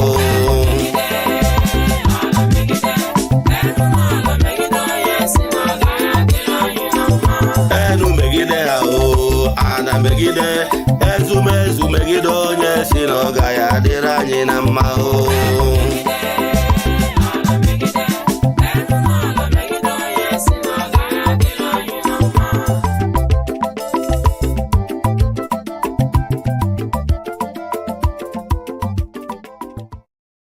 Eze-Ana Ugochitubelu, onye ọma na Oraifite, onye mgbasa ozi ọma ọdịnala gaba n'iru. Eze-Ana Ugochitubelu, onye ọma na-eje eme ọnụ, ọdịnala bụ ụzọ ndụ gaba n'iru.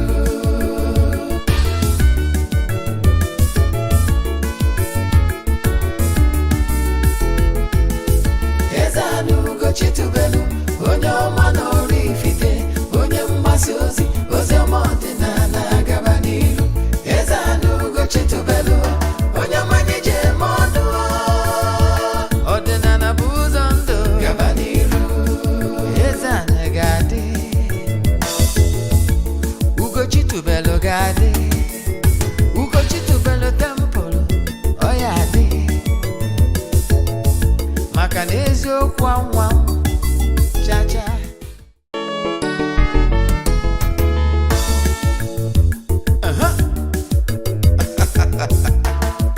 Orugono a na-ebulukwa mmadụ enu ọkwụnụma, onye mee nke ọma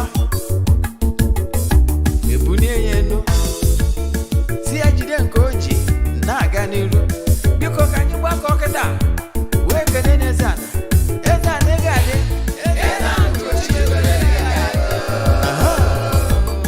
Eze-Ana Ugochitubelu, nwoke ọma na Oraifite, ị ga-adị.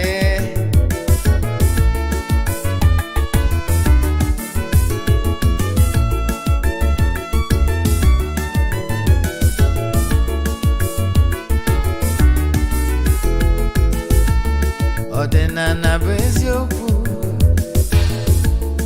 ọdịnala bụ ụzọ ndụ. Ị ma na o nwere olu na-eti mkpu na-asị, ụmụ Igbo chigharịa, ụmụ Igbo chigharịa. Kwa mbọsị ọ na-eti, n'ụtụtụ n'abalị ọ nọ na nkụzi. Eze-Ana, Eze-Ana Ugochitubelu, onye ọma na Oraifite, onye mgbasa ozi ọma ọdịnala gaba n'iru. Eze-Ana Ugochitubelu, onye ọma na-eje eme ọnụ, ọdịnala bụ ụzọ ndụ gaba n'iru.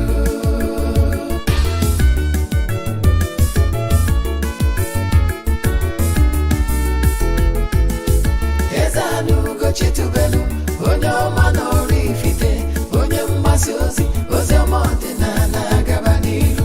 Eze-Ana Ugochitubelu, onye ọma na-eje eme ọnụ, ọdịnala bụ ụzọ ndụ gaba n'iru. Eze-Ana ga-adị,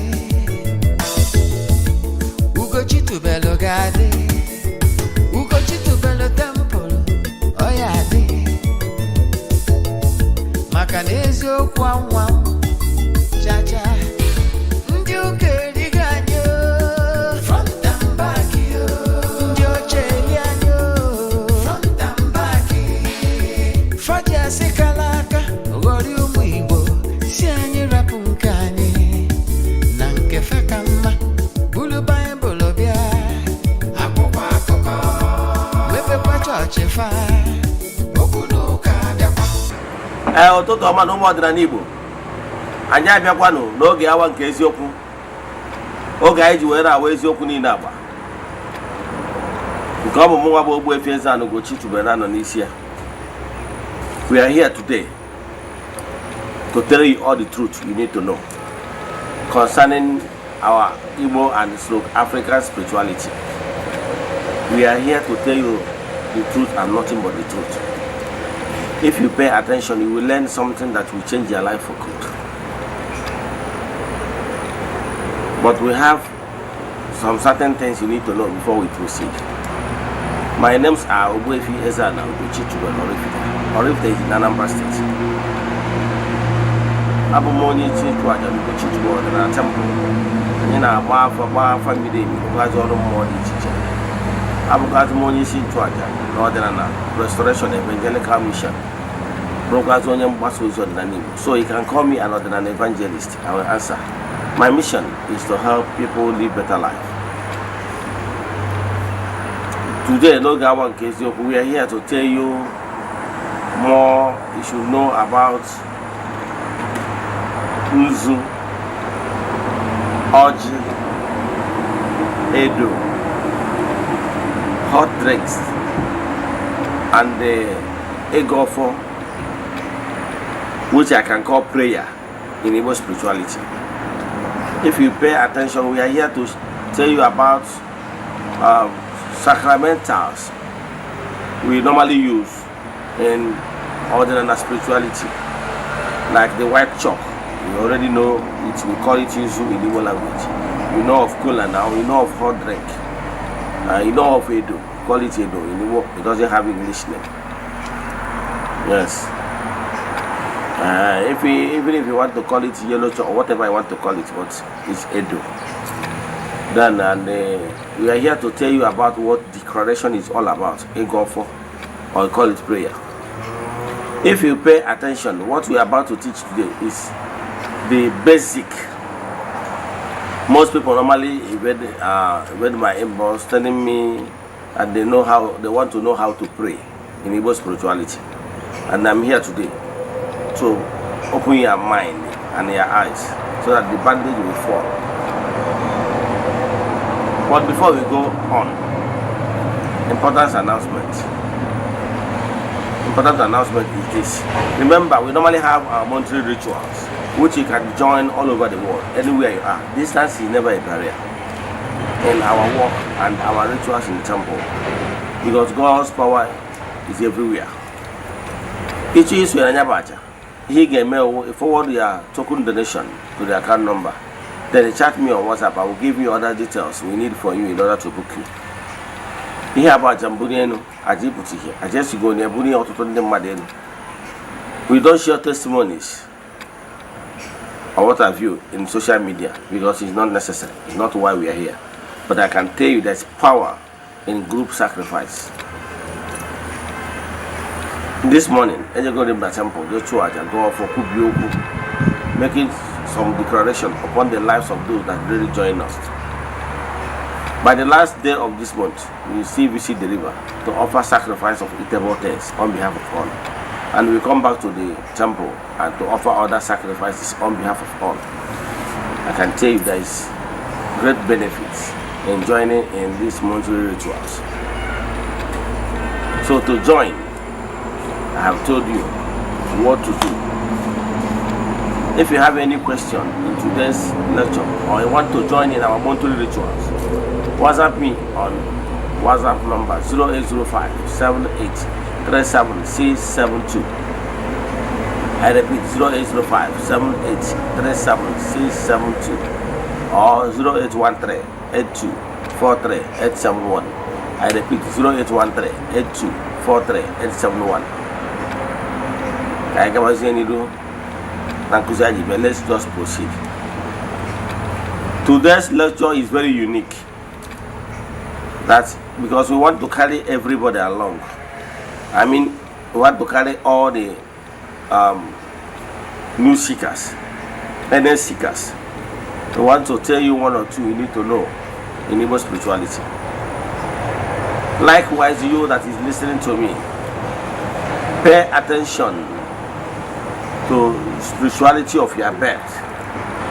It will help you. But to my Igbo brothers, I want to explain lots of things that you need to know, because you need to know them because they are basics.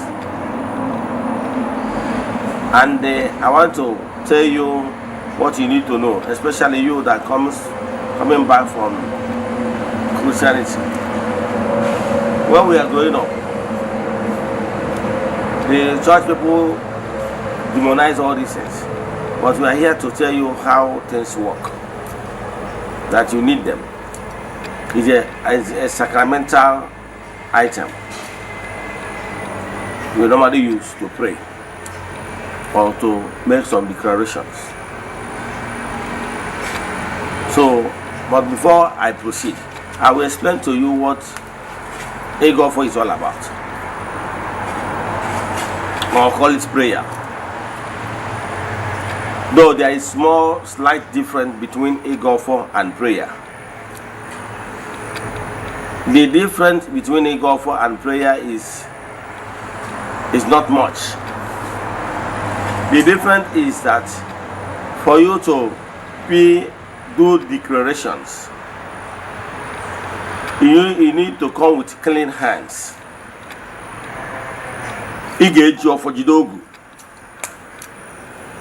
Because Ofonogu is the secret.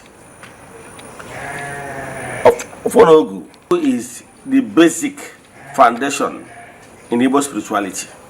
Ofonogu. You need Ofonogu because Ofonogu is coming into anything with clean hands. So Igbo spirituality believes in whatever you sow is what you reap. You believe in garbage in, garbage out. Whatever you give to nature must flow back to you, the originator. So in Igbo spirituality propagates that you come to with clean hands. So we believe in karma. We believe in whatever you sow is what you reap. So the difference between prayer and the Eziokwu is this. Before Eziokwu, you first of all admit that what you are saying is the truth and nothing but the truth. And you make a declaration that you have not offended anybody in that manner. Then upon that declaration, you now make your own declaration that you have never offended anybody in this manner. That whoever that wishes to intentionally offend you, let whatever the person decree or plan go back to the person. Yes. If you are Igbo, let me use this Igbo language to explain this so that you understand it. Eziokwu we say, no one of I have not offended anybody. I have not do any charm against anybody or prevent anybody's progress. Upon this statement, whoever that tries to use any charm against me, against my progress, let whatever the person plan go back to him. We used to say, he say. Now, and he said that for the fact that I have not done any charm against anybody's progress, whoever, whether man or woman, born in Eke, born in Ori, born in Afomakete, born in Upomakete, that ever tries to do charm against me, let whatever the person he or she plans boomerang and go back to him or her. That we call it declaration. Eziokwu. So upon this, you first of all decree that you have not done something to someone else. Then upon that statement, you now make a declaration. That is the only thing that is different between Eziokwu, yes, and the prayer. Anybody can say prayers, but in prayer format, there is no room for somebody to first of all admit and make a declaration, take an oath that I have not done this to anyone. Like I can beat my chest that I have never do charm against anybody or anybody progress.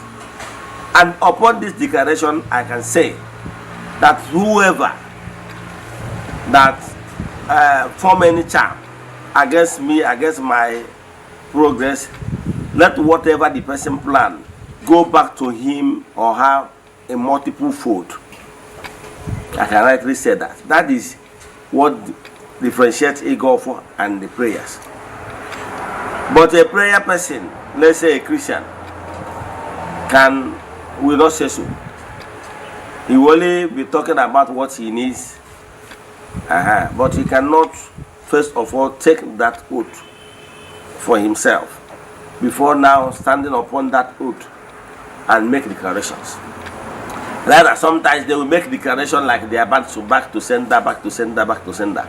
But she will not swear and sworn on his own or her own that she have not done same to another person.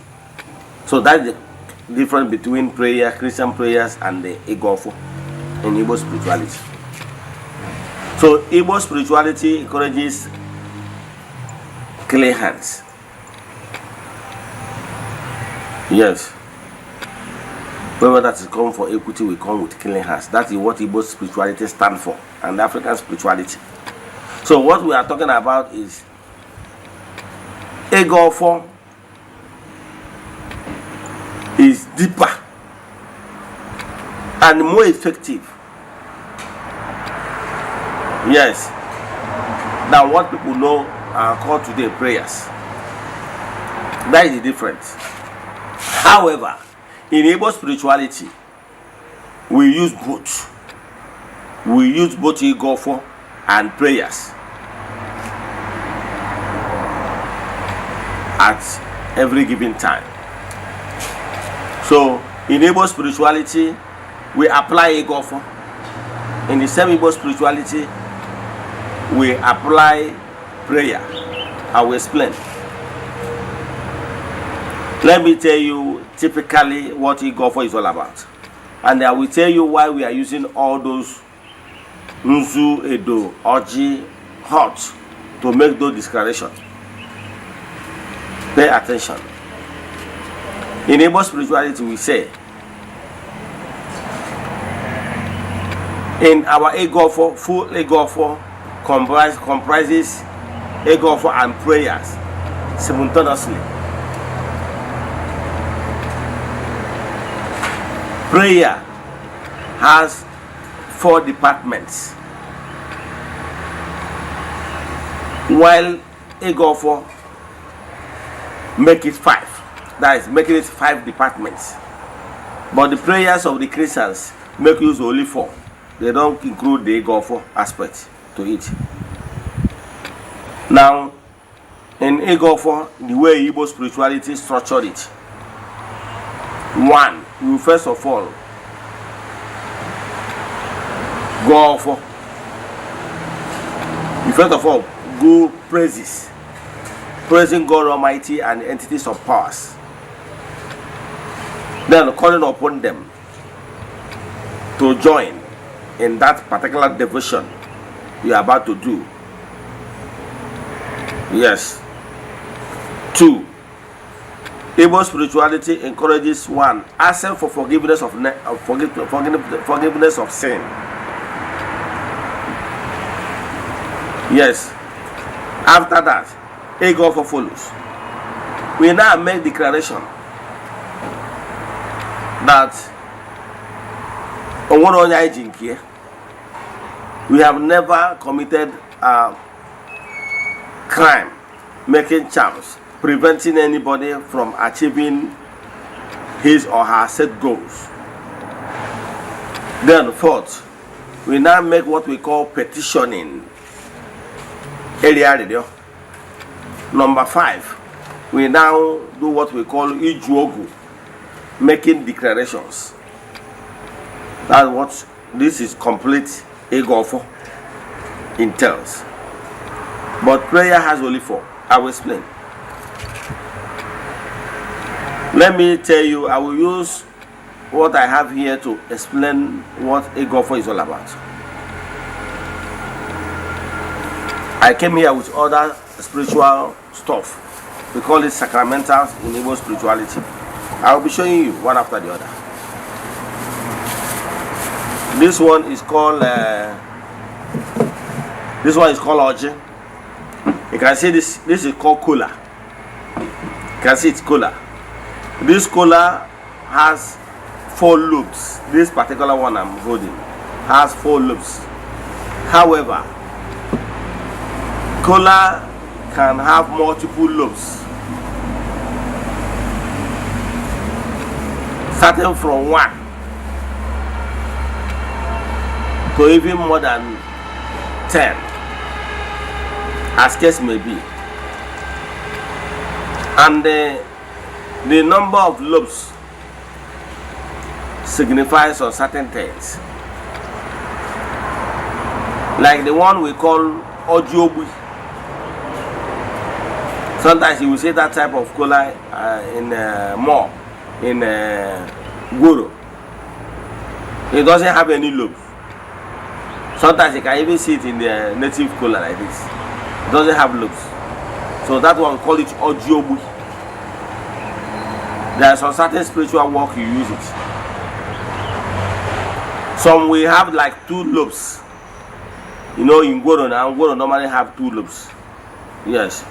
So that one we call it Eze-Ana. Ayadara theater. Yes. Eze-Ana. Once is your Eze-Ana, Ayadara theater. So that one is, you take it to the Ana, Ana. You throw it to the Mother Earth. Then we have another one called Oji Kenga. This Oji Kenga has 3 loops. On that 3 loops is just male. That's meaning that 3 loops is masculine loops. We call it male.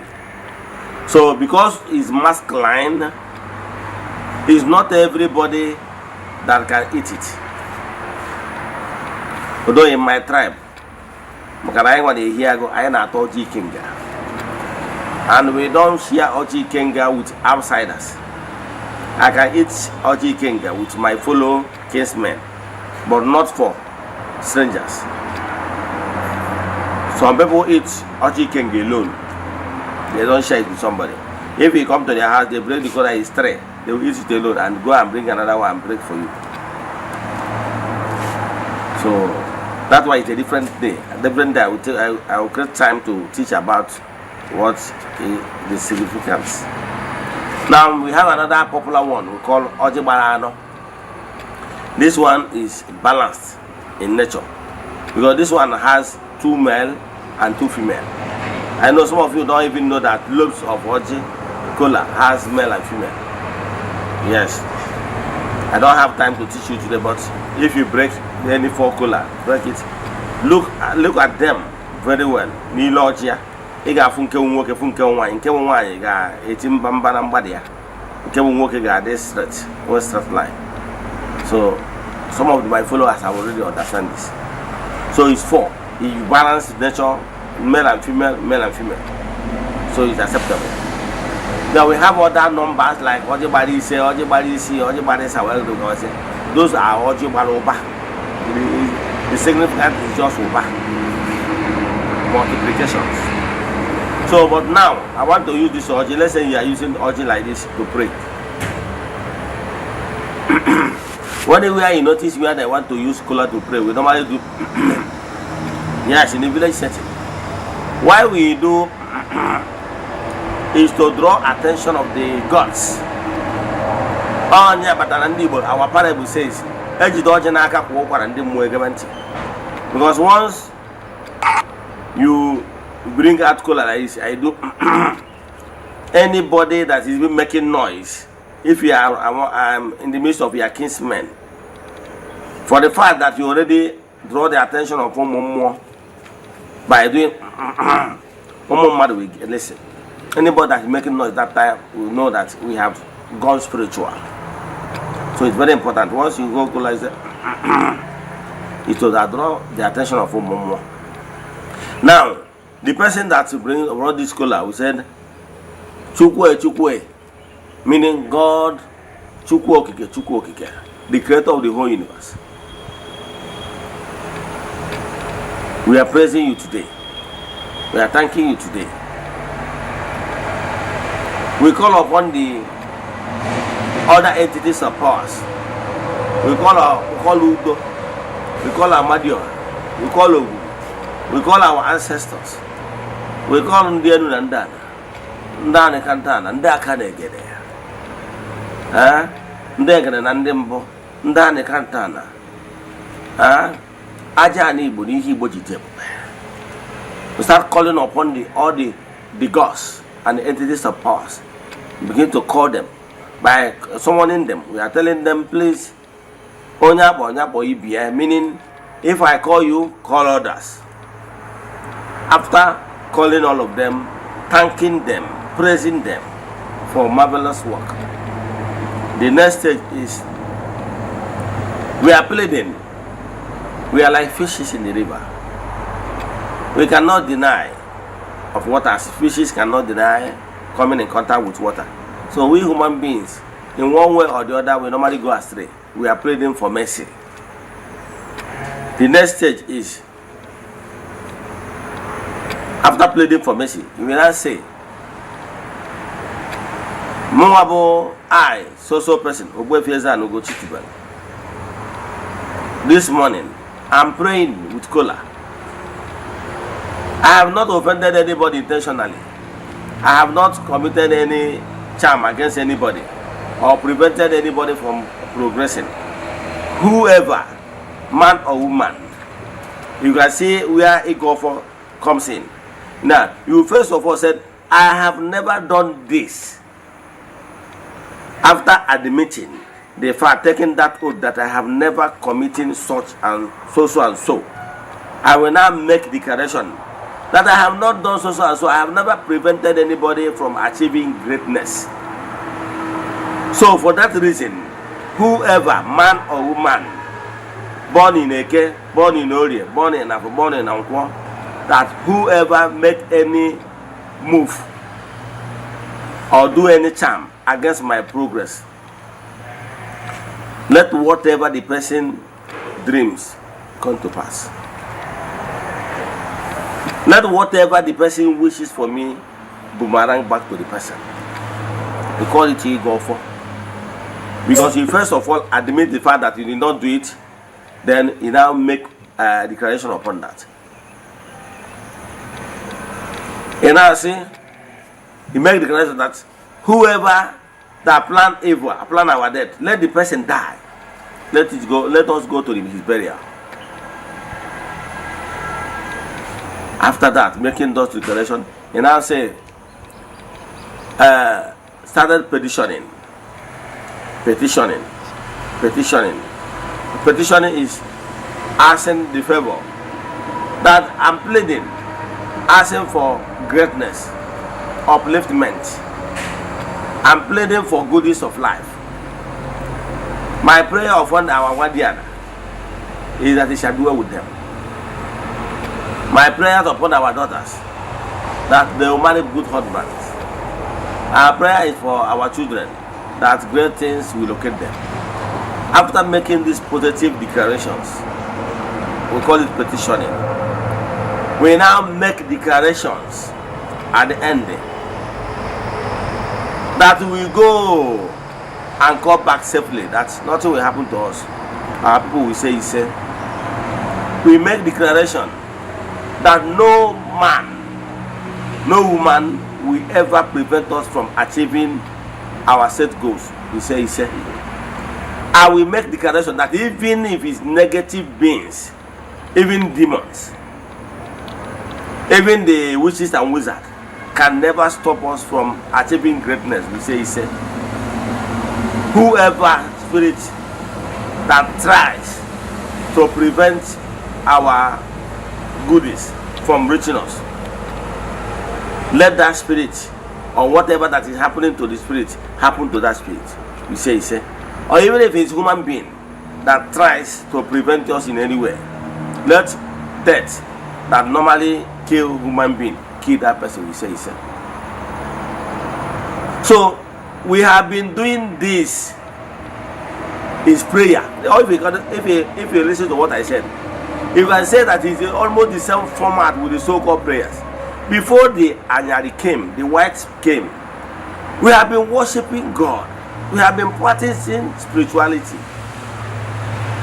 But they came and formulated their own prayers from the already known format. I have told you before the Anyari people came, Anyi na go for Igbos na go for. So they came, and while formulating their prayers, they took our own format to formulate prayers. But the only one they refuse to take along is the aspect that you first of all admit to yourself, take an oath by yourself that your hands are clean before you stand on that your cleanness of your hands and make some declarations. That is different. So I believe that you are already understanding how to do your own morning egofo.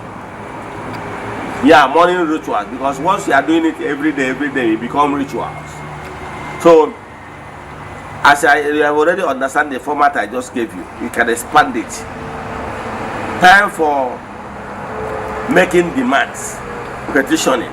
Speak the way as my mind leads you. Talk to your chief, talk to your Ezumes, talk to your forces, how you feel. Make promises to them that truly you have already come back. So say as you wish. Then after that you break this collar. If it's in the situation that you can break it, there are some certain rituals. If you are doing it, if you want to use collar as a point of contact, as a demand, don't break it. After making your wishes, you can go to your altar, or you can go to Eze-Ana or Eze-Bareto. Do you know why we normally use Eze-Ana or Eze-Bareto? It's because it's a meeting point of Umumu. However, if you have your altar, you want to make special requests in this manner, you can place it in your altar after you make your declaration without breaking it, because your altar comprises Umumu too. So you can keep it the way it is and ask them to break it themselves, to share it among themselves. Is very valid. You can at the same time do the same thing if you are to drop it at the junction, whether 2 junction, whether 3 junction or 4 junction, or as case may be.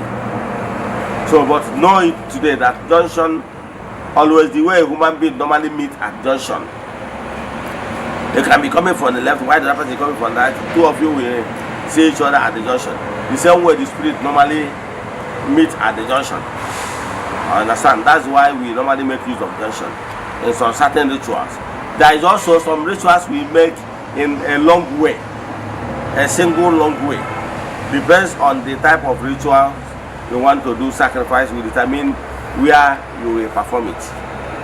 So, like I told you before, if it's the case that you break this collar, you break it after praying, you put it on your plate.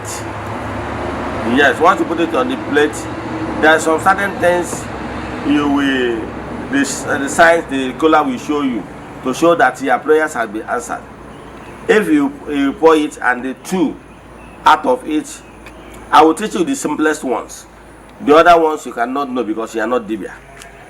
Are you getting me? So, but with time, you'll be able to understand all this, because how the collar position, whether it's standing straight or it goes chamfer or by the corner, has interpretations.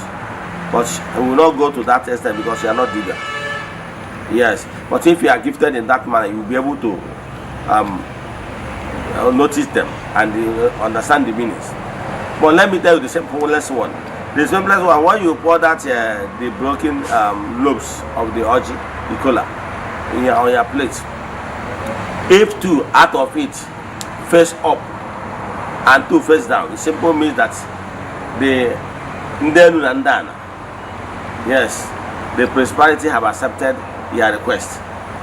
But whether how chamfer and the how stretch and whatever will determine if they accepted with condition or if they accepted with the time that they will do it, or they will look into your case. But you will not know all those ones because you are not a called one. But know that once two face up, it means that in the Eze-Ana, and all the entities of powers have accepted to look into your case. So they are accepted. But if you do it like 3 face up, or the entire 4 face up, it means that they have accepted your prayers gravely with all their hearts. Yes. If it's all of them that is face up, it means that no obstacle.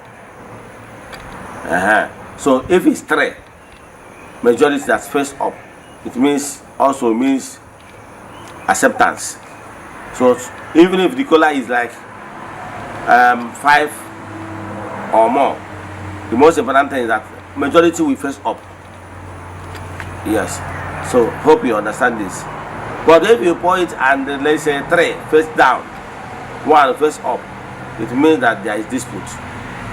Now if you do it and all the 4 face down, the answer is no. What you ask is no. Then they have to come with different requests. Hope you are following about Oji. Now, like I told you, Oji, you are saying, has spiritual meaning. If God Almighty loves Igbo so much, if you ask me, I will tell you that God Almighty loves Igbos more than any other. Yes. If I say it's because I'm an Igbo man, no, not necessarily. It's the only Igbo people that understand the spiritual value of this kola you are seeing. Other tribes normally eat kola, but they don't understand the spiritual meaning of the kola. We were told a story why God gave Igbos this kola, and Igbos in a way venerate kola, not worship. We don't worship kola, but we venerate kola because we understand the importance of kola in spiritualism. Kola is the only fruit that describes God and whom God is. God is one, but works in different dimensions without division. God is one, but he works in different dimensions without division and in equal rate. We are told the story that God Almighty, after creating humans, He now asked His sons to go out there to find a fruit that represented Him, that He can use to represent Him. Are you listening to this story? God so sent all His sons, including Igbo. Yes, our forefathers. Send them out, including Igbo. When He sent Igbo, our father, then every other fathers representing many tribes on the earth. So we'll go and pick palm nuts, Boraki, or Pankane, Boraki. You know, Boraki normally has it can have different nuts inside. But one funny thing about the Boraki is that Boraki, each nut, they are all divided, standing on their own. There's no common unity among all the nuts inside the nuts. But so, and they brought it to God and said, no, this one does not represent me well. So we go and pick Odara. I don't know what you are calling it in English. So pick this Odara. So I know you have English name, but I can't call it now. So Odara is a fruit, true. But the seeds inside Odara is in different houses, meaning that they don't touch each other. They are their own independent seed on their own. So many of them go and wrote so many things, and none of them really represent whom God is. So, but Igbo now went and brought Oji, and God says, yes, this really what represented me among all the fruits on earth. Oji. That's why some of people will tell you that Igbo before others. Yes. Now, the truth of the matter is that Oji is the only thing that has lobes, and all of them, the seeds are joined together without separation. Even if you look at apple seeds, we say that they are in different houses. The lobes are in different apartments without touching each other. But Oji, how you define lobes, but it meant one. So Oji has spiritual meaning, and Igbos don't joke with Oji, because we need to invite the gods. The reason is this: we need to invite the gods in our midst whenever we gather. Is it naming? Is it wine carrying? Giving out wife in the 10. Once they brought, they say, "Oh, water Oji, water rondo," and another Oji. Once you bring out cola, now also Oji are now. I don't know more everybody to go to more. A watch. We never want to go to more. And I will never about to go to more. It is it. The man he is able to remember. He would have a bonzu, make us see a bonzu. Yes, a Kusana Makoji. He had a bonzu ever. He have bonzu. You can see it is white, called white chalk. Yes. This Unzu is not demon, it's not demon. It doesn't have anything with demon, because look up the church people demonized it. It's just white chalk. It's nature, it's purity. It represents purity. Yes. I will explain how we got about this Inzu for you to understand what Inzu is all about. Nothing like evil in it. But the church people came and demonized everything concerning our spirituality in order to bastardize everything that has to do with Igbo spirituality. For those of you that will be asking what Unzu is clay. Unzu and we normally bring this things out from waters. There are some waters that has Unzu. There are some streams that has Unzu. Yes. At the river banks, we pick this Unzu. This Unzu is like clay. You can be using your hands to lift them from the ground. So there are some they call Unzundi chair. You know what I mean? Those Undi chair is just Unzu. Once you put hand, you lift them and leave them like that on the ground, just to dry on their own without trying to reform it. That one is called Unzundi chair, because nobody deform them. They remain the way they are. We call it Unzundi chair. Some of them will be big, a little bit like piece of block. They're big. Call it Unzundi chair. Then, out of human mind, and for the fact that humans understand some certain level of spirituality, some begin to mold it so that it will be easier and in small portion. So this one you are seeing now undergo processing, in the sense that somebody lifted it and used hand to shape it this way. This one they shape it this one, they call it Izumoke, because it's more bold among those ones shared in small sizes like this. It's broad, so they call it Izumoke.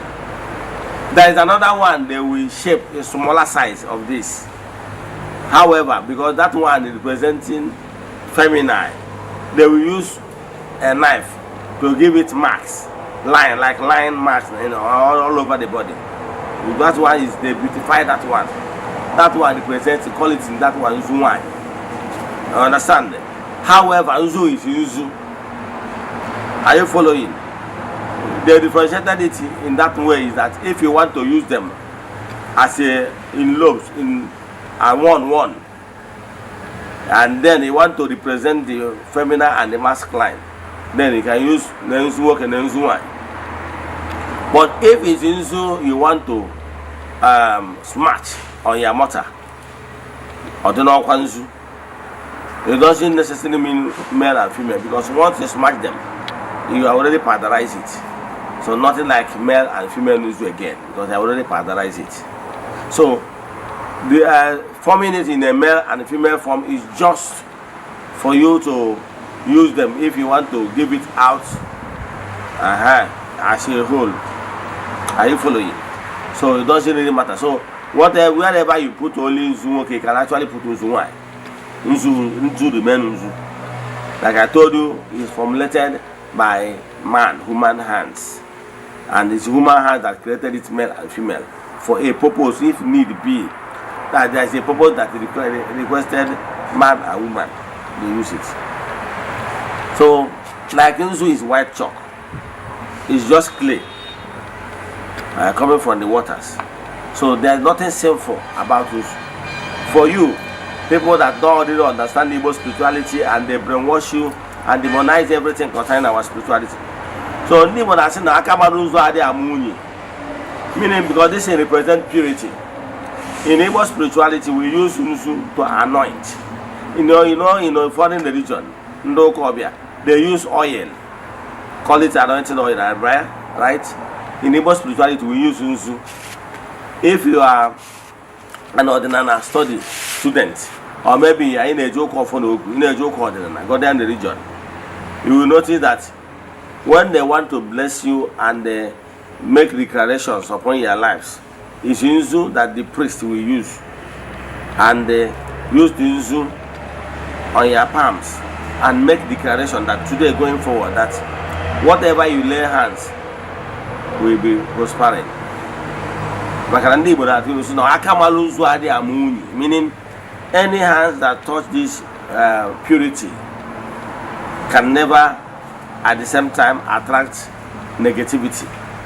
So Akamalunzu Ade Amuni. So you use it to make declarations, because you can't know one. Are you following? That is one. So know it today and know peace. With Nzu, whatever we are doing, we use Nzu either on your forehead, on your palms, on your legs. We can use it to make declarations upon your life, because Nzu be Homa. If you see Nzu in anywhere in their dreams, it represents good thing. Then outside Nzu, we have another one we call Edo. I will show you. This is called Edo.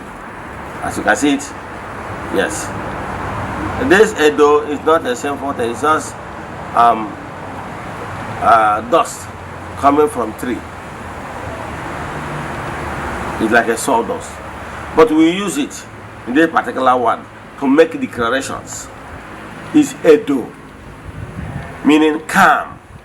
Let everything, let all the horrible things, let all the heat, let whatever the turbulence, let all the hustling and bustling, let everything be calm.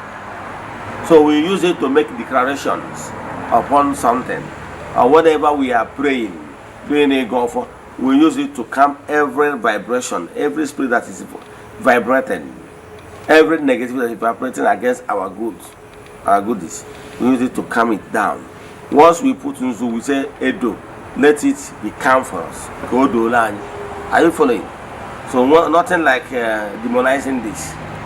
But I'm saying this because you that brainwash you.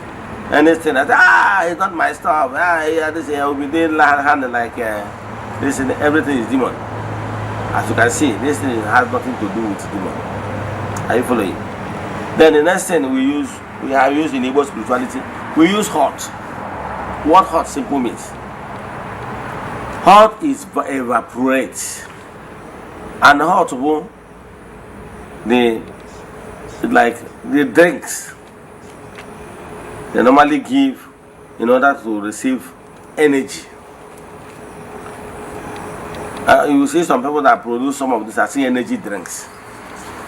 So drinks is for to activate, to elevate you, to cause joy, and at the same time give you energy.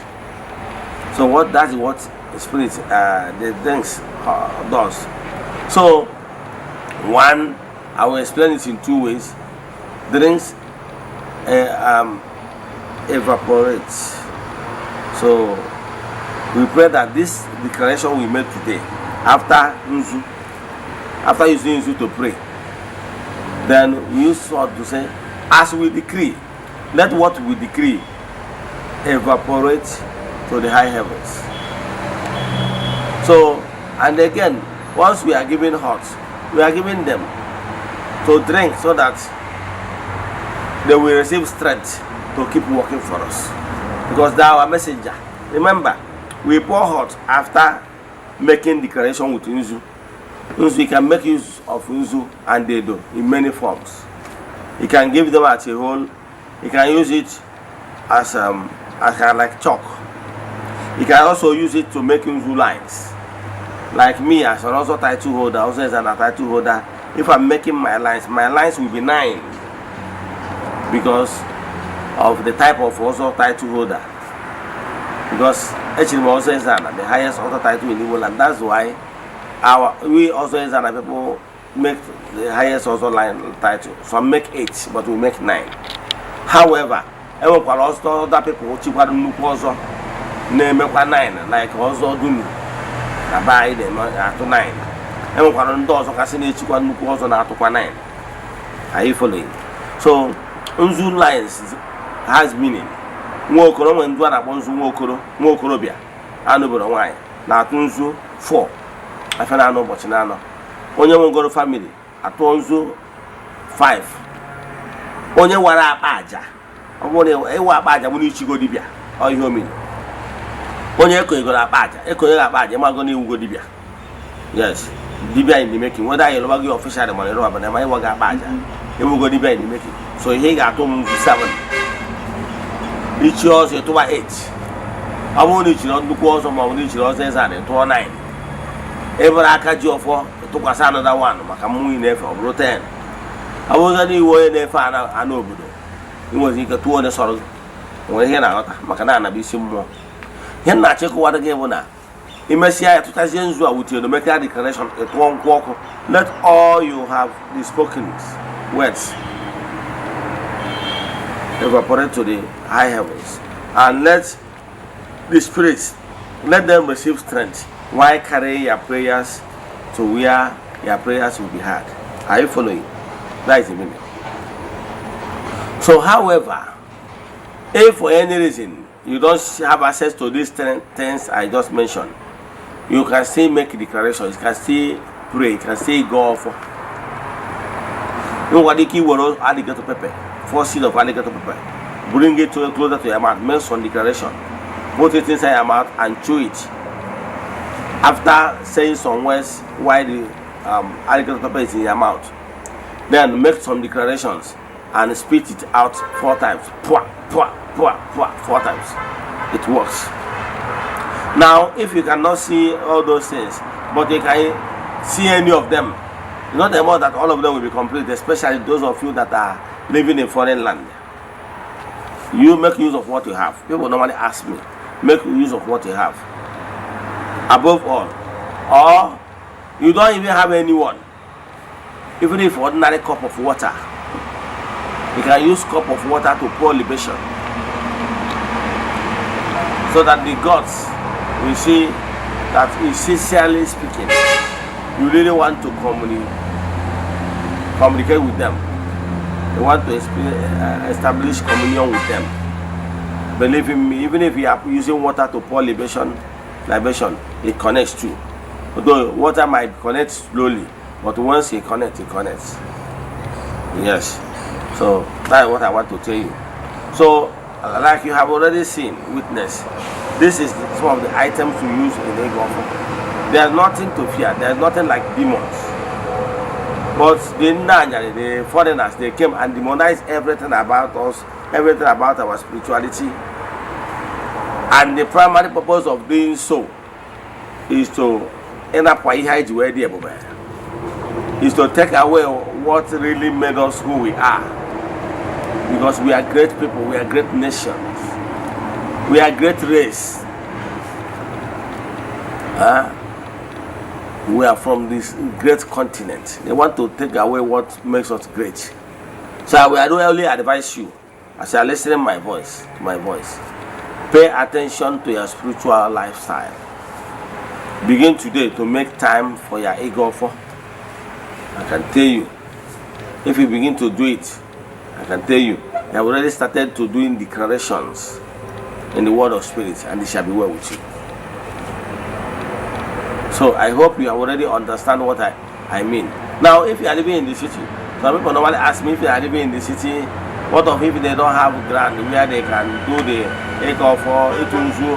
No. Even if you are living in upstairs, you can still do it in the floor of that your house upstairs. Yes.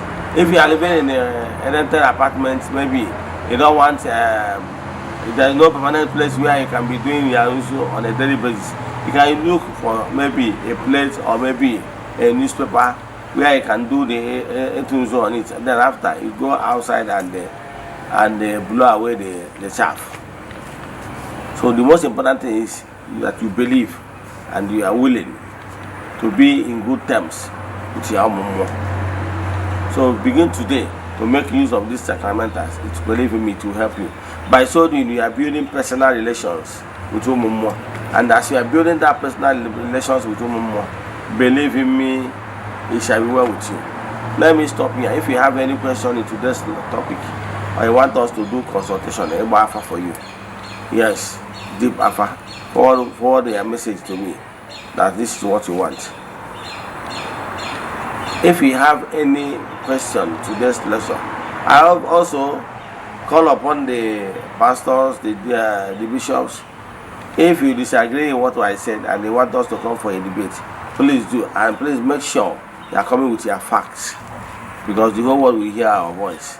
And at the same time, if you fail, you know what it means.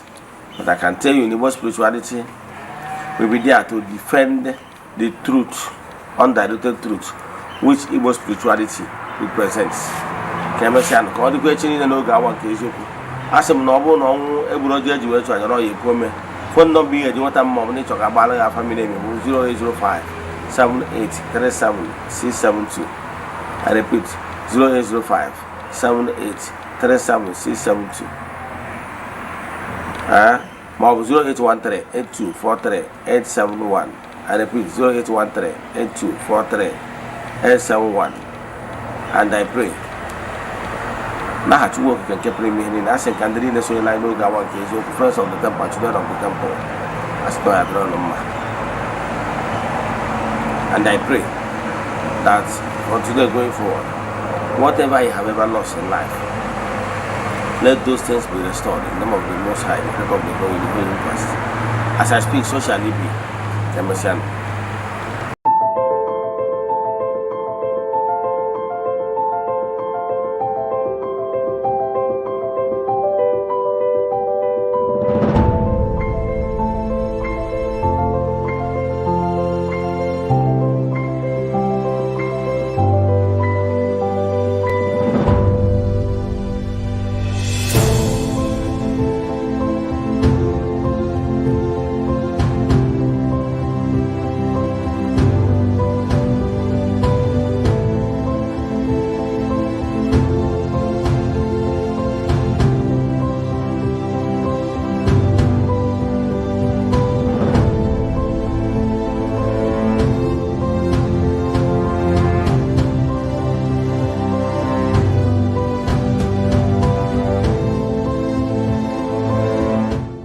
Good day, my name is Chucks.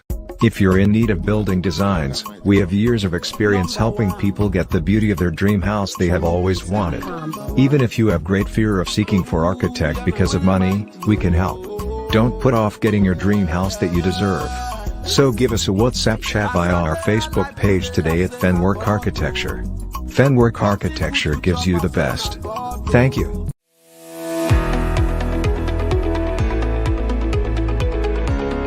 Morning. Okay, my name is Machuku Francis Chukwuemeke. I'm from Anambra State, Nibo, precisely.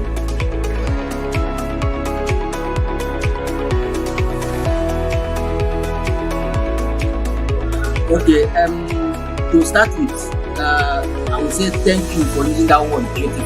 Those work we saw in Eziokwu TV, I'm the architect that designed them. I happen to be one of the 3 executive directors in Framework Architecture. Framework Architecture is a multidisciplinary integrated company that offers specialized and expert contracts and consultancy in area of architecture, civil engineering, project planning, interior designing. Okay, Framework Architecture was founded and began operating in 2010. The company is led by management team of 3 executive directors, and have assembled a group of experienced and professional technicians in both traditional and high technology.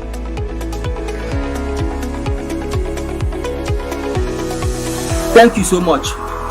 Our mission is to provide a service to meet the challenges of building environment associated with the developing countries like Africa. We aim to provide a conducive and safety, affordable housing units.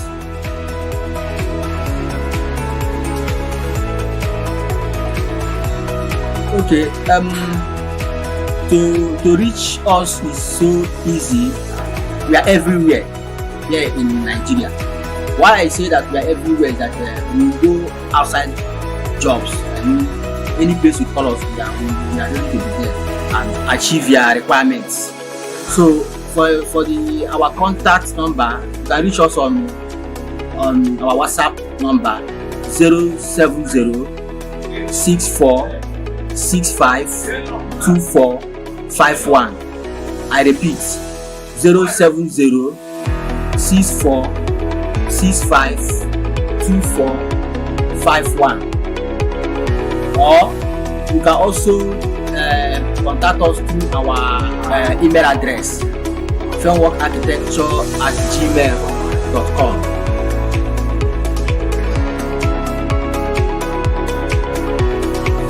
Thank you so much. I appreciate it. It's my pleasure to be here. Thank you.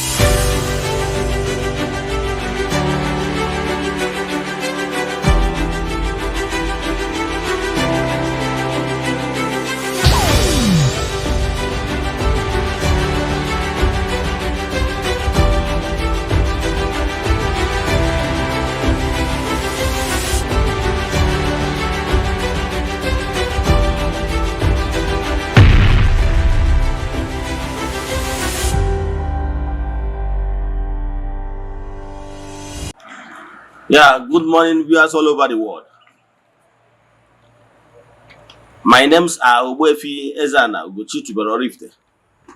I'm here this morning to react on trending topic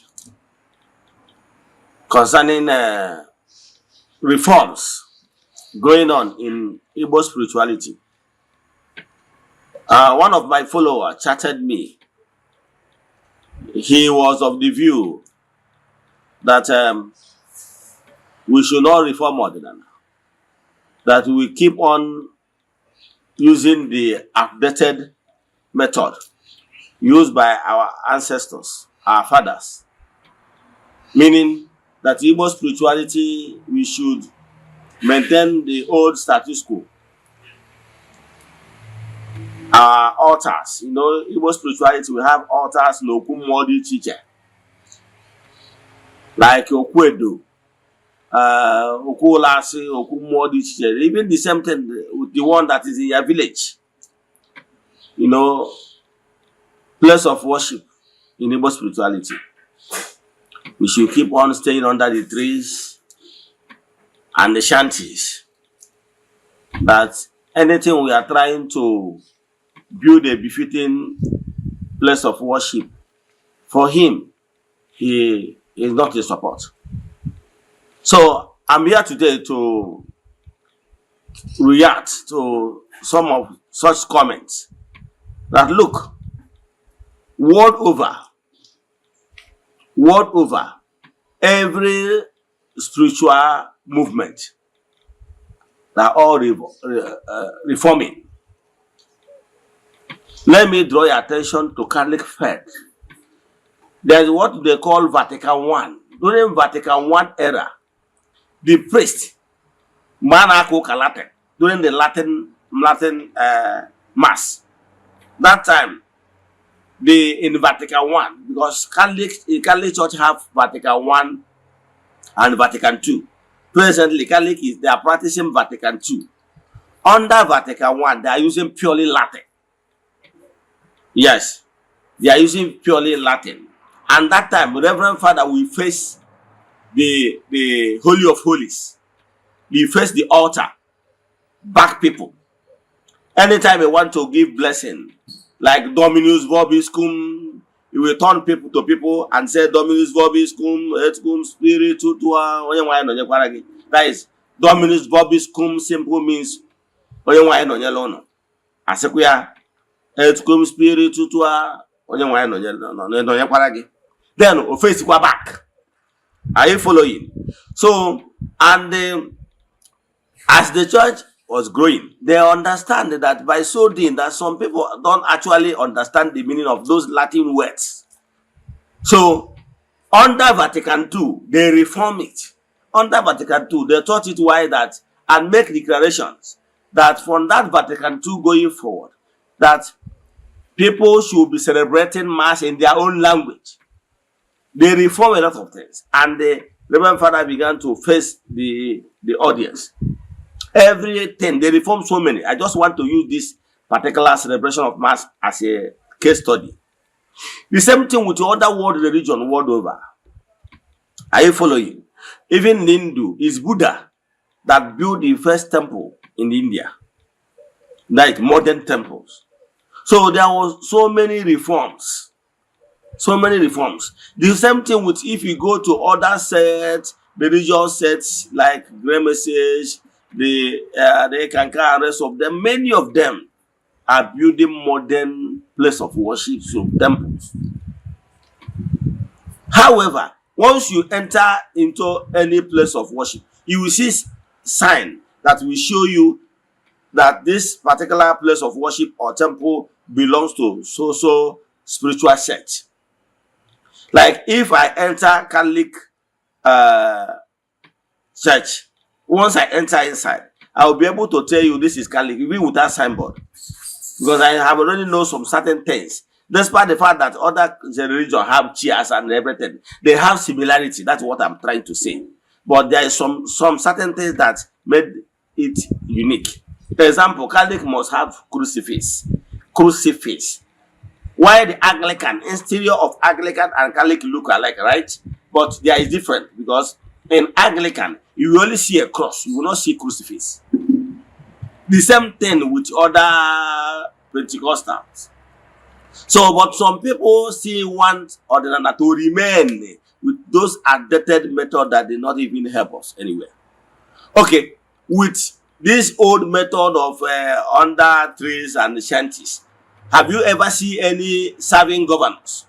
Despite the fact, or even senator, despite the fact that some of them, when they are contesting, yes, they seek prayers from traditional worshippers. Yes, Igbo spirituality. But because of how everything is structured, time of Thanksgiving, you will not see them. Okay, if the governor is coming to thank Olas with his entourage, where will he sit? The atmosphere is not conducive. Okay, if there is maybe a rainfall, how do you expect governor or a senator or and his entourage to be running helter-skelter because rain is coming? The atmosphere is not built in a way that it will accommodate high-profile personalities. So, but now in Igbo spirituality, we are moderning it. What is important is the teaching. In Igbo spirituality, African traditional religion, we are talking about telling you why you should not destroy your family, why you should be at peace with your children and rest of them. All those the tenets of Igbo spirituality teaching will teach you about those things. And even tell you how you can be able to do it yourself.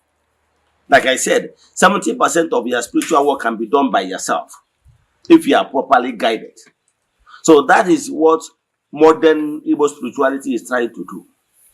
Now we are remodeling so many things, giving at least modern place of worship where you can come and sit comfortably. In fact, if we can even afford AC, we put AC. Are you getting me? So that the atmosphere must be nice. Yes, because other religious sects and spiritual movements are looking down on Igbo spirituality because of how our altars look like under the trees, under shanties and everything. People are looking down on us. So I'm a reformer. I am of the opinion that place of worship of Chukwu Okike should look nice. Okay, look at what African traditional religion is doing, Ghanaian religion. Look at it. You see it and watch the next video. You will see watch the next videos. You will see people massively returning back to Igbo spirituality via African traditional religion. You will see the atmosphere, you will see the interior, you will see everything, the environment is nice and very conducive, so that everybody will be conducive for all walks of life.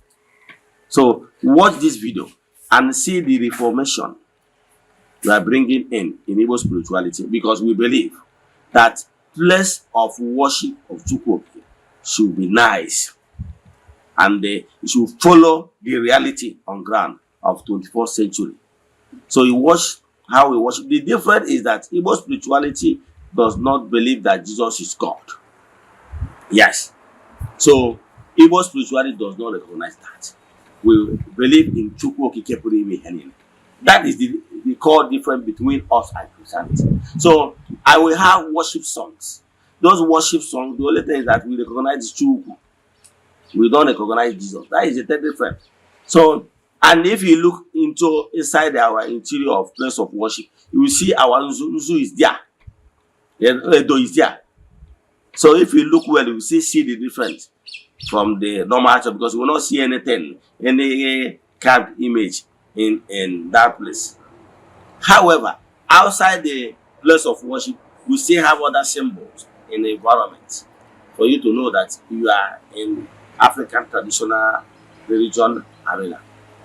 Let me stop here. Watch this video and tell me what you have to say. Thank you. Enjoy the rest of your day. You know your match of you are chilling your nature.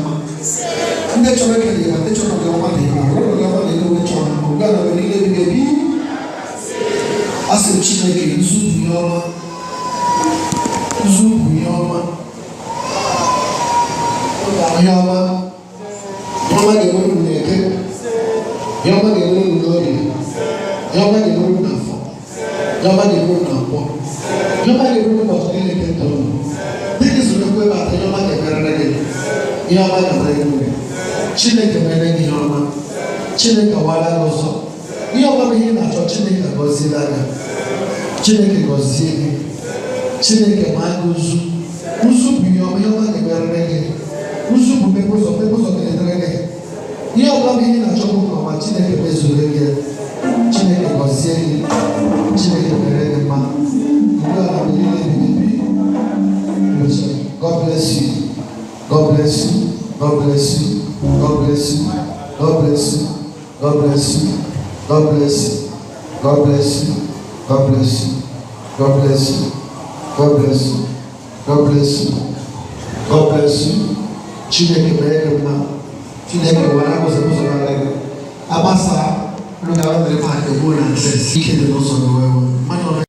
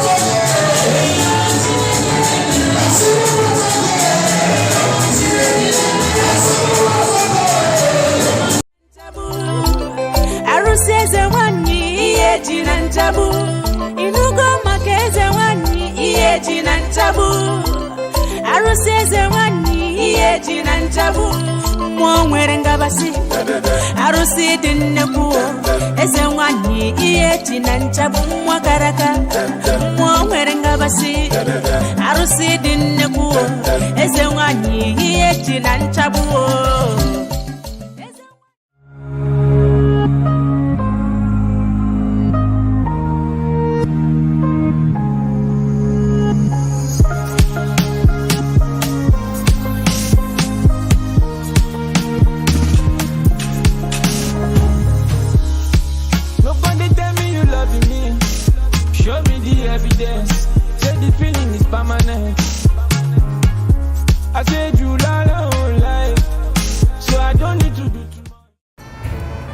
Viewers all over the world, as you all know, my name is Eze-Ana.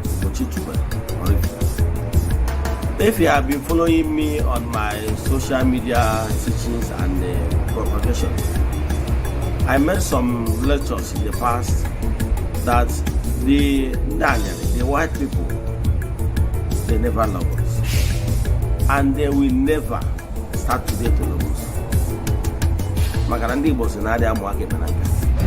Even in the religious houses, you will see them treating us like garbage, to show us that their claim love that showing us is fake. What they are interested in us is what they will take from us. But genuine love, without fear of modern camera, knowing fully well that the international cameras are there taking them, they don't really care. How do you think that they will love us? I want you to watch this video and tell me what you think. That even in the religious house, they are treating us like this. Remember our own brother, Cardinal Eze, that's supposed to be at the seat of papacy. They push me away. Watch this video.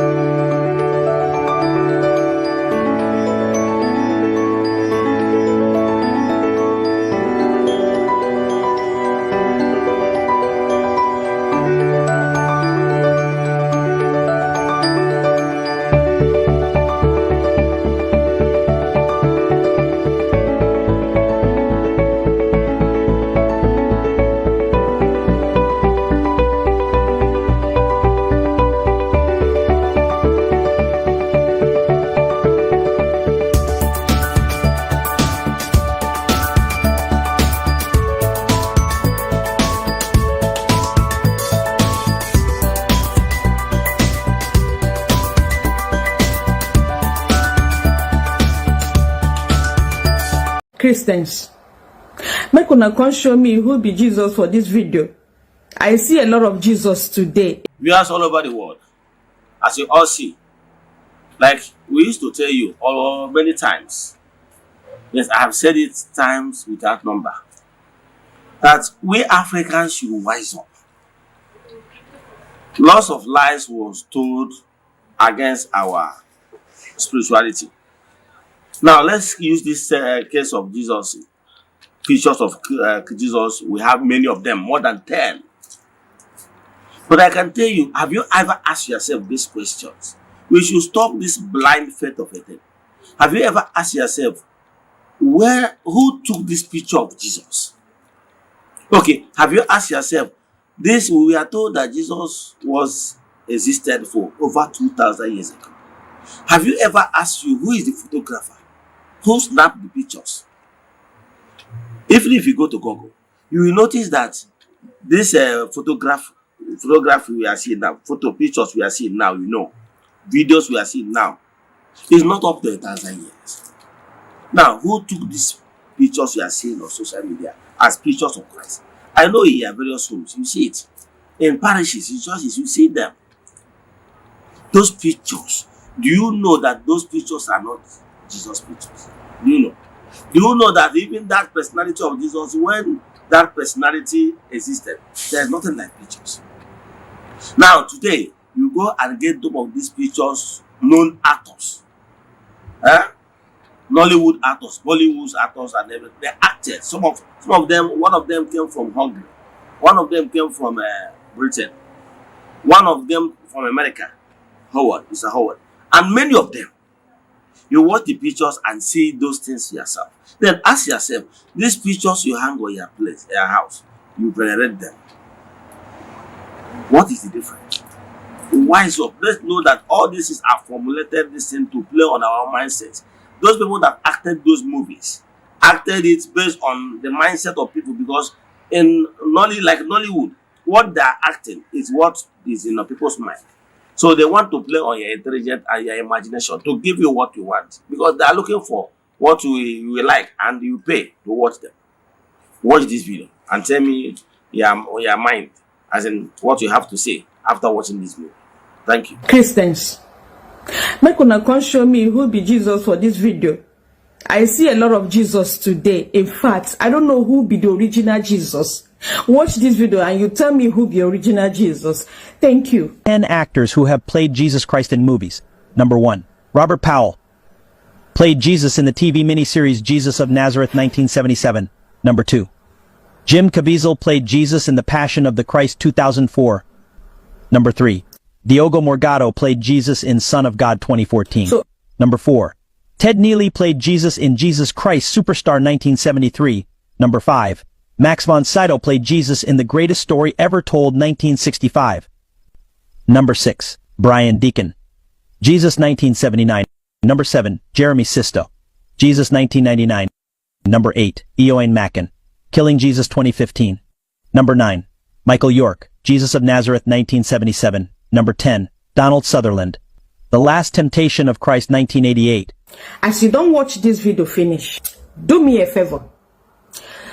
You see that picture of Jesus where you hang for your house, where they pray to, where they kiss, where they go bow, where they go kneel to, say na your Jesus. Whether that picture where you hang for your house, whether you go see the actor here. It's just like when somebody go carry, or a white man go carry picture of Peter Edochie, go hang for a house, say na Jesus. Now what you una do? Una don't say all these people na actors. Why you not go hang your papa, your mama, your brother's picture for your house and they pray to that to your father, your mother? We don't buy. Now actors where they their country, some of them don't even buy. Those actors, some of the actors don't buy. But their pictures there your house. You they worship you. You they call them, they pray to them, to the actor, make you answer you. Africans who do us like this, make una open una head, open una brain, open una eyes. Open them. Shebi you don't see say all these people are actors. But my fellow African don't carry their picture hang for house. They pray to the picture, to the actors. Why not carry Peter Edochie picture, hang them there, they pray to that man. As far at least that one gets your blood, that one gets your language, that one resemble you. Now another actor, where they in village, where they in country, now you they pray to. I hope say you see your Jesus here. I hope say your Jesus day here. Daranderi. Erigogi. Erigogi o erigogi.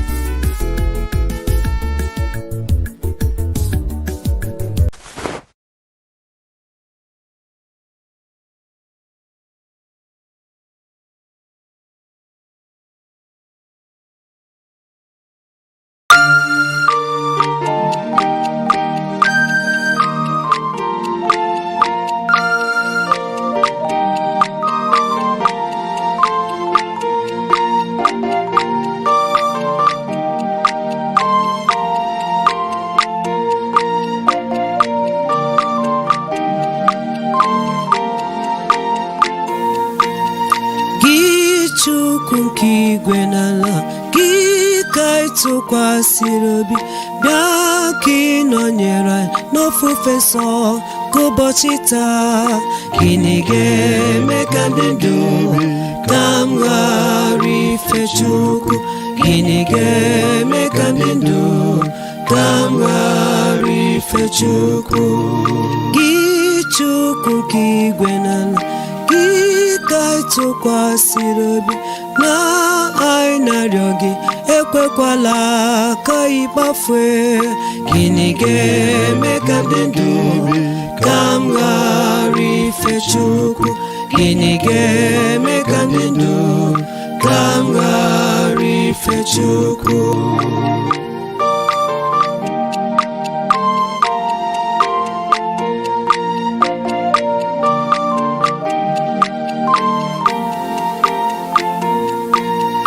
Ụmụnne m dị isi ojii, ka anyị Chukwu ekele, bụ onye kwesịrị ịtụkwasị obi mgbe dum. Gịnị ga-eme ka ndị ndụ ka m ghara ife Chukwu? Gịnị ga-eme ka ndị ndụ ka m ghara ife Chukwu? Ụmụnne m dị isi ojii, ka anyị Chukwu ekele, bụ onye kwesịrị ịtụkwasị obi mgbe dum. Gịnị ga-eme ka ndị ndụ ka m ghara ife Chukwu? Gịnị ga-eme ka ndị ndụ ka m ghara ife Chukwu?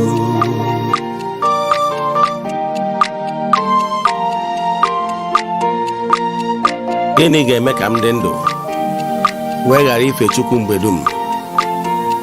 Gịnị ga-eme ka ị dị ndụ wee ghara ife Chukwu mgbe dum? Ihe a bụ ajụjụ ị kwesịrị ịjụ onwe gị.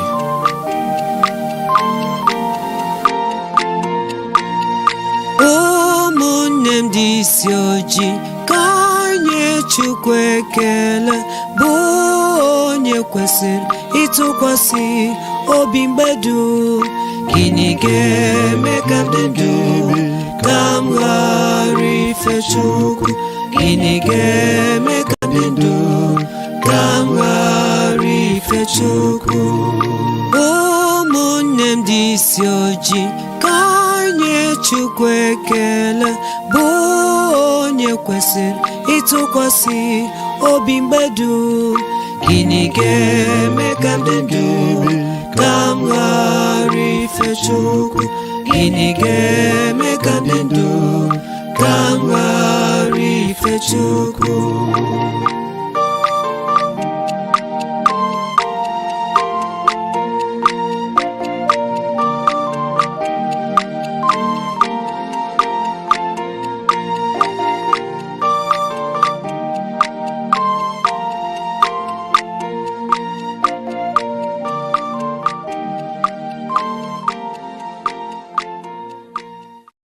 Eze-Ana Ugochitubelu, onye ọma n'ọrụ ifite, onye mgbasa ozi, ozi ọma ọdịnala gaba n'iru.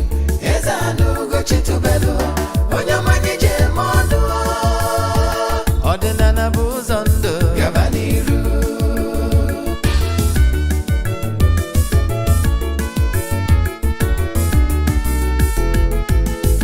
Eze-Ana Ugochitubelu, onye ọma n'ọrụ ifite, onye mgbasa ozi, ozi ọma ọdịnala gaba n'iru. Eze-Ana Ugochitubelu, onye ọma n'ije eme ọnụ, ọdịnala bụ ụzọ ndụ gaba n'iru. Eze-Ana ga-adị, Ugochitubelu ga-adị, Ugochitubelu tempụl ọ ya adị, maka na eziokwu anwa cha-cha.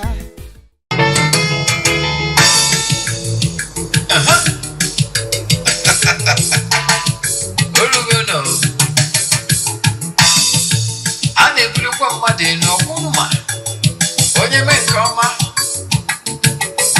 ebulie ya elu, si ya jide nke o ji na-aga n'iru. Biko ka anyị gbakọ kịta wee kene n'Eze-Ana. Eze-Ana ga-adị, Eze-Ana Ugochitubelu ga-adị. Eze-Ana Ugochitubelu Igade.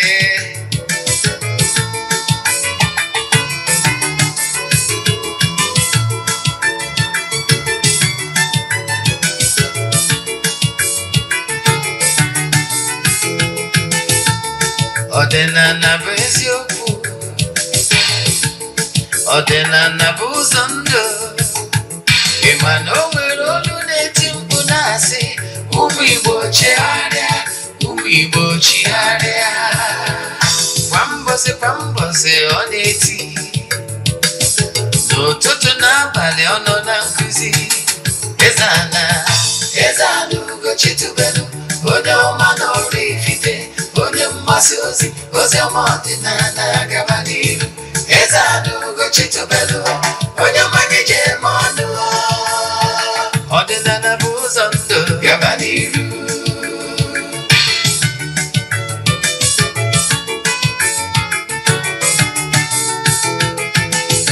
Eze-Ana Ugochitubelu, onye ọma na Oraifite, onye mgbasa ozi, ozi ọma ọdịnala gaba n'ihu. Eze-Ana Ugochitubelu, onye ọma ga-eje eme ọnụ. Ọdịnala bụ ụzọ ndụ gaba n'ihu.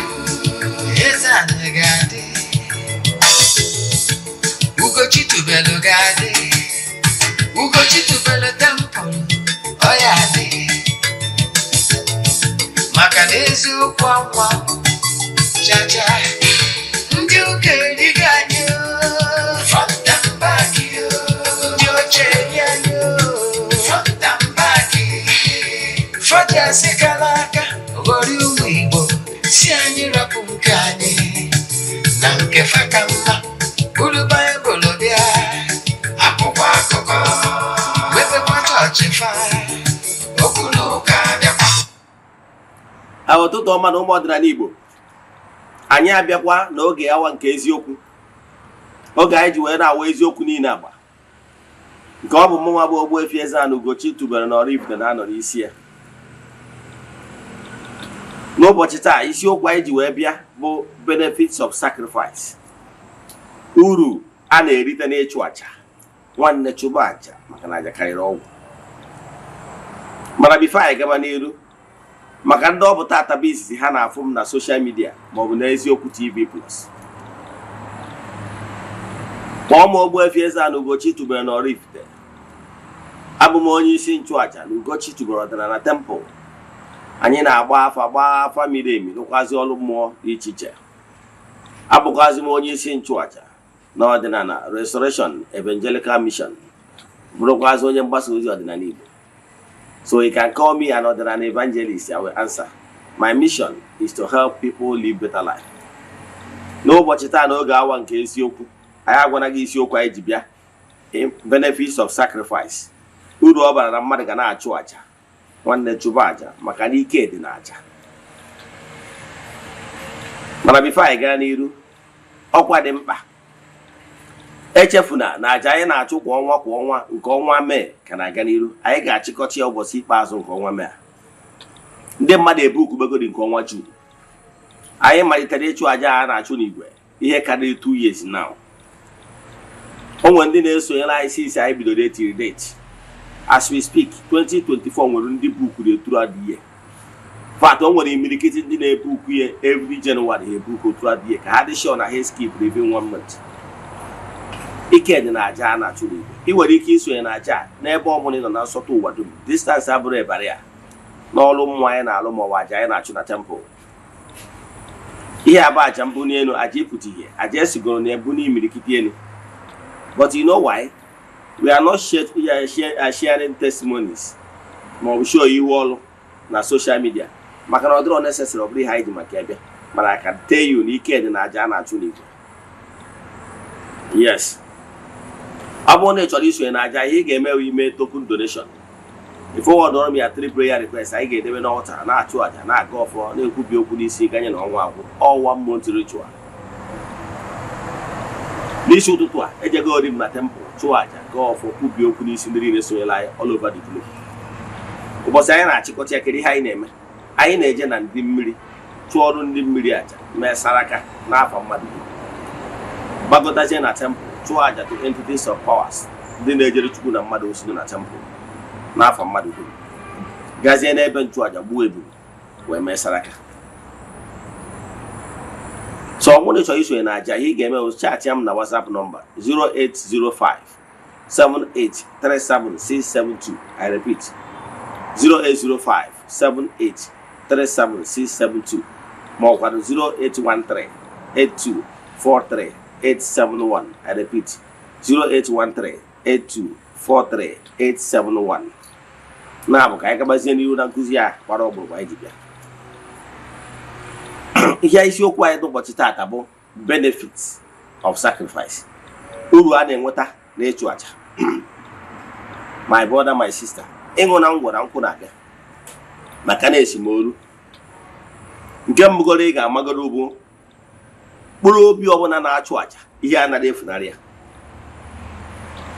Ọnya kpatara na one of the natural laws says givers never lack. Ọ bụrụ na emepe anya ime mmụọ gị ka ịghọta uru aja na-aba, nke bụ isiokwu na aja ọbụla ị chụrụ bụ ihe i nyere mmụọ. Aja ọbụla ị chụrụ bụ ihe i nyere mmụọ, and onwero ka mmụọ ga-esi jide gị ụgwọ. Chukwu okike anyị na-afụ bụ God of justice. Chukwu enwere ike ijide gị ụgwọ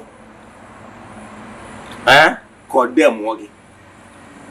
Ị na-enye gị anị ya, ọ ga-esikwa in one way or the other wee nyechigha gị ka ọ ga-abụ at the end of your existence. Ọ bụrụ na ị dịrọ perfect wee deserve ifesi ihe akpọ total annihilation, ịmasị na Chukwu ma ụmụ mmụọ ji ụgwọ. So whatever good you do on earth, believe in me, you will receive it. Enwere ike iji ogologo ndụ wee kwụọ ụgwọ ihe ọma ime.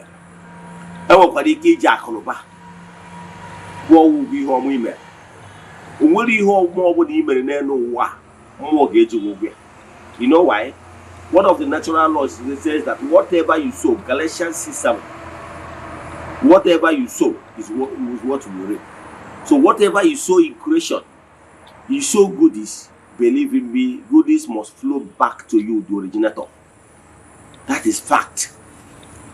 Ọ bụrụ na emepe anya gị ịghọta etu aja si alụ ọlụ, my brother, my sister, you pay attention. Ị ga na-achụ aja every day.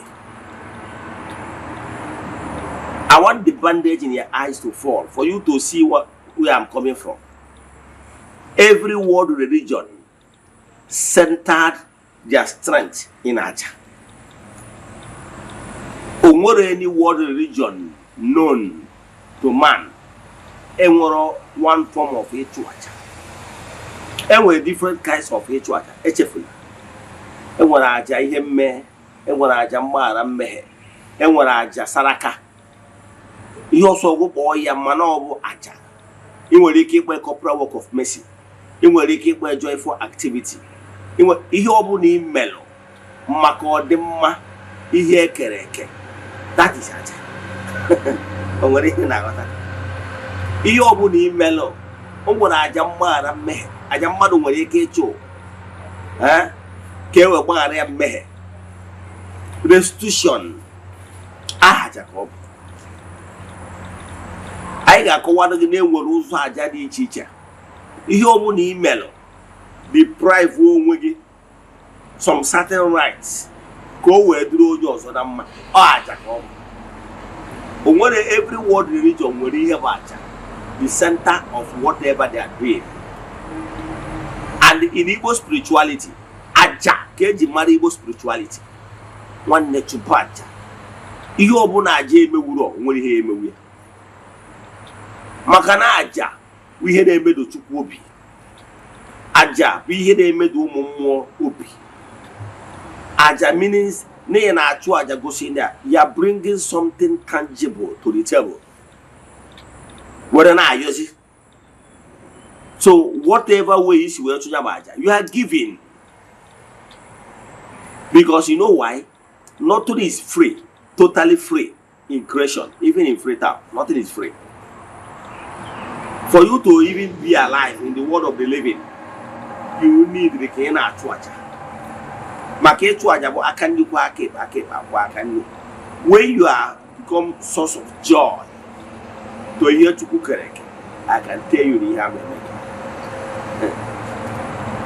Ọ bụrụ na ịghọtara the secret of mmadụ ịdịgbu nweta favor. Ịmarụ na favor ọbụla mmadụ na-enweta, it is ya.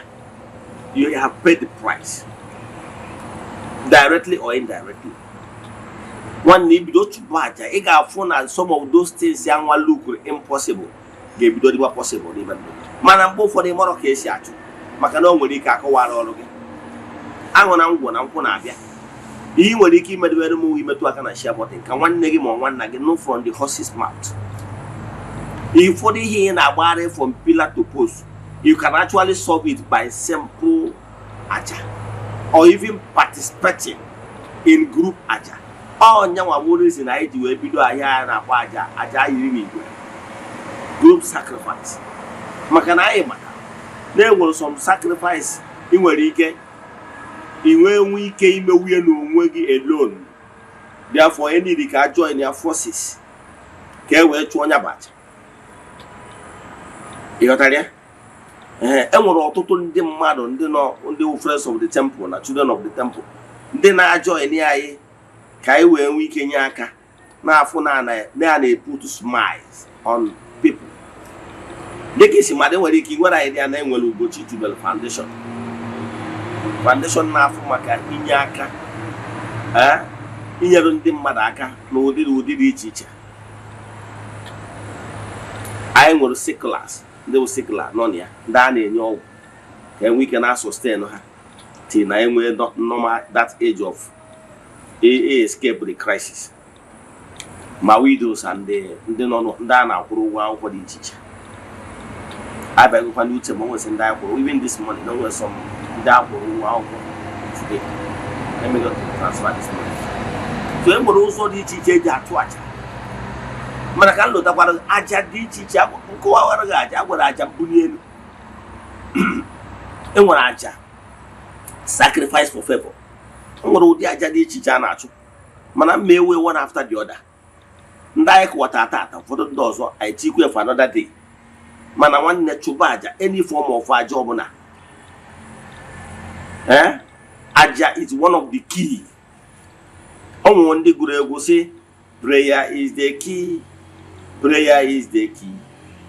Prayer is the master key. Yes. Prayer, ego for, is the key. Man of the master key. Because you know why? Upon every problem, key of prayer will open. So therefore, upon the master key. Ego taria? Maki, you know well some keys, some problem. Keys, tagolon chara. Ihe ga popeda chara, we chuacha. Imok. When cable key, ogabo, no ibape, iruju, restitution, charitable work, helping the needy. Or some keys or those things again. So prayer is one of the keys. I agreed. You know that? My name with so many keys. I can not talk and call. But I got basal keys. I got name well many keys. Now solve many problems. Nobody I talk in the banya. Now Isaiah 38 verse 1 to 5. You know that Isaiah 38 1 to 5 na akọwa gbasara the king Hezekiah. King Hezekiah nwere mgbe abụghara ihe mgbu dị n'obodo ọ na-achị, nsogbu dị, ahụ ọnwụ dị. Onye amụma Isaiah wee jokwu wee sị ya na ị ga-anwụkwa n'ime nsogbu a, maka n'ihi na ọtụtụ nwere ọtụtụ ihe ndị o melụ please Chukwu okike. O nwere ụfọdụ ihe o mere wee step on toes. Therefore, he was found guilty as charged. Nke bụ ọnwụ. Maka na ịrọtara agwọ nsọ si na ụgwọ ọrụ nke onye mmehie bụ ọnwụ. Sin is a reproach, righteousness is exalted a nation. wee maa ya ikpe na ọ ga-anwụ King Hezekiah mana ọ bịalụ o wee wutie mgbe ọ nụrụ ụdị judgment a pasị n'isi amụrụ m judgment a pasịrị n'isi gị amụrụ m ihe na pass through enwere ike judgment a pasịrị n'isi gị abụrụ judgment ọnwụ enwere ike ọ bụrụ judgment ihe isi ike enwere ike ọ bụrụ judgment amụta ọnwụ anwụ o nwere ofu onye one man chatịrị m yesterday wee na-ebe arịrị ọ na-ebe metụrụ m n'obi ọ sị m na ya nụrụ nwaanyị since 2017 yes 2017 yeah 2017 till date ọkwado 2017 yes 2017 no abi 2017 2020 20 Very about the hour. I think I'm able to that is that year, but no sim na niam go mu for. Niam mu for more kembu. Oburu nwanyi. Nwata nwanyi anya mụrụ nwunye mụrụ. No. Ya mmụọ nke bụwa nwata nwanyi. Nke anwa no 5 months nwụrụ. Mana nwatakịrị dị healthy anwụcha ya n'ụlọ ọgwụ mee everything nata 5 months after the girl nwunye edukwa ime ọzọ ọgbụgba nwa adịkwa healthy amụcha nwatakịrị few days about 5 days to make 1 year. In fact ha na prepare 1 year celebration ya birthday nwatakịrị ahụ ọkụ na-ele nwatakịrị eduru nwatakịrị jee ụlọ ọgwụ like that second one nwụrụ like that first nwa ya izi nke nwaanyị izi nwụrụ na agwa nke na ọ mụtara ofu nwa nwaanyị nke a dị ndị ruo taa mụta nwa nke ịbụ abụ nwaanyị nke a nwụọ 5 months after nwunye dị ime ọzọ mụọ nwa ọzọ bụrụ nwa nwoke nke nwoke a nwụọ 5 days to make 1 year ọnwụrụ nwunye dịkwa ime ọzọ mụkwa nwa nwoke again nwa nwoke nke a ngwa 11 months plus that is before 1 year ngwa ya ihe ọ pụtara bụ na this guy mụtara 4 children so far mana 3 is no more 3 is no more then and the 3 this 3 na anwụ under 1 year eji mụ ha I understand the pain this young man na pass through because of some na-emegidoro marriage na-eshake on a break. Ịmalụgo n'ụdị ihe dị etu a ma accusation dị na ya the gbara onye ọbụla gharị where the thing is coming from. Ịma na ọ bụ na onye nwere ike asị na oju ụmụ ya gwọrọ ọgwụ ego ị nwere idea. So allegations and so many things ọ gbazie confused or is it from where everything. Ị ghọtara ya? So the pain, imagine the pain this young man akwụya metụrụ m n'obi. Ị ghọtara ya? Then is no smoke without fire. Okay ma. Kedu ka ị ga-esi wee justify na nwoke mụrụ ụmụ a young man ka mụrụ marriage ha adịbọrọ adịrọ 20 years na mụọ ụmụ ịnọ mana o lose go 4 and come na anwụ before 1 year. Ịmụrụ no smoke without fire. Those things can be traced to so many spiritual angles. You know what I mean? Many things nwere ike ịkpata ya. Nwere ike isi no exactly not this. But ana m achọ ịkọwara amụrụ m ihe ọbụla bụ ihe we across. Amụrụ m ihe na-agabiga. Amụrụ m ihe butere ihe mgbu n'ọnọdụ gị. O nwere ike ọ bụrụ enweghị ego, o nwere ike ọ bụrụ amụtaghị amụta. Maka eso mmanụ ndị nọkwanụ amụtara o nwere oge elota amụta back then mgbe anyị nọ n'ụka ọbịa.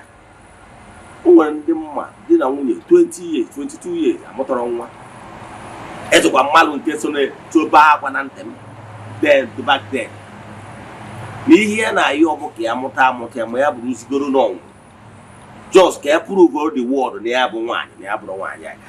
Can you imagine if you pay ihe m na-achọ ịkọwala gị bụ na amụrụ m what you are passing through. O nwere ndị ịma na o nwere ndị their own pain bụ na o nwere ike ọ bụrụ na family ọnwụ ike dị enwere ike ajụọ brọda Mike na-eje ahịa pụọ streblet tugbuo ya.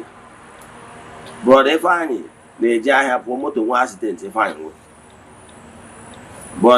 Brọda Mike asụda brọda Mike jere ahịa ugwu Hausa gịnị nwa mee ọ nwụrụ. Ha niile ọnwụ ike nwụrụ nke bụ na ọ yara ahụ a na-asị ya ndo. Ịma na o nwere ihe bụ na mmadụ na-ahịa ahụ a na-asị ya ndo ganyezie na n'oruo mgbe you cannot make it. Anesi ndị ikwu na ibie Sosia ndo mana nke bụ na onye sere bye jee ka ịbata ọsọ na ya na-eje ka ya bata taa ma ọ bata echi. Ihe ọzọ ị na-ozide bụ na ọnwụ ike ka ọ bụ dọtarịa. Ị ma na o nwere some family bụ ọnwụ ike ka a na-anwụ akpụ onye asị na ọnwụ ike akpụ onye ọsị na ọnwụ ike ọ bụrụ ihe mgbu. Ịghọtarịa? So many things agbụrụ m ihe ọbụla bụ ihe mgbu ị na-enwe mana ana m achọ ịkọwara gị na some certain things abụrụ na just coincident merenụ. I need to find out the root cause of that problem. Ịgbakwana nkịtị. So ga na-achọ ịkọwara gị mana aja enwere aja na-egbochi udo ihe ndị dị etu a. Enwere the right aja for every predicament. O nwere nsogbu ị ga na-pass through. Ọ bụrụ na nsogbu ị ga-solve by key of Saraka. Nwere idea. Enwere some challenges. Enwere one family ha mụtara nwa. Ofu nwa nwoke ha ka mụtara. Ndị ọzọ nwaanyị mụta nwa nwoke. Nwa nwoke abụrụ na ọ bụ dada. Oge ọbụla ọ na-ahịa ahụ, oge ọbụla ọ na-ahịa ahụ. I will bring you to my notice. Agwara m ihe a ga-eme. Anyị bido chụba some series of aja and Saraka. Yọtara ya? Mesịa ya nwatakịrị dị stable. Oge ọbụla gbara ya jee ụlọ ọgwụ, oge ọbụla arụ ọkụ arụ. Mana today as we speak, nwatakịrị dị stable. Yọtago? Ihe nwagodo ha from time to time si mere Saraka, from time to time sorry mere Saraka. Ife na nwatakịrị akwụsị ya. Ana m achọ ịkụwara gị na enwere any problem ọbụla nwere key. Amara m ihe na pass through. Amara m ihe ya family na pass through. Mana ihe na-achọ ịkọwara gị na enwere aja. Ike dị na aja. Aja nwere many forms. Whenever you sacrifice something for the benefit of all others, is aja. And for you to remain in this gross material world as a living being, you need the capable source of joy to other creation. You need the capable source of joy. Mechanical source of joy to other creatures. You will live long. You know why? Those creatures that depends on your almsgiving, that benefit lots of things from you, we keep on praying day in, day out for you to continue living. Makana ndụ ha dị na ọ na-emere na ndụ big man ndụ big man dị n'aka big man. Ana m achọ ịgwa gị na a ga-enwerịrị living beings na-benefit from you that are joining in prayers na-asị Chukwu okike na ụmụ mmụọ na-agagharị na-eme mma na ihe anyị emekwara nwoke a na ọ ga-adị ndụ. Ihe a bụ ihe ị niile. Nature have already taught us that we need each other. Onya batara nature ji wee mie. Have you asked yourself why is it that nature mere na among the living things? And we're living things like me and you need the oxygen. Yes, for us to remain alive. My name will other living things like trees.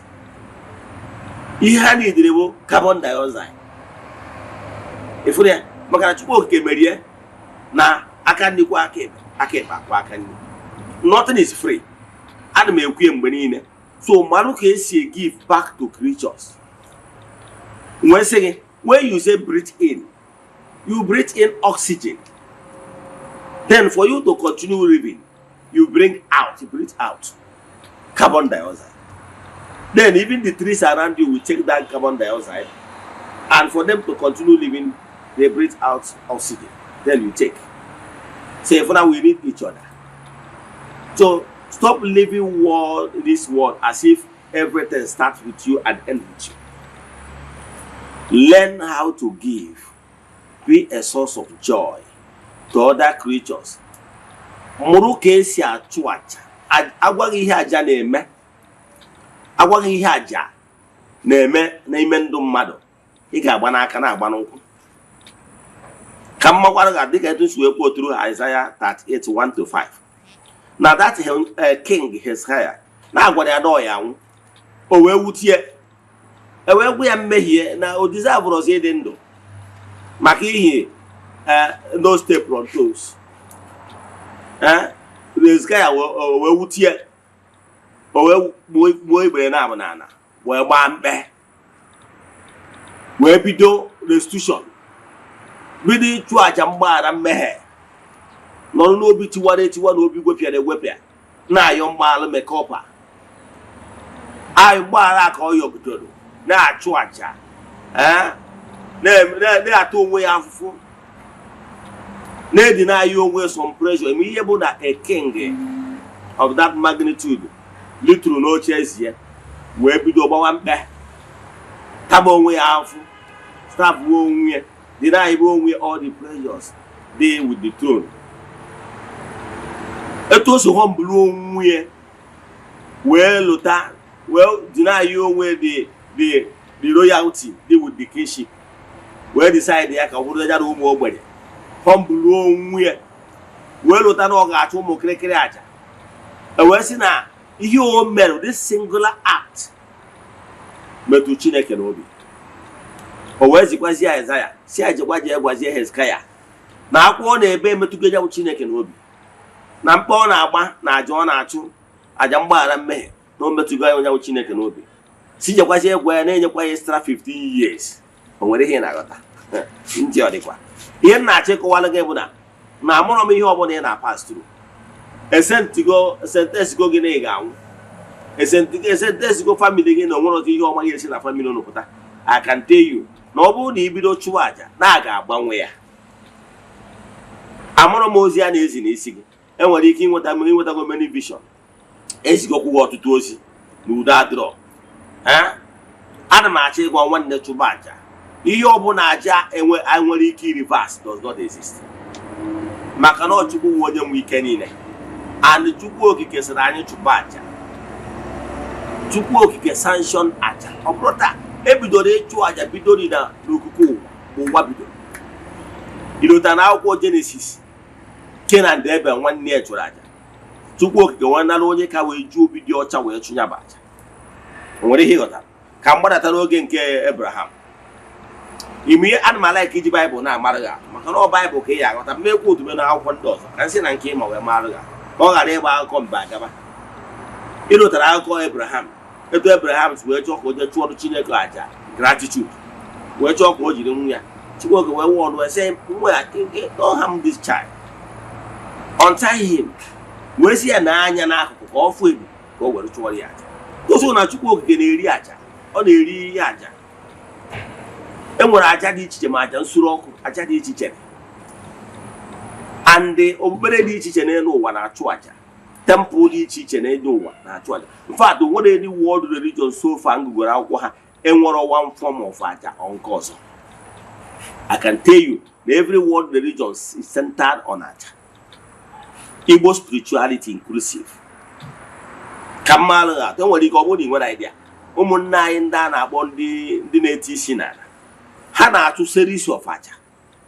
Ị nwere ike ịda anụ maka na-enwere aja dị iche iche ha na-achụ mgbe ha ji enwecha festivals. Ọkụ ị nwere idea, enwere ike asị na ha na-celebrate sala nke asaa na good onye na-eti isi n'ala ga na-achụ daily. A na-akpọ Zaka. Ị nwere ike nwere idea. Zaka simple means na ị ga-agbarịrị mbọ every given day, a day ọbụla, you put to smile on a less privileged person. Nwere ihe ịghọta? Yes. Ni onye ka mma na ị ga-agbarịrị mbọ you put to smile on them. Etu a ka ọdịnala Igbo si emie. Mgbe buru ugbo, mgbe ezi dị n'ụkwụ ụkwa, elụtara m eso m nọrọ for my grandmother. That time wa na-eri nri ebe a na-anọ na-eri nri mgbe ezi dị n'ụkwụ ụkwa. N'ilo ka a na-anọ n'imu na-eri nri. Ọ na-akụ ha n'oge ọgọzi anakpụta ụla ebe 5, 6, 7 gbaa ka eji eri nri abalị. mgbe ezi gị n'ụkwụ ụkwa ka m na-agwa gị maka na ụmụazị kịta a na-eto ndị na-agwa ha nwekeche na akụkọ Mike akụkọ mba agaba ọ mere eme n'ala Igbo a ka m na-agwa gị na-eso mfe ya mgbe a na-agwa gị apụta etu ebupụta nri n'oge uruchi oge a mgbede chi na-eme ọ bụ onye ebupụta nri mgbe anwa ịfụ na okenye my grandmother that time yi akwụ ụlọ rice onye aka kru rice okwu rice ọwụpụ ihe o ji wepụ ya ihe o ji wepụ ya bụ na ma na o nwere other things Chukwu okike kere eke ha enwere ubi ha enwere ọba mana Chukwu kere ha kechaa ya sị na ihe niile o kere n'ụwa ha ịma na problem ka nkọwara nwantịrị mara problem mmadụ na-enwe na mmadụ che nọọsụ ya na-eto Chukwu. I can tell you my brother my sister ihe ọbụla Chukwu okike kere eke na-eto Chukwu mana o nwere ike bụ ụtọ na iri anụ dị a language ị mụrụ na best of the air na-eto Chukwu nwere idea mgbe ahụ ị nwere ike ịfụ the best ha nọ n'isi windo gị na-asị nke a na-ekwe ọtụ nke a na-ekwe trebụl ha na-enwere aṅụrị ịmụọ na ha na-eto Chukwu even the trees mgbe ị ga-afụ ụgbọ etu a ha na-ebugharị ikuku ha na-eto Chukwu nwere idea mana ị ghọtara how things work. Even those animals, those lizards, birds, their chicks in their compound, ha na-eto Chukwu. Inwe ike che na ha mara ha ma they understand and onye na-enye ha ka ha na-enye. My grandmother wee were ha wụpụ mgbe ọ wụpụrụ remember those ants, lizards, birds, ọkụkọ name them. Ọkụ ịma na ha adịghị azara ya compound. Ọkụ ịma na ha adịghị ejerie nkụ. Ọkụ ịma na ha adịghị ekuterie mmiri.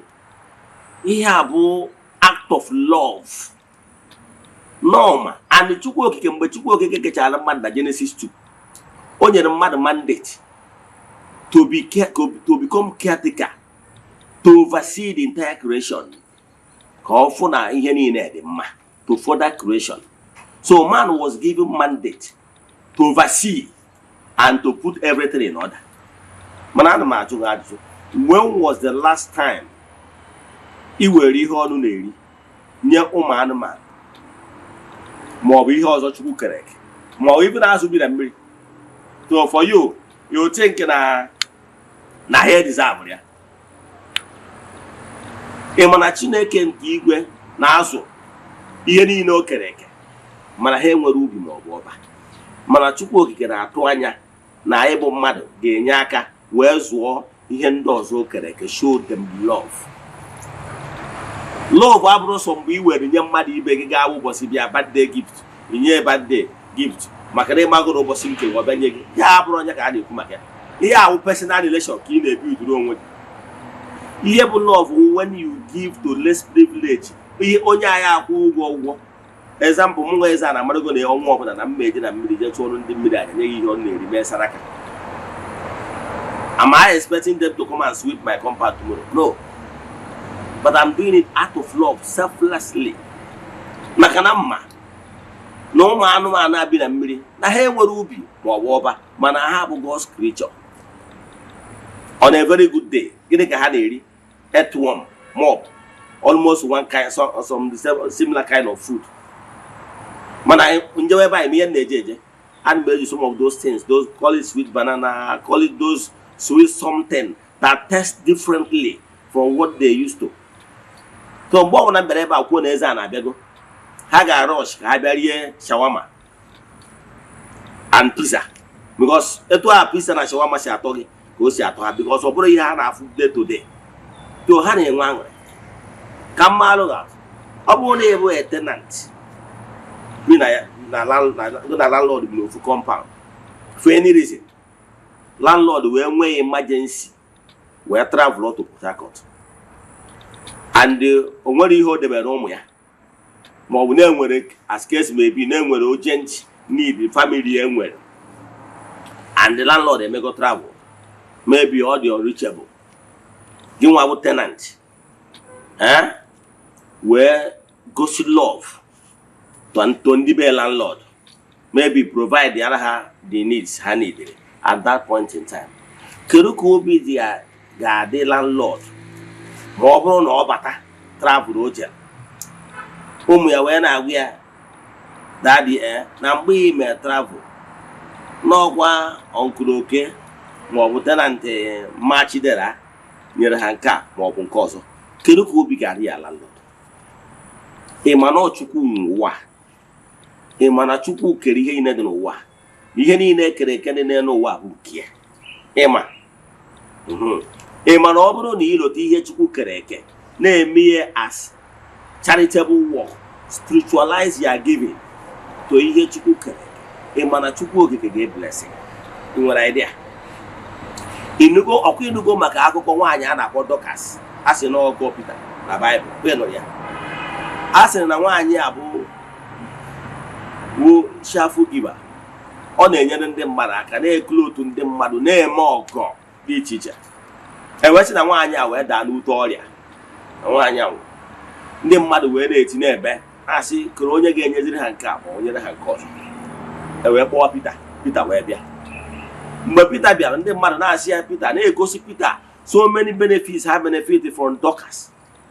Ewee sị maka ihi ezi ama ndị mmadụ na-agba n'ebe Dorcas nọ, na ụmụ mmụọ nyekwuru ya more time, Dorcas wee si n'ute ọrịa binye wee dị ndụ.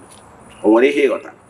Ana m achọ ịgwa gị na asụsụ ayịyị na-ayọ n'isi onwe gị adịrị enough, na ọ ga-enwerịrị other creatures na-join gị in prayers. Do you know one thing? Let me give you a secret.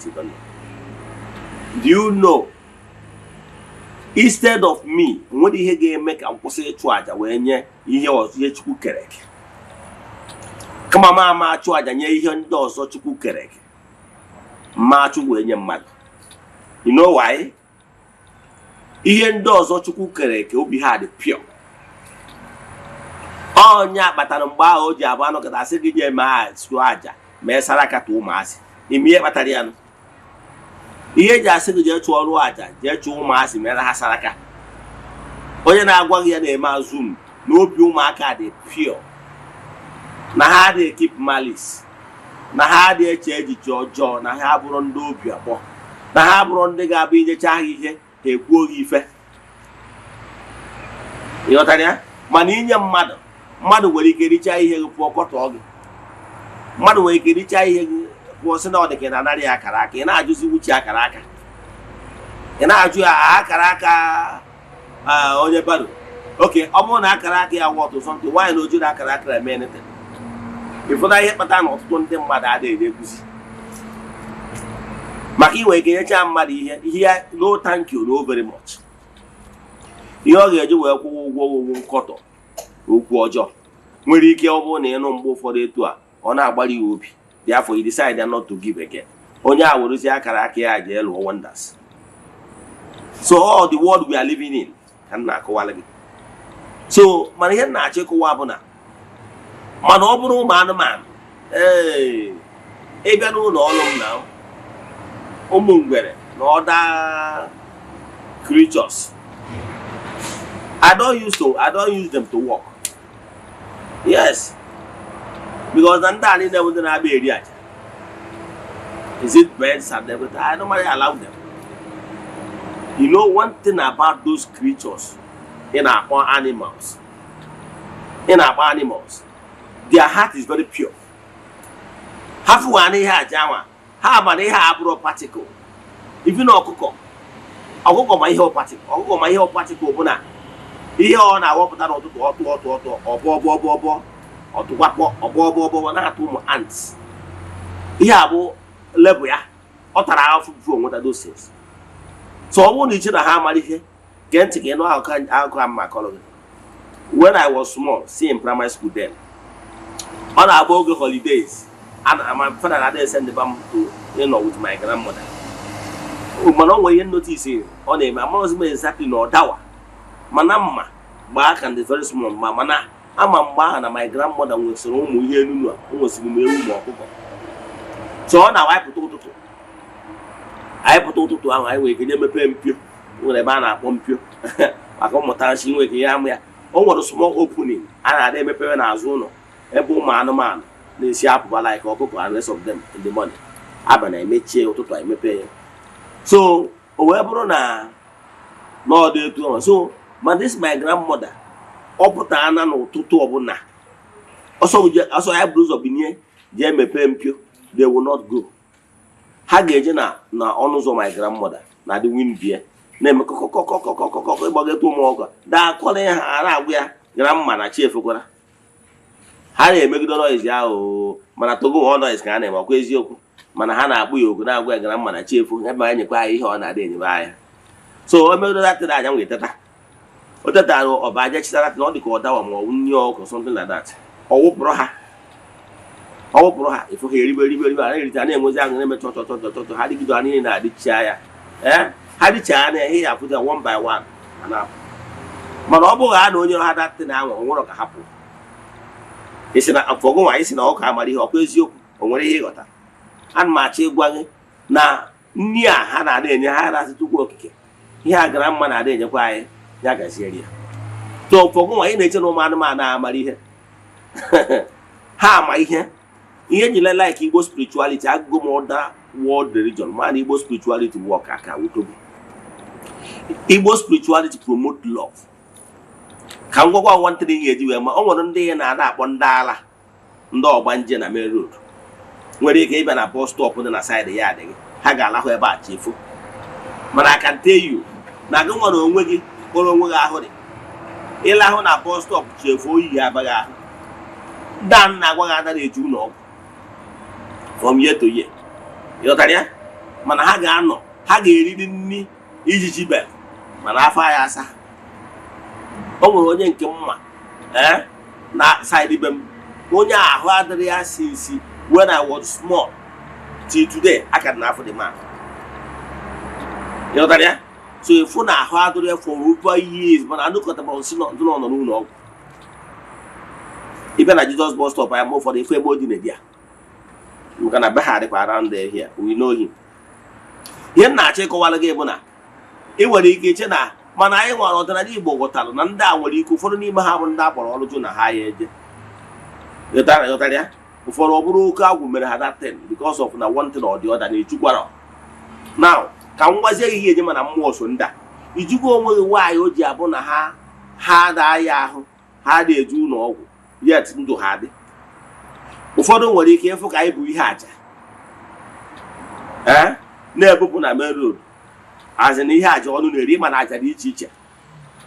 Ịmana ụfọdụ ndị mmadụ na-ebupụ aja ụfọdụ fụ ha na-eche n'ọgwụ. Ihe ọbụla efuru ebupụ na main road na junction ma n'ogologo ụzọ abụrụ ọgwụ. Ada ebupụta ọgwụ na main road ihe abụ aja mana e nwere aja dị iche iche nwere ike ọ bụrụ aja uke bụrụ aja ndị nwụrụ anwụ. So aja dị iche iche a ihe aja anwa bụ eji achụ ya na-edetermine ihe the content. Mana ihe na-achịkwara ụbakara aja ihe ọnụ na-eri. O nwere aja anyị na-achụ ya na temple aja ihe ọnụ na-eri a na-achụrụ ndị uke. Aja ihe ọnụ na-eri ya nwere ike abịa na ya na-efere ahịa eji ebupụta ya Fanta adị ya biskit adị ya bred adị ya ihe ọnụ na-eri dị iche iche adị ya emechakwa ego adị ya. Ọ bụrụ na ọmụ achụrụ aja most of the times ana m etikarị 500 or even 1000. Ihe m ji etinye bụ ka ego a wee baalụ onye ahụ ị na-akpọ n'ọbụ onye ọgbanje ka ọ bara uru. O nwere ụdị aṅụrị ọ na-enye. O nwere ike ọ nọgido na bus stop ma ọ nọgido ebe ọnwụ na ọ nọ ndị otu ya gwa ya gawa ebere etu ha na nne. Ịghọtara ya? Obi na ọtacha ọrịcha nri ọkpọrọ onwe Fanta nwụcha owe nwa 500 ma 1000 machi ya ọ pụọ onwe ihe ọzọ gụrụ ya nọ ebe a na-eri ihe ọsị nye m ihe dị etu a. O nwere aṅụrị ọ na-enwe. That is joy ihe ha chọrọ.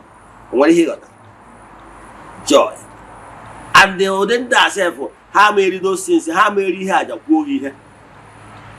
Ịghọtara ya? Ọ bụghị a na-aja ihe ọnụ na-eri ọ na-eri ọ na-enwere aṅụrị na-agụrụ egwu ihe a chọrọ happiness ya. Ịghọtara ya? Etu a ka ọ dịkwu ihe ndị ọzọ bi na mmiri aja dị iche iche a na-achụ. So any given opportunity ọ bụla ị nwere ịchụ aja especially other creatures abụrụ ndị ga-ekwu gị ihe nwanne chụọ aja. Ọ bụ eziokwu na anyị na-anọkwa achụkwatụ nke ndị mmadụ mana ịmadugo na ụfọdụ nwere ike ikwu ife ụfọdụ nwekwara ike ime appreciate then iweluzie nke ịchụrụ to other animals and less privileged wee compliment ya nke anwa ndị ahụ dị nwere ike iricha kwuo ife. So nwanne any given opportunity enyere gị iji wee touch lives iji wee create a source of joy to other creatures biko mebe. Ị ma na ihe ị na-agbagharị from pillar to post from one ministry to another, from one pastor or seer to another, can actually be solved by mere aja. Ema. Kama yen na aja ko wala ge una. Oburu aja, o nwere aja obuna, e nwere aja ihe mme. Aja ihe mme bụ aja ịchụrụ, gbuo ọkụkọ, ma ọ na-egburu ewu, ma ọ na-egburu efi. Ihe abụ aja ihe mme, blood sacrifice. Mana e nwere ọdọ aja, e nwere aja ya na-akpọ aja ihe ọnụ na-eri. That is ụdị anyị na-eji eje na mmiri. Yes, a na-eji eje akpa ile ọma. Ihe abụ aja ihe ọnụ na-eri. Mme ya dọrọ na ya. Nwee aja ọgbọluke. Ụfọdụ anyị na-akwapụ n'ire, ọ bụrụ aja ihe ọnụ na-eri. So o dipendere mmụọ achọrọ isetụ na ihe ha demand.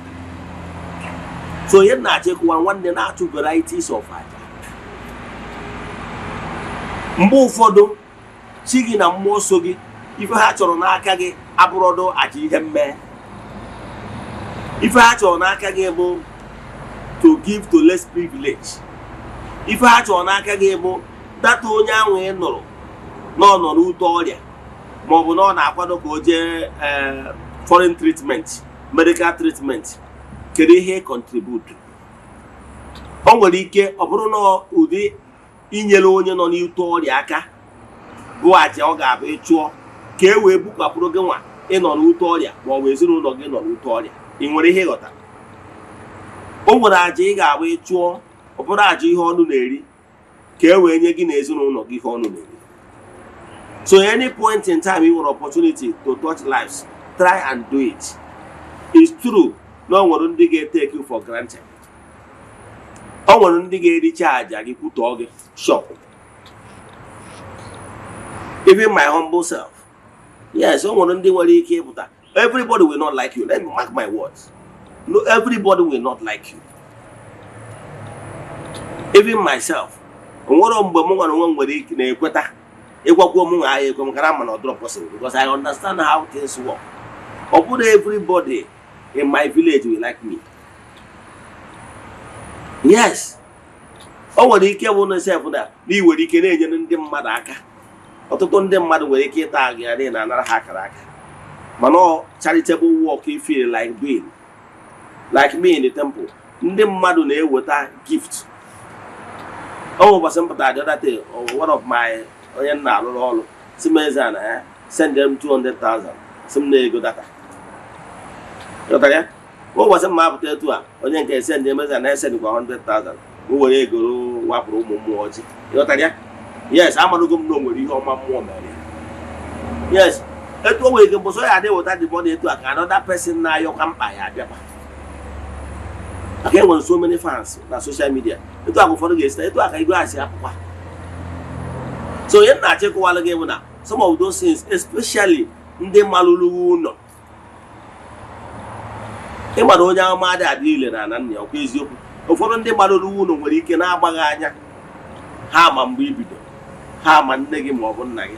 Actually, ọ bụrụ mmadụ niile, ụfọdụ nwere ike sị na nara akara aka ndị mmadụ.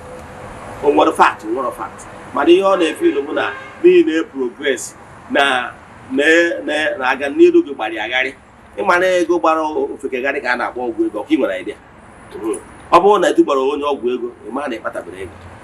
Ego agbara ndị mmadụ gharị ka a na-akpọ ọgwụ ego. Ịghọtara maka na ọgba anya bụ ofekegharị.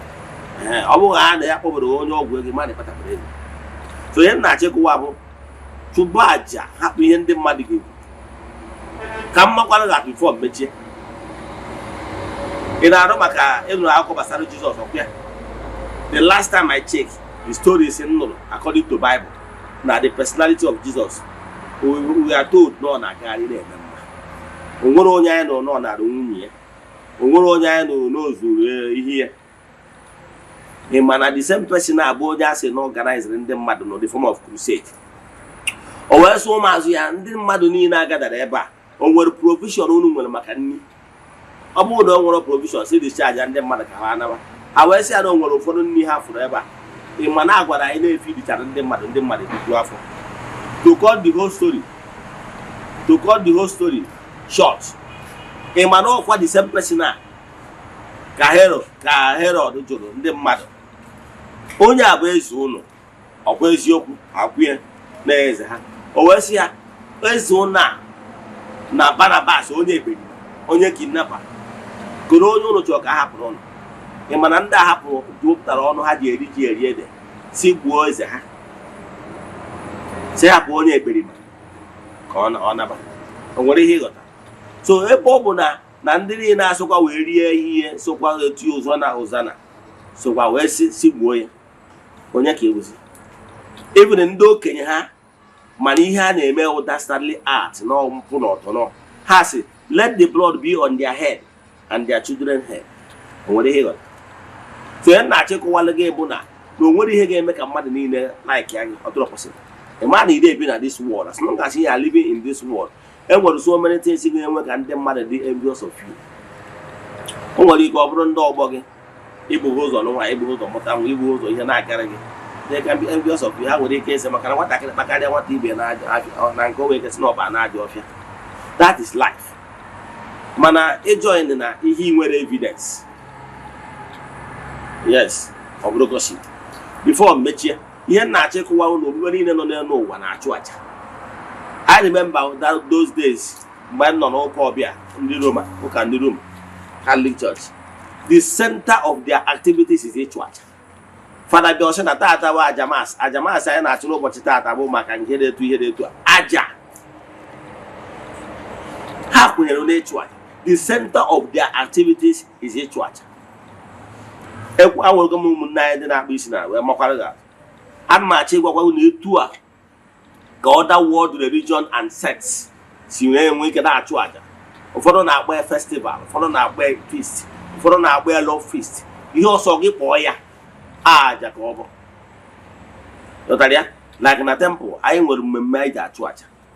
14th of September, I got to watch festival. Here in Chabu, I'll come back Eze-Ana religion. Then. About again, I na try to follow feast. I name na December 1. You go to Utiba the jelly, the friends of the temple. I'll come back and I'll come my birthday, December 1 every year. So then I check one of the every temple, every altar will wage a make feast of a church, the teacher. So every given opportunity with a church, one that you badge. I check. Name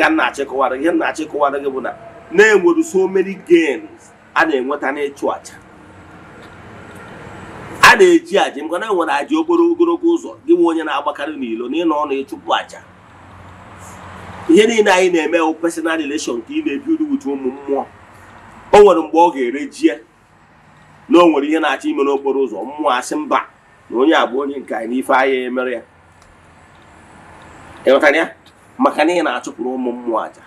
Echetara m na mmadụ go na accident, 3 good accident ịtọ. Mmadụ nwụrụ na moto mana ọkụ akọrọ m n'ala. Ọ bụrụ site n'ike mana ụmụ mmụọ mere ya. Ịghọtara ya? Yes. So ihe na-achịkwa mmụọ so na-anya aka na-eburu ndị mmadụ na-ebuju ụlọ ọgwụ. Mana o nwere ihe mere m maka na mmụọ achọrọ na ọya eme like that.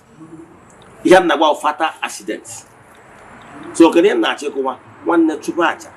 Aja ịchụrụ taa, o nwere aja ọbụla ịchụrụ nara in vain. Kama ihe na-eme ndị mmadụ nwere ike ị na-achụ aja maka na ịchọrọ ka ebinye gị Benz, akwa Benz na-ewi na na ịchọrọ ka ebinye gị Benz. Mana o nwere ike ụmụ mmụọ enegị anya na ihe ị na-ediri kịta awụ ogologo ndụ na arụ isi ike na protection. And ụmụ mmụọ ene anya fụ na ọ bụrụ na ebinye gị Benz ya na ụmụazịa nwere ike buru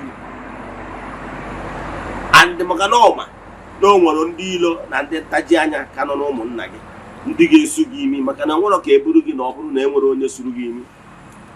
Ịghọtara ya? Ọ mmadụ ga-esu gị imi nekwe na ya ka movement si wee dị. Now mmụọ nwere ike necha anya sị mba na orubere oge ị ga-agbanya Benz maka na ọma na ndị ilo gị agwụbara. Mmụọ nwere ike decide ya ka onye nwe ogologo ndụ na ị ga-anọ ogologo ndụ onye ilo gị ahụ nwụọ before ị gbanya Benz.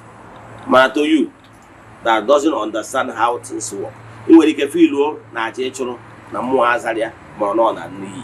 Ọga my brother my sister, nwere aja ọbụla ịchụrụ gaa na gba aja nara n'iyi eji egbe oru gị nke ma ọ bụ oru gị nke ọzọ. Mana n'ụtọ na you don't see beyond your nose, ị nwere ike iche na ihe efu.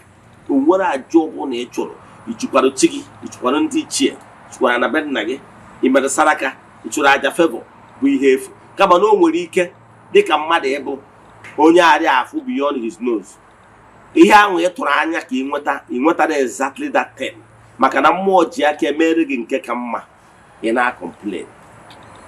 Ka m kwụsị ebe a. Ọ bụrụ na ị nwere ajụjụ na nkụzi anyị kụzi gbasara benefits of sacrifice uru ọ bara ịchụ aja, send ya message na WhatsApp 0805 78 37672. I repeat 0805 78 37672 ma ọkwa 0813 82 43 871. I repeat 0813 82 43 871. Ka ọ dịkwa echi niile n'oge awa nke eziokwu. A sị na ọmaka ga-emere ụnụ niile ndị sonyere anyị na social media platform anyị. A sị m onye chụwa ụnụ ya daa. Onye isi ụnụ na-awa aja ya were nke chụọ. Onye fụrụ ụnụ cheta nwa ya nwụrụ anwụ sị gị ihe mere nwa ya nwụrụ anwụ mee ụnụ. A sị m na onye ahụ nwa ya ọzọ ya anwụ. N'aha Chukwu okike nke pụrụ ime ihe niile, onye ike niile si n'aka ya abịa. Ya gazie ka ọ dị na echi niile n'oge awa nke eziokwu. A sị m na ọ bụrụ na ọnwụ egburu ji eji wee chụọ aja na-emecha anọghị ekwu ome. Udo dịrị ụnụ.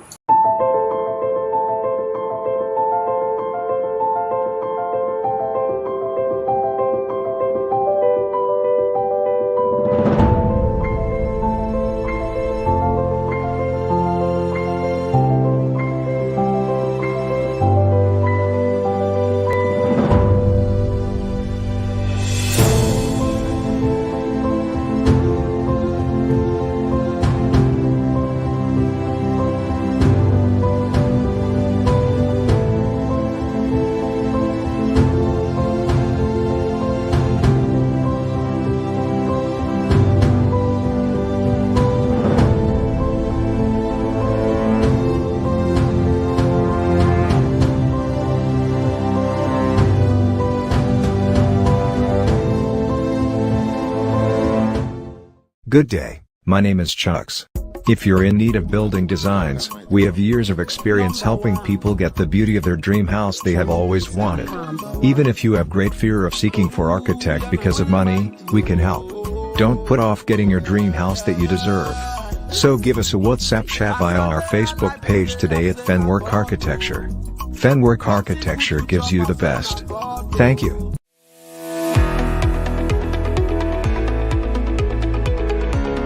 Morning. Okay, my name is Mwachukwu Francis Chukwuemeke. I'm from Anambra State, Nibo, precisely.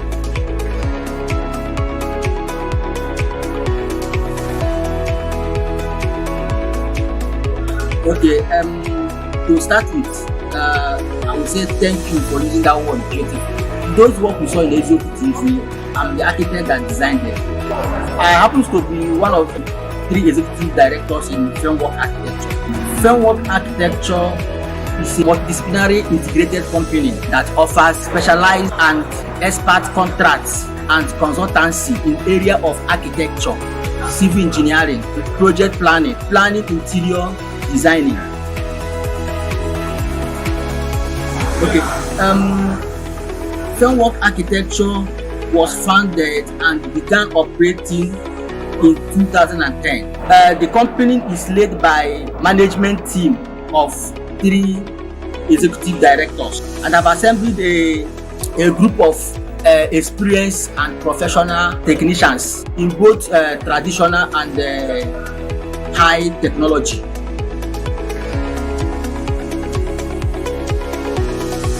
Thank you so much. Our mission is to provide a service to meet the challenges of building environments associated with the developing countries like Africa. We aim to provide a conducive and safety, affordable housing units.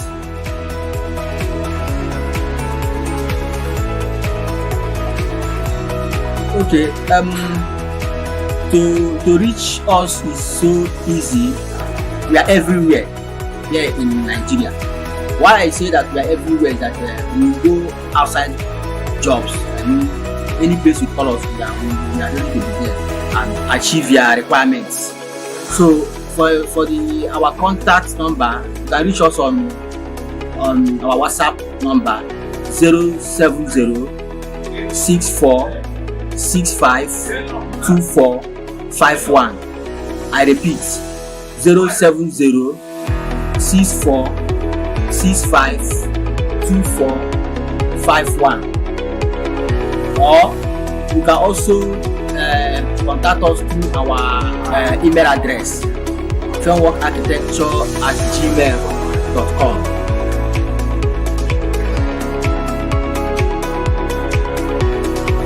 Thank you so much. I appreciate it. My pleasure to be here. Thank you.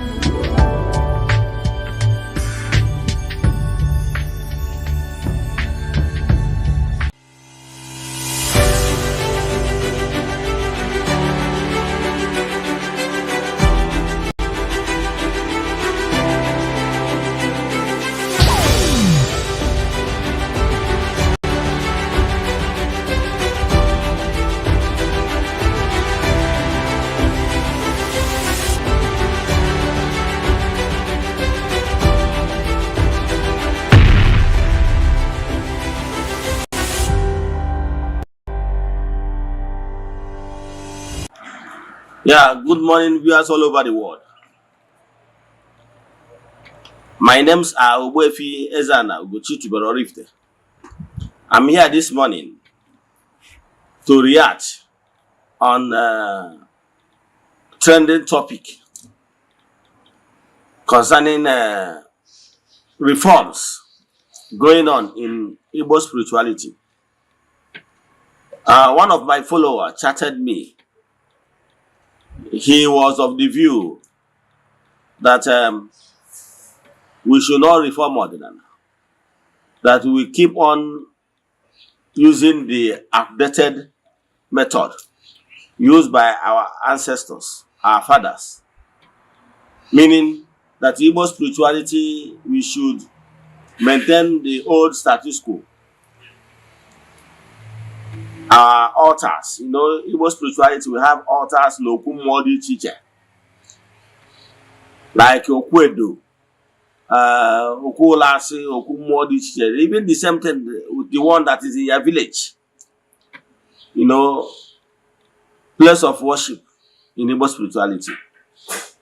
We should keep on staying under the trees, and the shanties. That anything we are trying to build a befitting place of worship, for him, he is not in support. So I'm here today to react to some of such comments. That look, world over, every spiritual movement, they're all reforming. Let me draw your attention to Catholic faith. There's what they call Vatican I. During Vatican I era, the priest, Manaco Latin, during the Latin Mass, that time, in Vatican I, because Catholic Church have Vatican I and Vatican II. Presently, they are practicing Vatican II.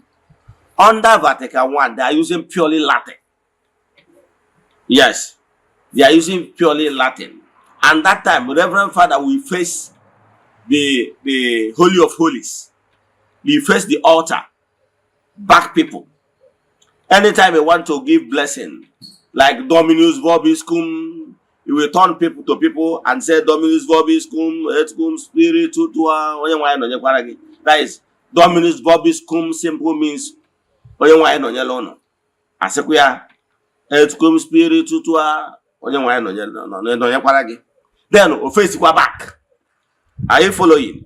So, and as the church was growing, they understand that by so doing that some people don't actually understand the meaning of those Latin words. So, under Vatican II, they reform it. Under Vatican II, they taught it why that and make declarations that from that Vatican II going forward, that people should be celebrating Mass in their own language. They reform a lot of things, and the Reverend Father began to face the audience. Everything, they reform so many. I just want to use this particular celebration of Mass as a case study. The same thing with the other world religion world over. Are you following? Even in Hindu, it's Buddha that built the first temple in India, like modern temples. So there was so many reforms. So many reforms. The same thing with if you go to other sets, religious sets like Grey Message, the Kanka, and rest of them, many of them are building modern place of worship, so temples. However, once you enter into any place of worship, you will see sign that will show you that this particular place of worship or temple belongs to so spiritual sect. Like if I enter Catholic church, once I enter inside, I will be able to tell you this is Catholic, even without signboard.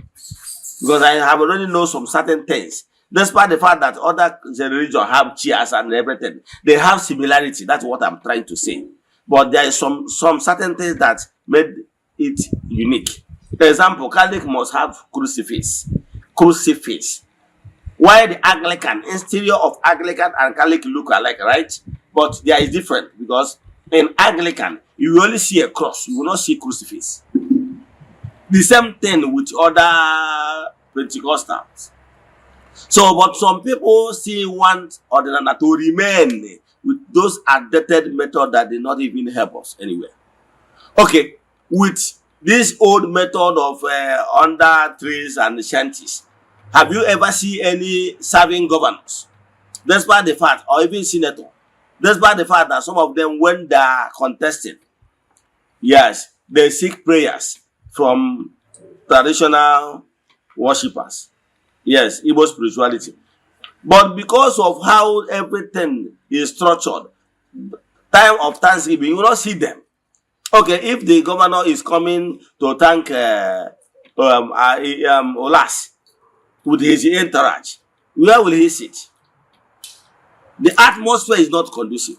Okay, if there is maybe a rainfall, how do you expect governor or a senator and his entourage to be running helter-skelter because rain is coming?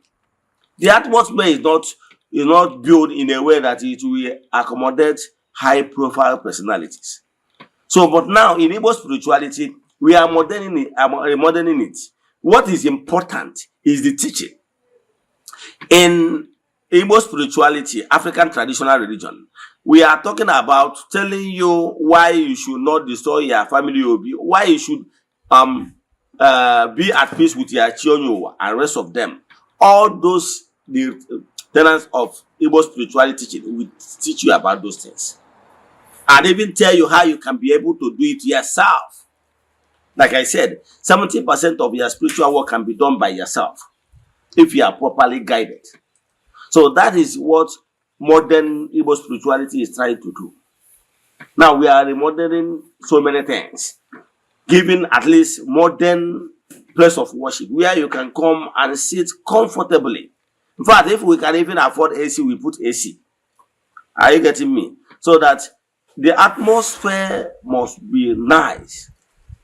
Yes, because other religious sect and spiritual movements are looking down on Igbo spirituality because of how our altars look like under the trees, under shanties and everything. People are looking down on us.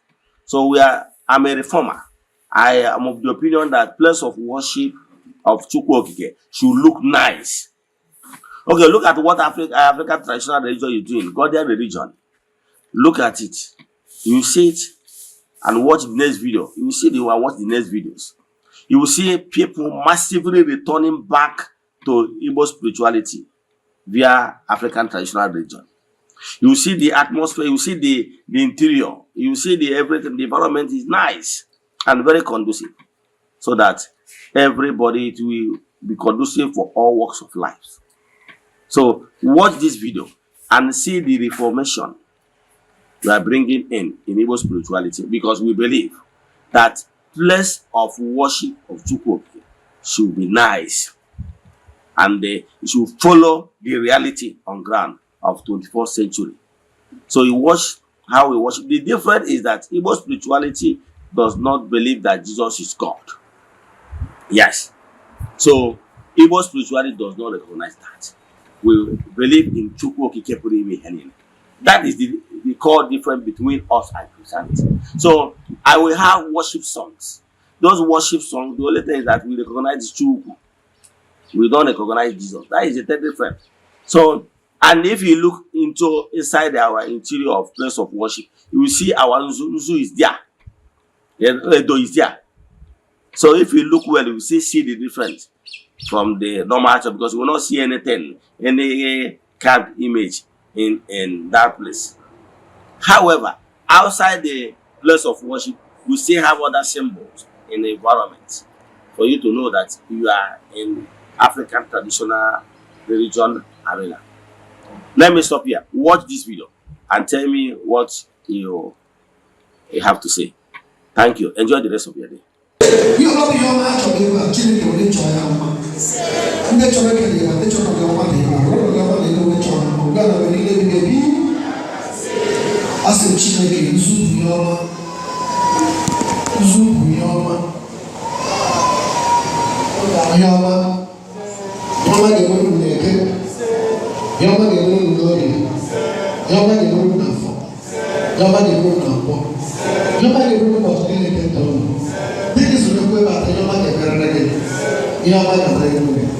Chineke mere gị ọma, Chineke wara gị ọzọ.